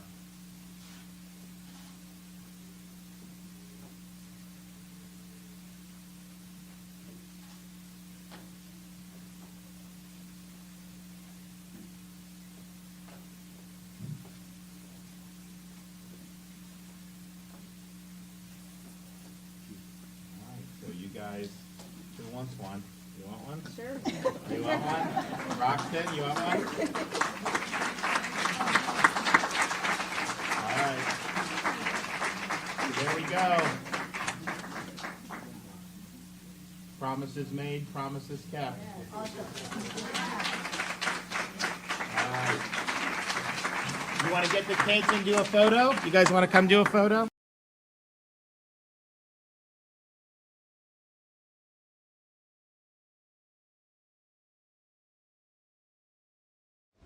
All right, everybody, raw and filtered news for you here. It does look like we lost that feed of Florida Governor Ron DeSantis signing away at the fact that he is getting rid of assessment testing in public schools here, the FSA as it's known. So we wanted to bring you that raw, unfiltered feed here on Live Now from Fox, because that is who we are and what we do. I do want to let you know that we are having a bit of trouble getting you some clean audio here, but we do have feeds coming from the Senate floor right now. We did hear from Mitch McConnell, from Chuck Schumer, and now it does look like we're hearing from other lawmakers. They were addressing the Russia-Ukraine war that is continuing into its third week. I also do want to let you know that we are monitoring another feed here of a press conference that is going to be happening from House Speaker Nancy Pelosi, and it is scheduled for about 10:45 a.m. Eastern time, so hopefully we will get that feed here very shortly and see her stepping up to the plate. And we also do have some breaking news for you out of the White House that we brought to you right out of the last 2-minute commercial break. We have gotten confirmation that President Biden is going to be speaking on the phone with the president of China tomorrow to address the Russia-Ukraine war, competition between China and the United States, as well as other topics. Now, it's been very misunderstood on whether or not China has continued to support Russia during this invasion, whether or not they've been sending them military supplies.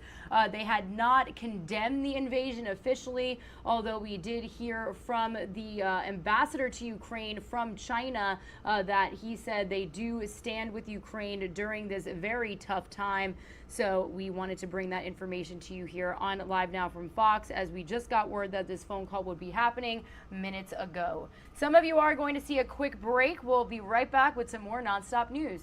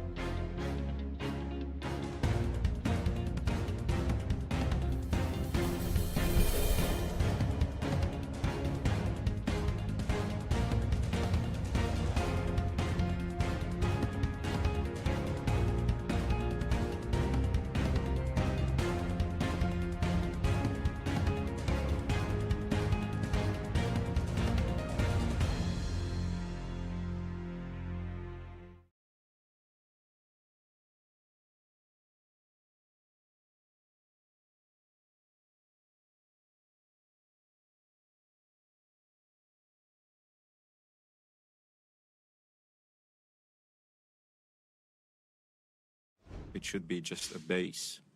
Môžem potvrdiť, že And viacerí I can spojenci confirm už that deklarovali aj na včerajšom rokovaní. All right, everybody. Regina Gonzalez with you here on Live Now from Fox. We are officially getting these live remarks coming from Slovakia after Secretary of Defense Lloyd Austin has met with military leaders out there amid the Russian invasion into Ukraine, talking about the support that they are continuing to give our NATO alliance, our defense forces out there on the borders of Ukraine. So let's listen in live, raw, and unfiltered.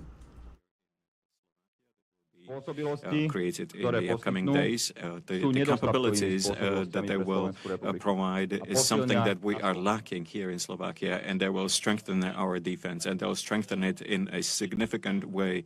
As I said, the enhanced forward presence troops, this is a significant contribution to improving the defense of Slovakia.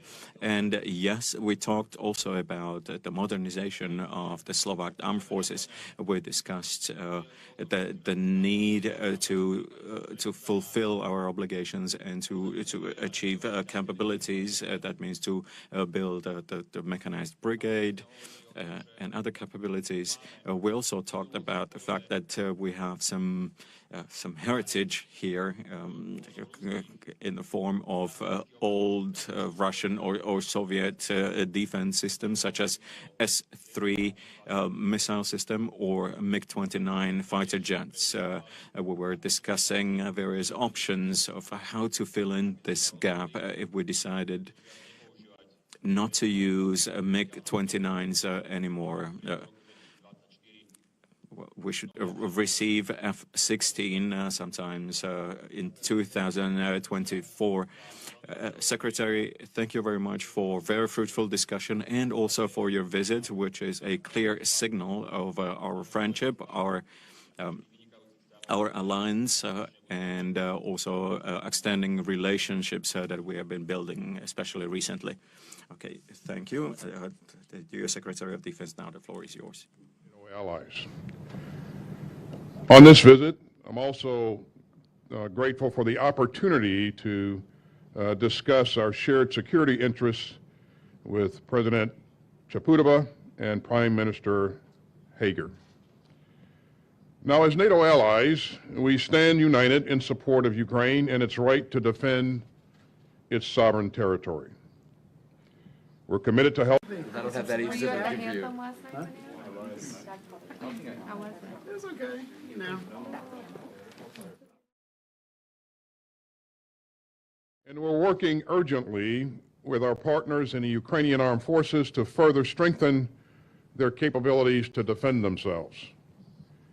As we discussed yesterday in Brussels at this week's NATO summit, we take our obligations to NATO and to our allies very seriously. And our commitment to Article 5 is ironclad. We've sent additional U.S. forces to reinforce our NATO allies, and we have more on call, ready to go if NATO activates its response forces. Mr. Minister, we support Slovakia's current planning to host NATO forces to enhance Europe's defense.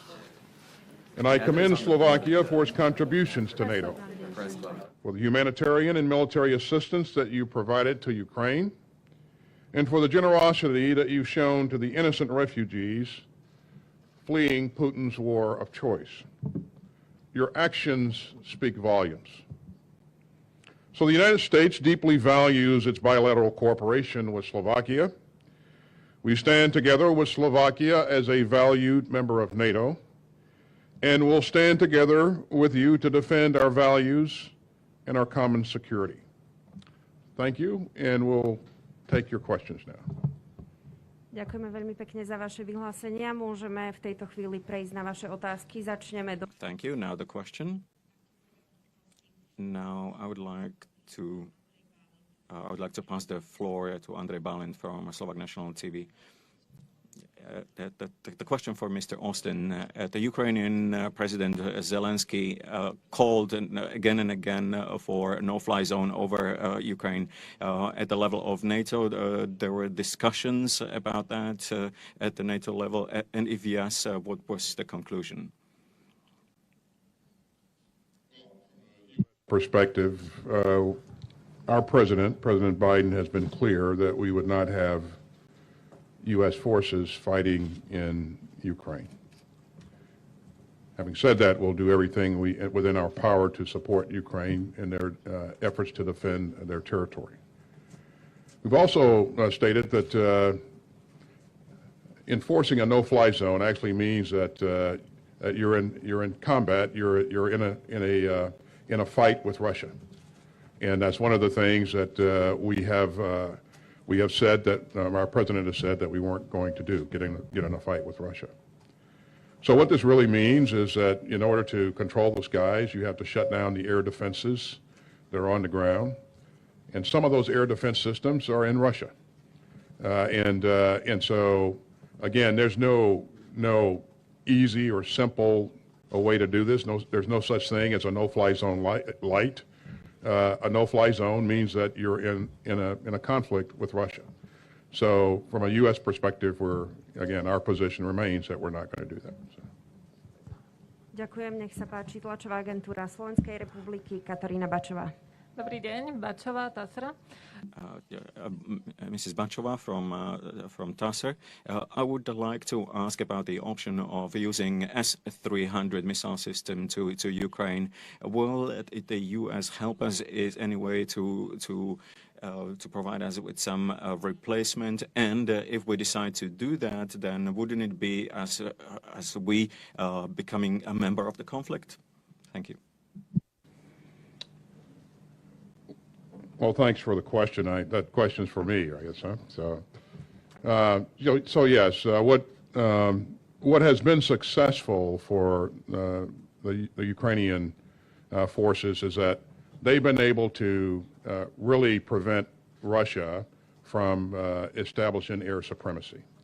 And they've done that through effective use of air defense systems, both medium range and short-range air defense systems. And so our goal has been to continue to reinforce those things that have worked for the Ukrainian forces. So we are talking to a number of our allies and partners to ensure that we get as much capability as we can to continue to provide help to the Ukrainian forces. And so, again, we will engage a number of allies and partners. And in terms of what they're able to do and what would be required for backfill, those are discussions that we'll continue to have, but I don't have any announcements to make here. So.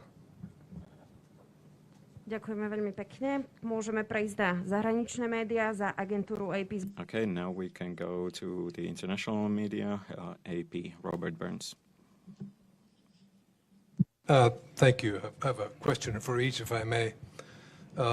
Minister Nagy, could you, let me ask you directly about S-300s. Is your country willing to provide those to Ukraine, and only if you are able to receive some sort of replacement system that would not degrade your air defenses? Is that something that is continuing to be under discussion with the United States? And may I ask also a question of Secretary Austin? Mr. Secretary, you mentioned that you would be discussing the subject with other allies and partners. Are there alternatives in this area? In other words, the problem being the Russians have increasingly used long-range missiles to attack population centers in Ukraine, as you've mentioned. Are there alternatives to the S-300 to help Ukraine in that long-range air defense arena? That would be my question. Thank you. You're right, Bob. The the systems that are being used by the Russians to engage Ukrainian forces currently they're using a lot of rockets and missiles and artillery, and so there are a number of things that can be used to counter that. We've seen that drones have been very effective. We've also seen having the ability to conduct counterfire with rockets and artillery is also very effective. And so I think increasingly we'll see the Ukrainian forces turn to those methods to counter that. The rockets that or they're actually cruise missiles that you mentioned that were fired from aerial platforms, I think you know that those were fired from actually inside of Russia. So a no-fly zone would not have prevented that activity. So. If I may, Mr. Burns, thank you for your question. Well, we've been in discussion with the United States, with Ukraine, and also with other allies on possibility to deploy or to send or to give S-300 system to Ukrainians. And we are willing to do so. We're willing to do so immediately when we have a proper replacement.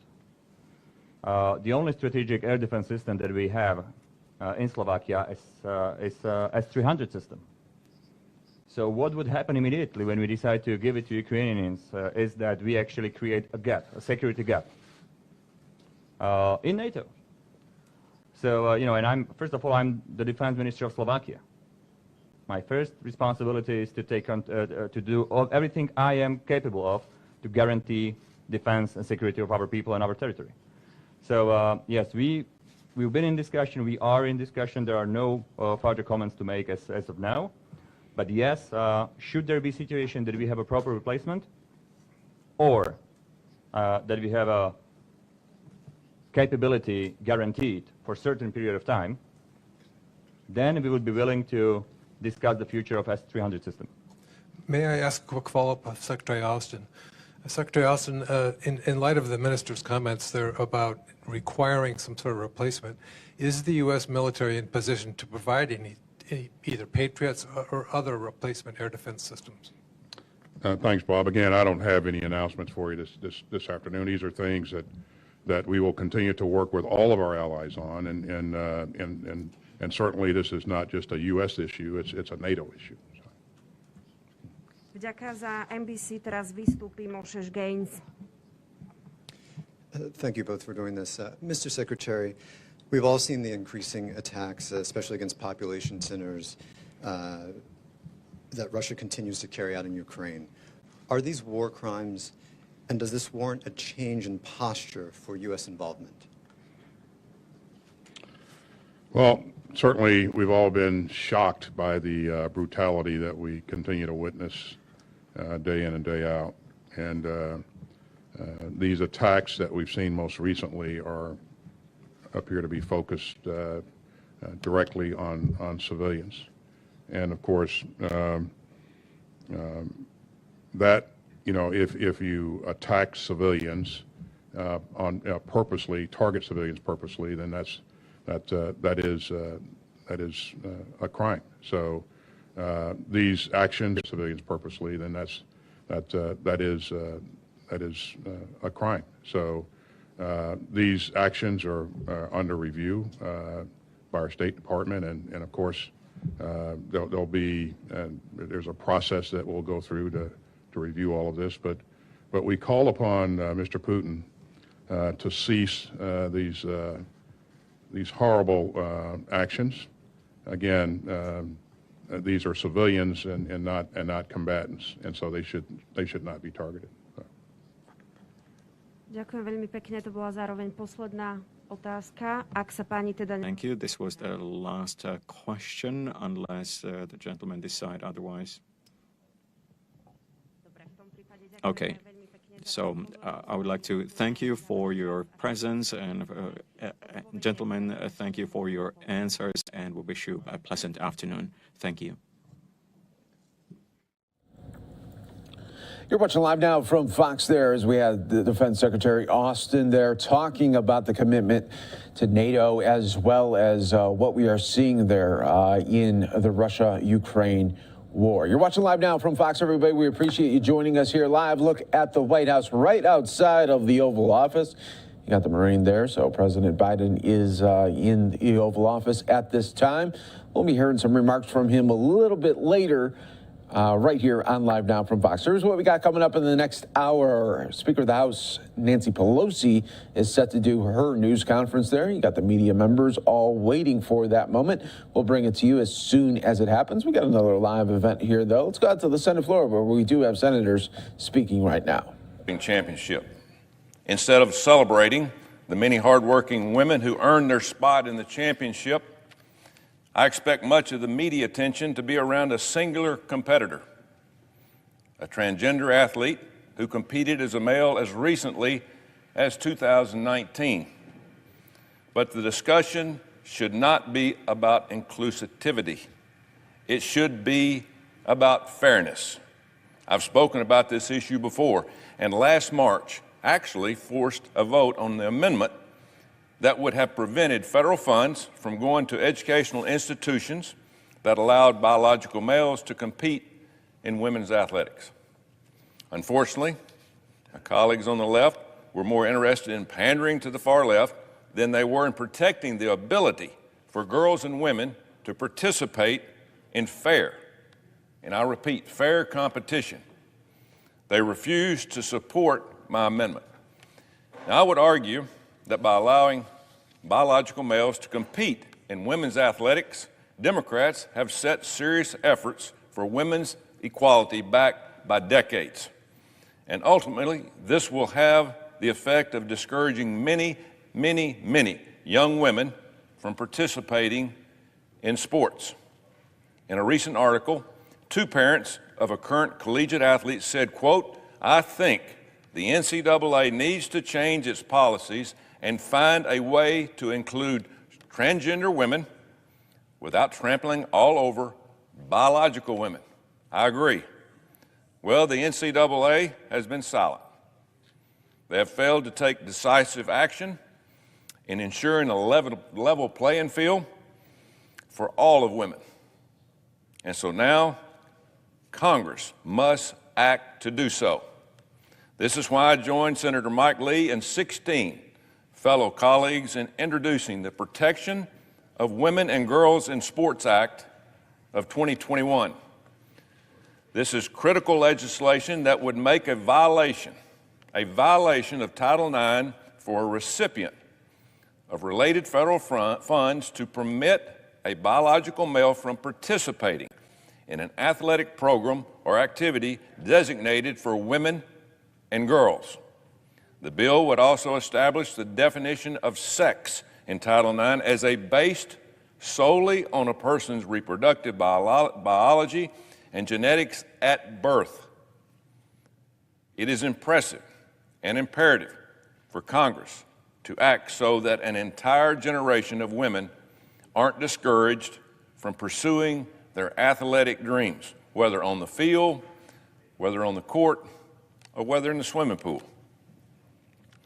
As some of the most talented female swimmers in the country prepare to compete over the next few days, it would be wrong not to call out the inherent unfairness in allowing a biological male to participate in several women's events. Penn's transgender athlete will compete in the women's 100, 200, and 500-yard freestyle event. Just a few short years ago, this athlete was competing in men's collegiate swimming events. Since being allowed to switch, this swimmer has shattered, and I mean completely shattered, records in women's events. In December, at the Zippy Invitational, this athlete set new We were listening there to Senator Tommy Tuberville out of Alabama, Republican there. You're watching Live Now from Fox, everybody. We're going to take a quick 2-minute break. When we come back, we're going to get you out to a live Senate hearing going on right now. We have Baltic state representatives speaking right now on the invasion. We have Estonia and other countries represented here. Live Now from Fox coming up in just moments.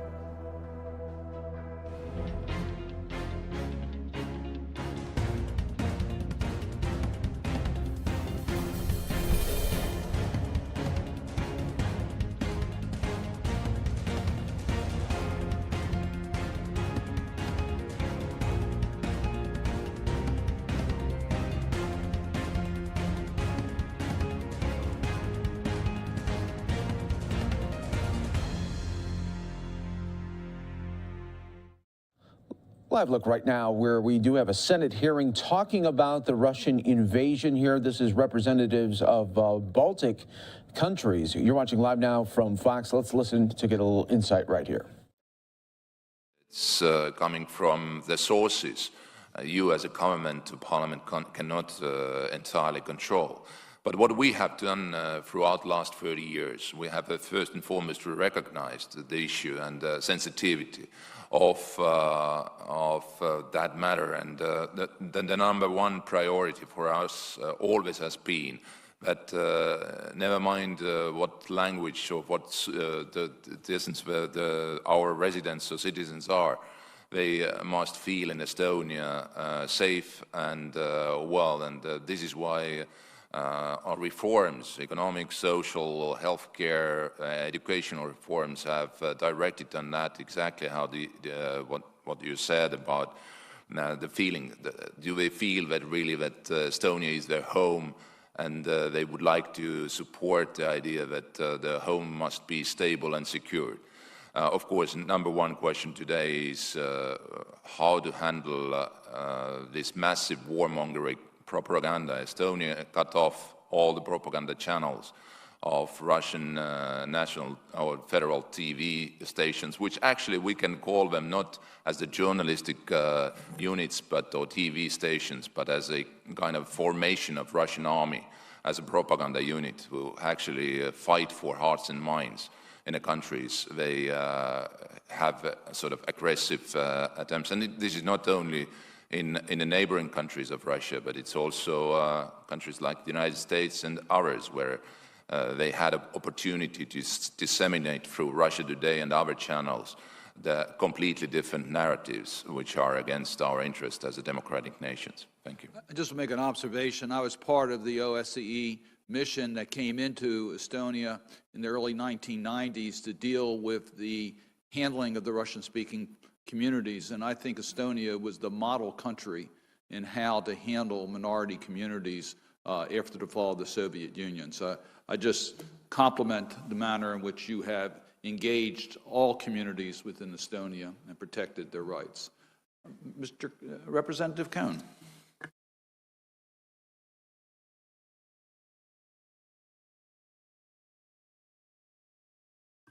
recognize myself for 5 minutes. I understand your countries, none of which are predominantly Orthodox. They are Catholic and Protestant in majority. But you do have some Orthodox communities. A colleague of mine, a friend who is Greek American and has been active in the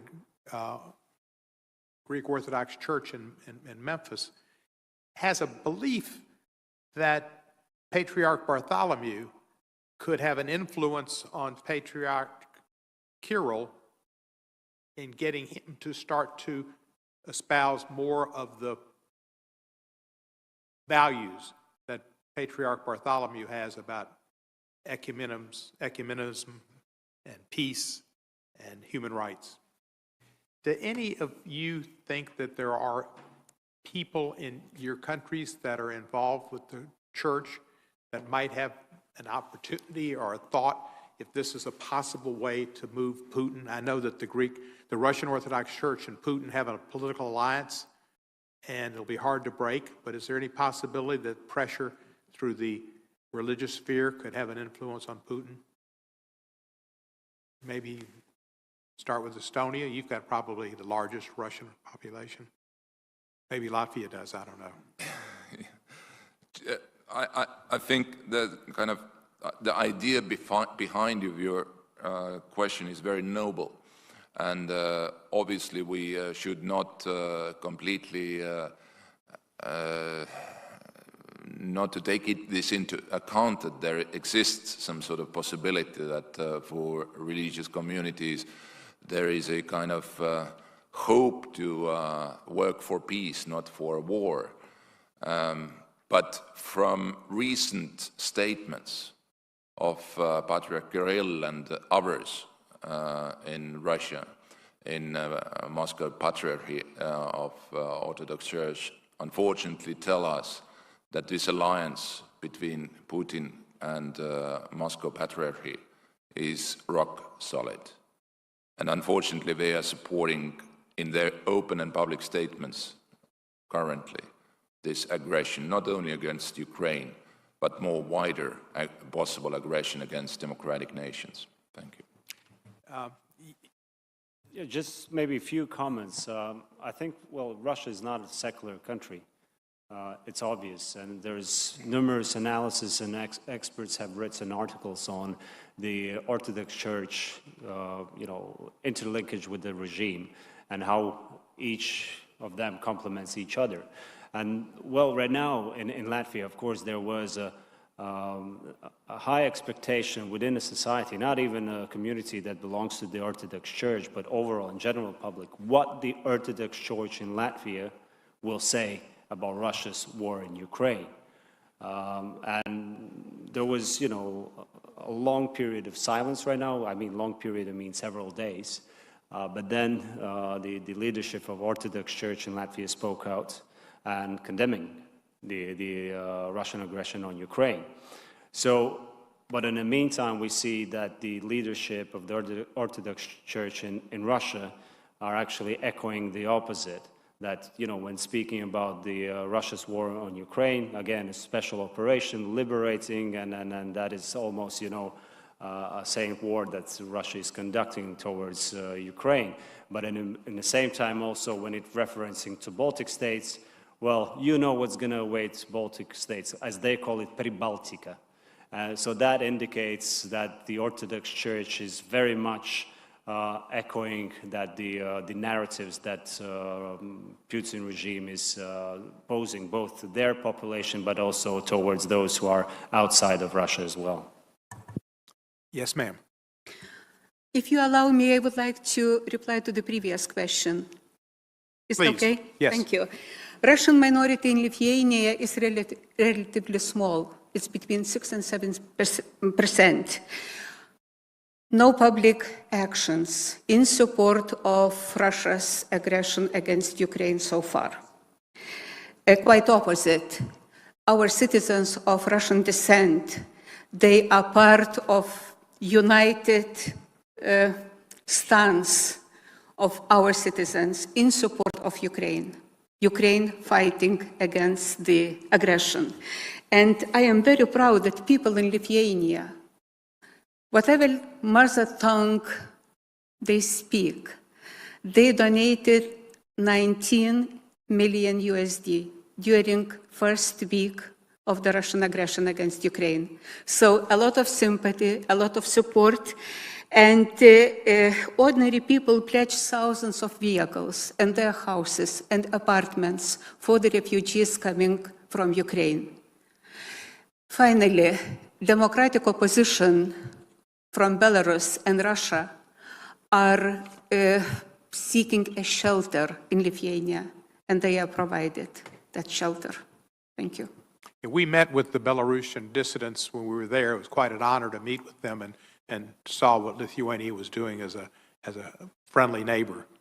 Lukashenko they just passed in Belarus election referendum on February 27, which adopted provisions that removed Belarus's previous status as a non-nuclear and geopolitically neutral state.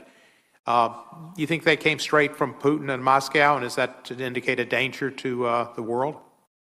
Thank you very much for your question. As I mentioned already in my statement, Belarus is almost 100% absorbed by Russia. And Lukashenko is a puppet of Putin. He receives orders from Kremlin, and he implements those orders. This fake referendum initiated by Lukashenko is very dangerous. We do not care how many caps Lukashenko will be wearing. He is not legitimate president for us. He is not recognized as a president. And what we saw in 2021, those were stolen elections, the dirtiest elections in the modern history of the Republic of Belarus.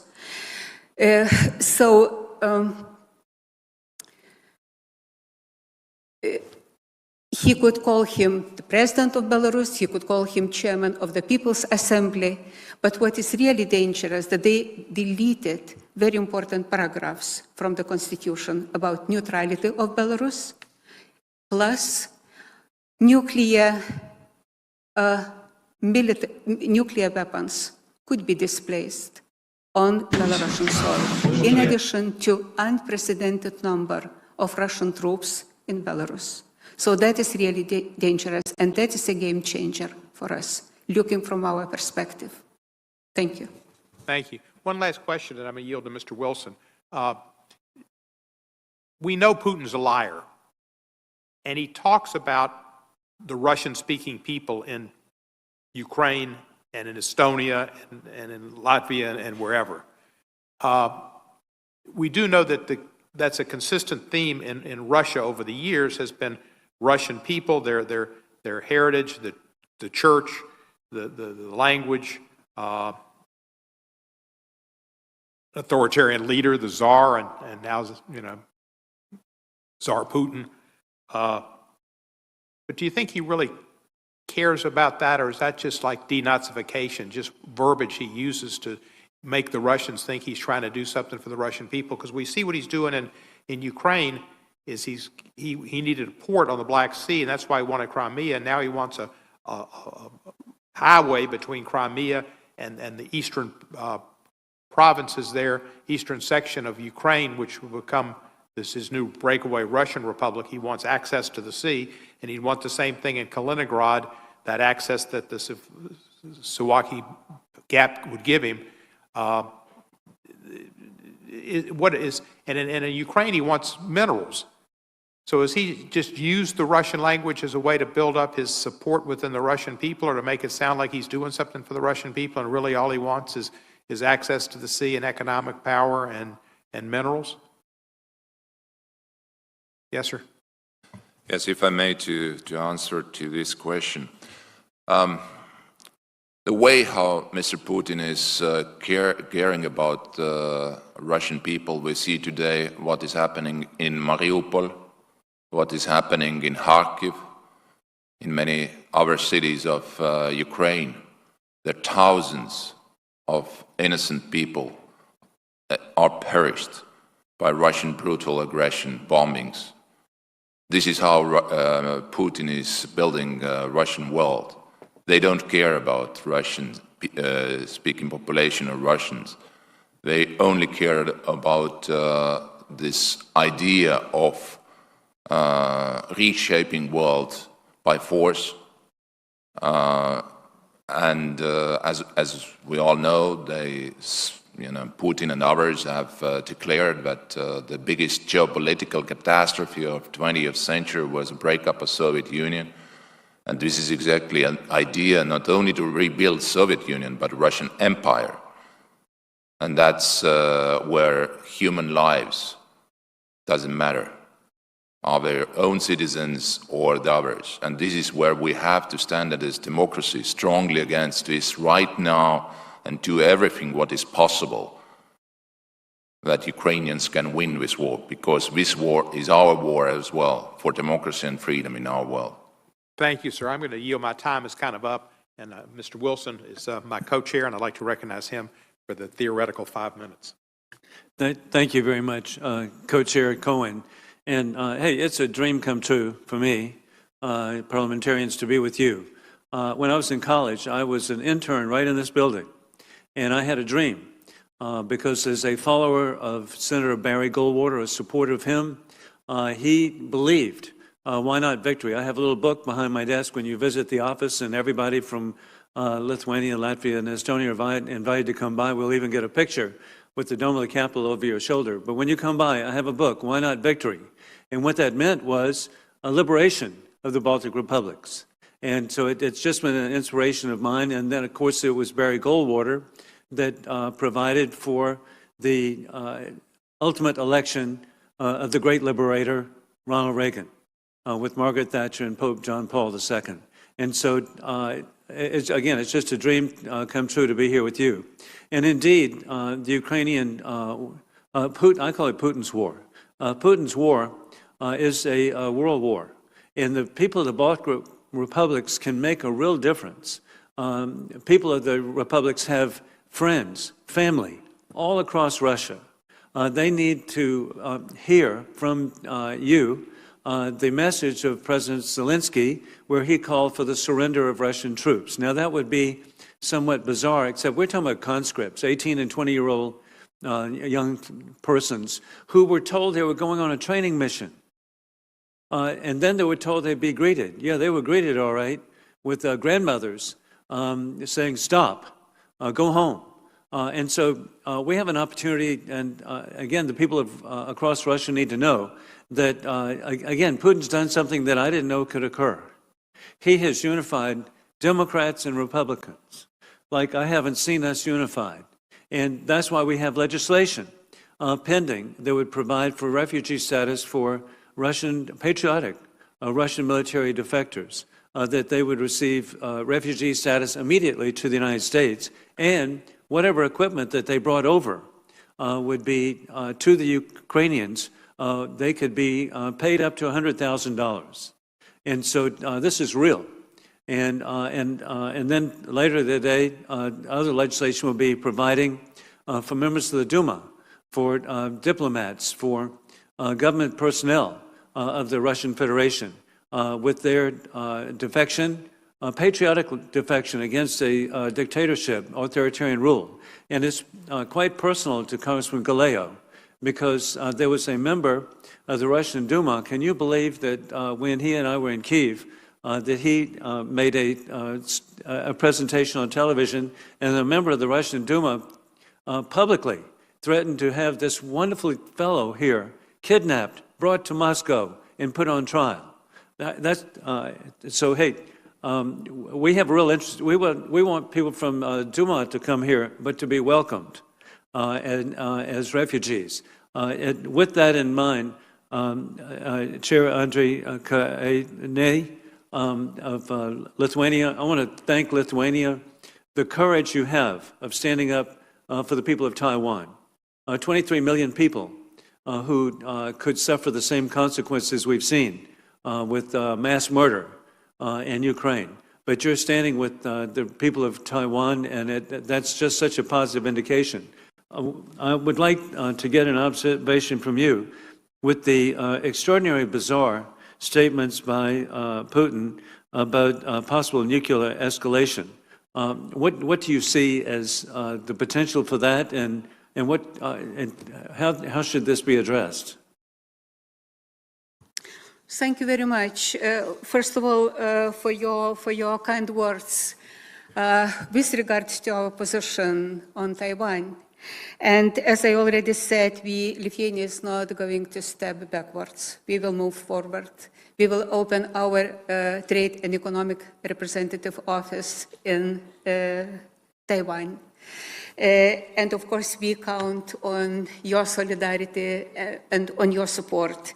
And we are grateful for what you have already done. On Putin's threats, this man is unpredictable.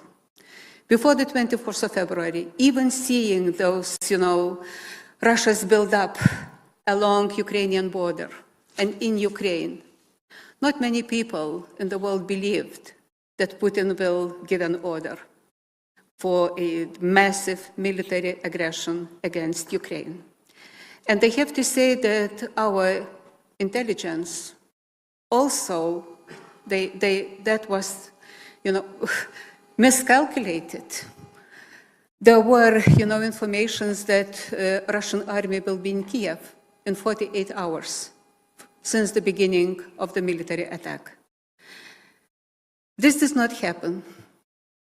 And we miscalculated the readiness of Ukrainians to defend their country and the spirit in the country.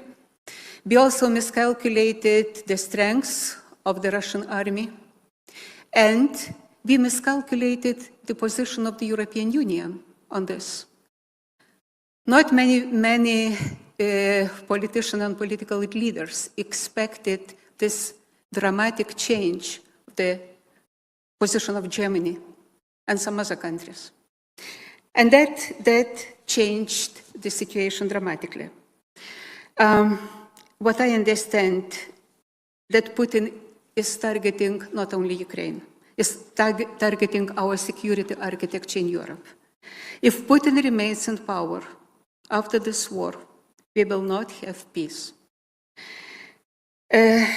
Lithuania we have to support Ukraine until the very end, whatever Putin says, until the victory of Ukraine. If we fail in Ukraine, it will be only a matter of time until Putin continues his aggression against us, against NATO allies, against Georgia and Moldova. So we are supporting, Lithuania is supporting Ukraine in many different areas, and we will continue to do this. And as you possibly know, Lithuania was the first one to provide lethal munition to Ukraine and many other things. Thank you. And again, as I conclude, you're an inspiration. And I also, as to Taiwan, my father served in the Flying Tigers during World War II to defend the people of China. Our families had a deep affection for the people of China. He served in Kunming, Jiangsu, Xi'an. And so the people of America are not against the Chinese people, as we're not against the Russian people. And then I finally want to conclude giving credit to a U.S. Senator, which from the House side is really hard to do. But I want to give credit to Senator Lindsey Graham. We had a joint roundtable at the University of South Carolina Law School, which has been working with promoting rule of law in Ukraine, and particularly to undo kleptocracy. And while I was there, the senator really pointed it out. We're in a worldwide war between authoritarians and people who support democracy. But it really needs to be placed where people can understand. It's a conflict between rule of gun or rule of law. And the Baltimore Republicans are champions for rule of law. God bless you. I yield back. Thank you, Mr. Wilson. I recognize Mr. Gallo for 5 or more minutes. Thank you, Mr. Chair. Mr. Mickelson, I want to ask you about Russian cyber capabilities. In your written testimony, you describe the steps that you'd like to see the United States and NATO take in responding to Russian aggression, largely from a conventional standpoint. In addition to Russia's conventional capabilities, I also worry about how it uses cyber tools. Could you share your perspective on this key issue, and how have you seen Russia employ its cyber capabilities over the last few weeks? Thank you. Of course, already for last 15 years, Estonia has built very solid and sound cybersecurity architecture in our country in cooperation with allies within NATO. As you know, in Tallinn we have a center of excellence on NATO's cybersecurity efforts, and actually this is one of the most important success stories what we have created around this particular new domain, where international cooperation is much needed, and we have to be, of course, ready to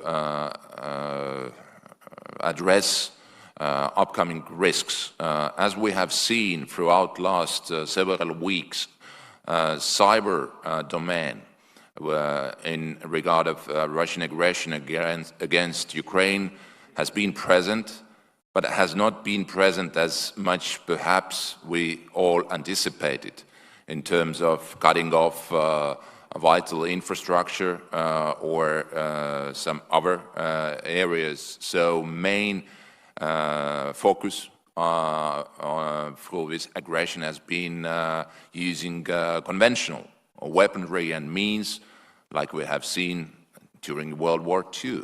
So what we have to today, and actually answering to your colleague, to Representative Wilson as well, what should be done when we hear those threats coming from Russian leadership about possible use of nuclear weapons or chemical weapons, we should not give in into this bluff. This is not the first time Russian leadership is threatening the world with weapons of massive destruction. They have used it also when they even have targeted their opposition leaders, like Litvinenko in London or Mr. Navalny in Siberia a couple of years ago. And also we know what we have done in Syria. So in order to to stand against these kind of threats, we should show our strength and resolve, both in area domain like you asked, but also I argue that today is three key elements are very important. First and foremost, reinforce also US presence in the Baltic area, build solid and sound air defense capabilities in our region, in the Baltic states. Secondly, we have to support Ukraine in all the efforts we can supply to them lethal weaponry and other tools they can fight against Russian aggression and to prevail. And we are sure that Ukrainians will prevail.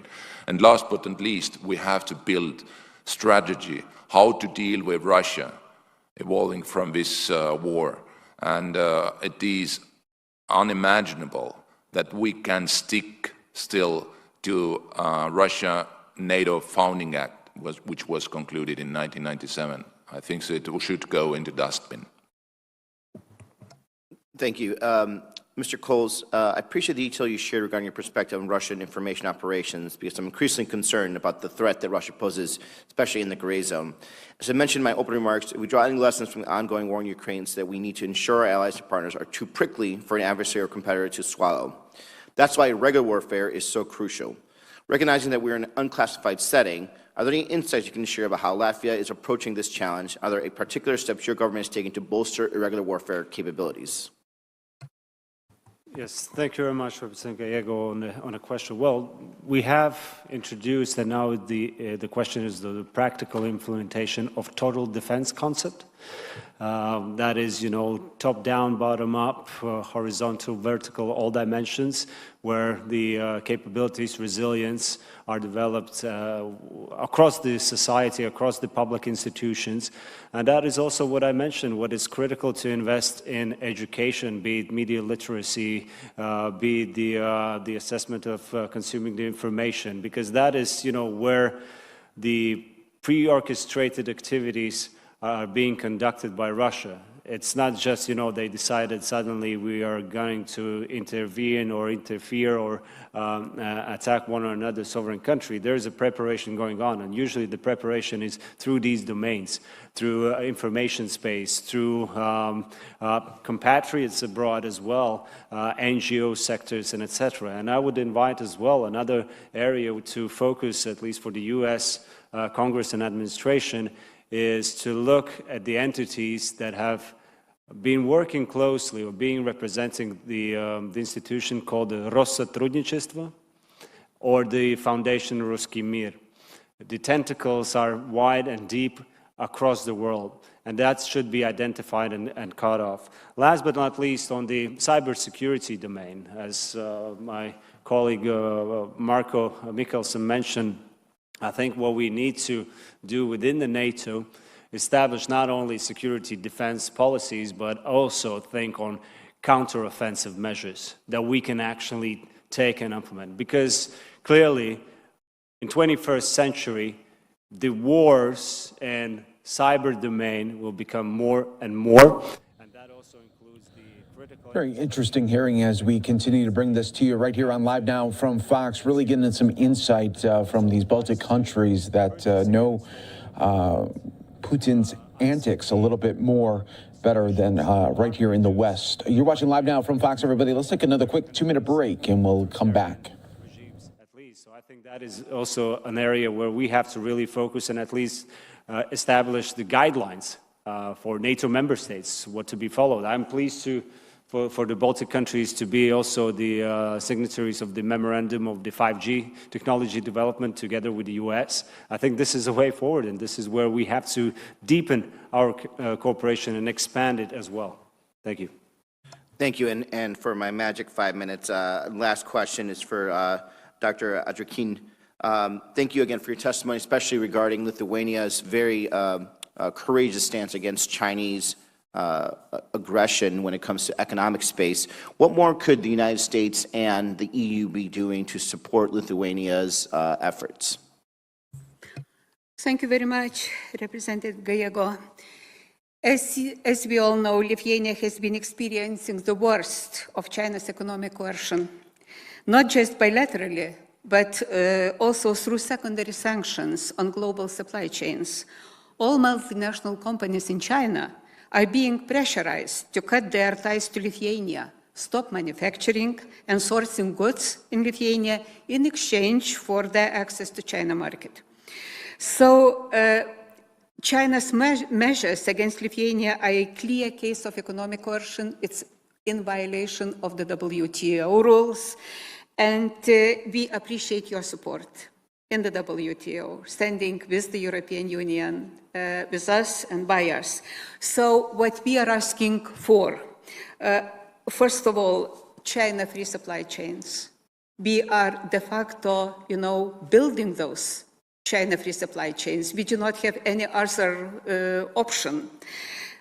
Another issue is Indo-Pacific region. We would appreciate your expertise, your experience there, taking into account strategic dialogue you have with the countries of the region.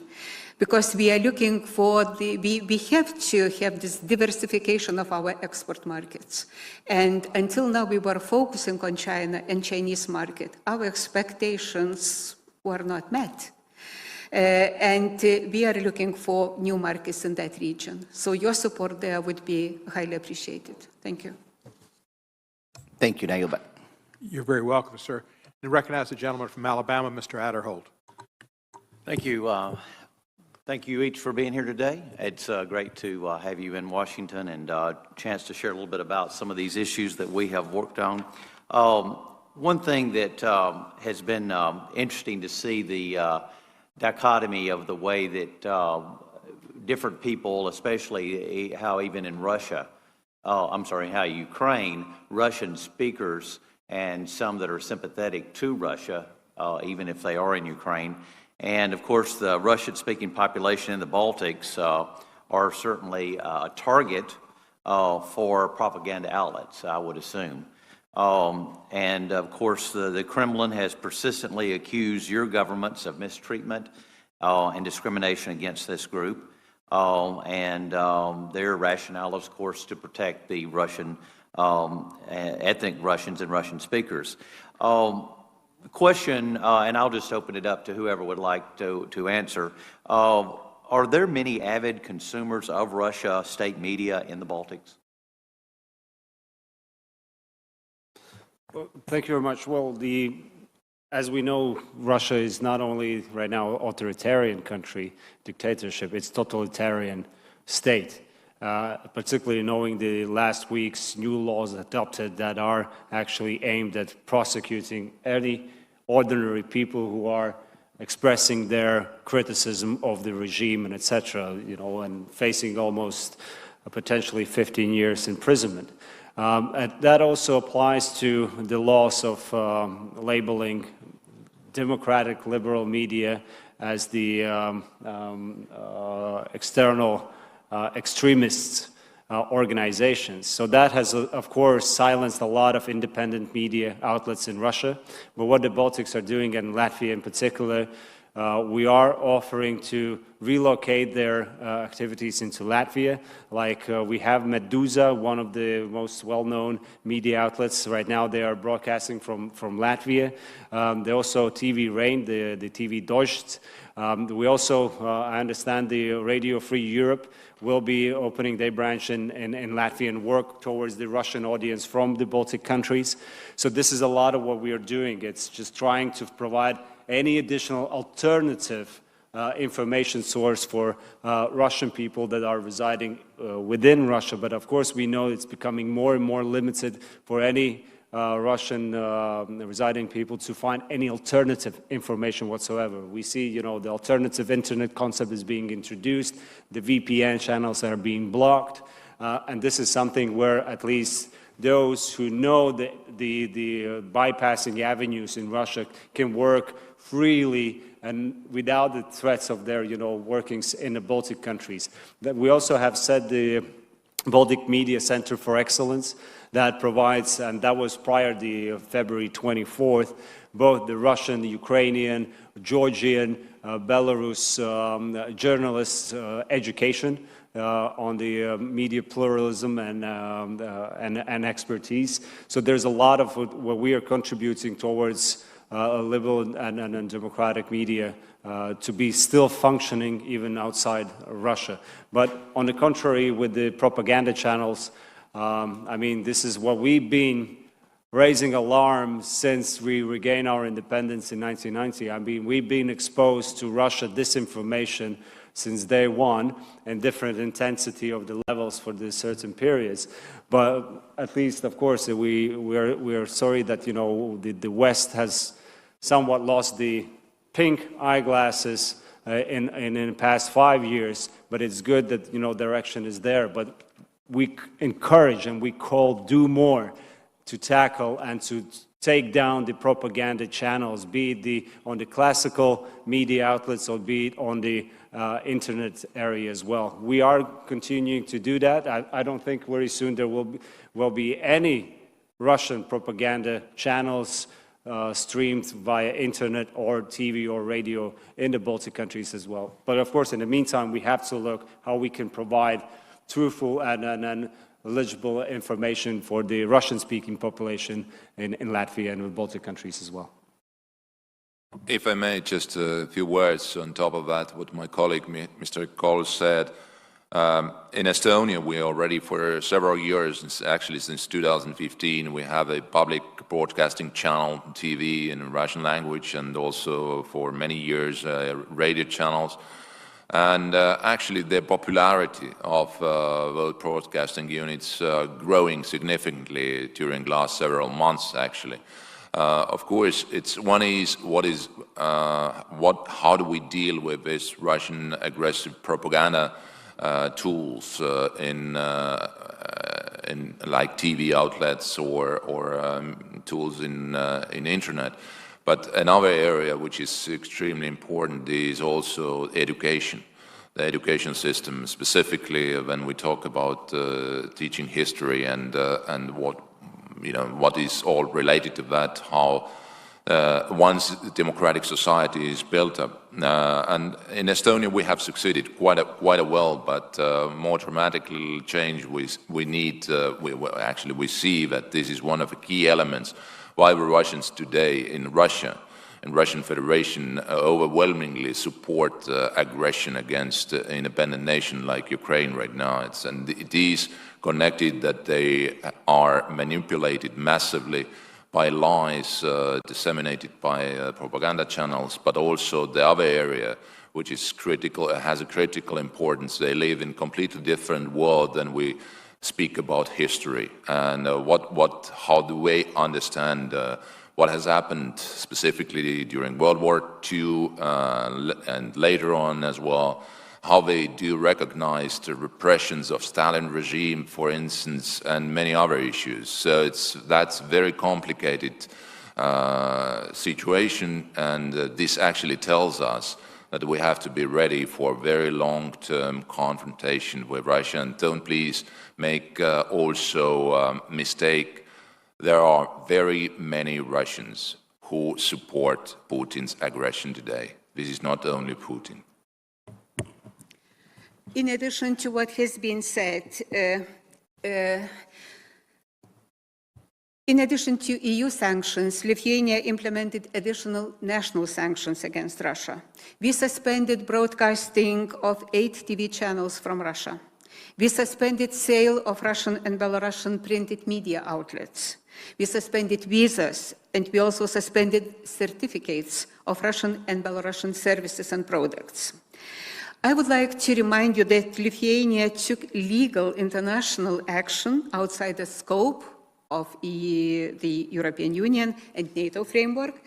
We requested the ICC prosecutor to open an investigation into the crimes of the Russian Federation and Belarus committed in Ukraine. And also, Prime Ministers of Estonia, Latvia, Lithuania and Poland have addressed major online platforms with the request to take measures to stop the spread of Russian disinformation. Thank you. Thank you. Thank you. I yield back. Thank you. I believe we have one more panel member who's on the Zoom with us, Representative Gwen Moore. Representative Gwen Moore, if you're here, we're going to have to ask you to stick it to 5 minutes because we're way over time. We're fine. Representative Moore, you're on. Thank you so much, Mr. Chairman. And I just want to lift up the importance of the member-to-member relationship rather than deferring always to heads of parliaments. This is really critical time. I think I first visited the Baltic region in 2006 with the Helsinki Commission and most recently on our 2021 July trip visited the region of concern to us now. Very quickly, a couple of questions, and maybe be more appropriate to ask Mr. Mikkelsen. You raised earlier the concern about us doing more to help, and the bill that's going to be dropped this afternoon is a product of the chair and ranking member of the Ways and Means Committee to try to seek suspension of Russia in the WTO, to really give the president more powers to put some teeth in our sanctions process, and to try to prevent Belarus from ascending to the WTO. And I was wondering if that was in line with what you thought was a rigorous enough advancement or tightening of the reins with sanctions. Also, wanted to ask you and perhaps any of your other panelists about the Suwalki Gap. I mean, it is very awkward, of course. I've been to Belarus too, and it's very awkward that Belarus is a NATO member, and I'm wondering, are there any diplomatic channels available to pressure, I guess, the Belarusians into protecting that 40-mile area and for them to stand up their commitment as a NATO ally? So I would yield to you all for those answers. And thank you, Mr. Chairman, for your indulgence. Thank you. On this first part of the question, what we should do more, I appreciate very highly the leadership of the United States in terms of immediately after Russian aggression, the sanctions which were launched definitely were something what Russia didn't expect. And in cooperation with European allies, we have put up a very strong first phase of sanctions, which will affect Russian capabilities to launch and keep up this aggression for some time. Of course, we see and understand that Russia is has not changed any significant step right now in order to turn back or to recognize that they have miscalculated a lot. But we, in this regard, we have to, of course, add up our support to Ukraine through military and lethal weaponry supplies. Yesterday's decision by President Biden was remarkable, of course, but this should be seen as only one step in order to bolster Ukrainians' capabilities to fight their freedom or war right now, or war for their independence. Also, we have to do everything, as I said earlier as well, to make sure that Russia will not miscalculate with possible adventures against some NATO countries. And this is why we have to make immediate steps, perhaps already next week during NATO summit in Brussels. We have to, additional to that, to declare that Article 5 is rock solid and alliance is rock solid. We have to go and show the steps what are going to be visible on the ground in terms of allied presence in the Baltic states, with building immediate steps to build capabilities we badly need in coming weeks, months or years, like air defense I mentioned. But we have to, and here I conclude, we have to be ready for long-term confrontation with current Russia. And this is where the solid and united strategy of Western allies are needed right now.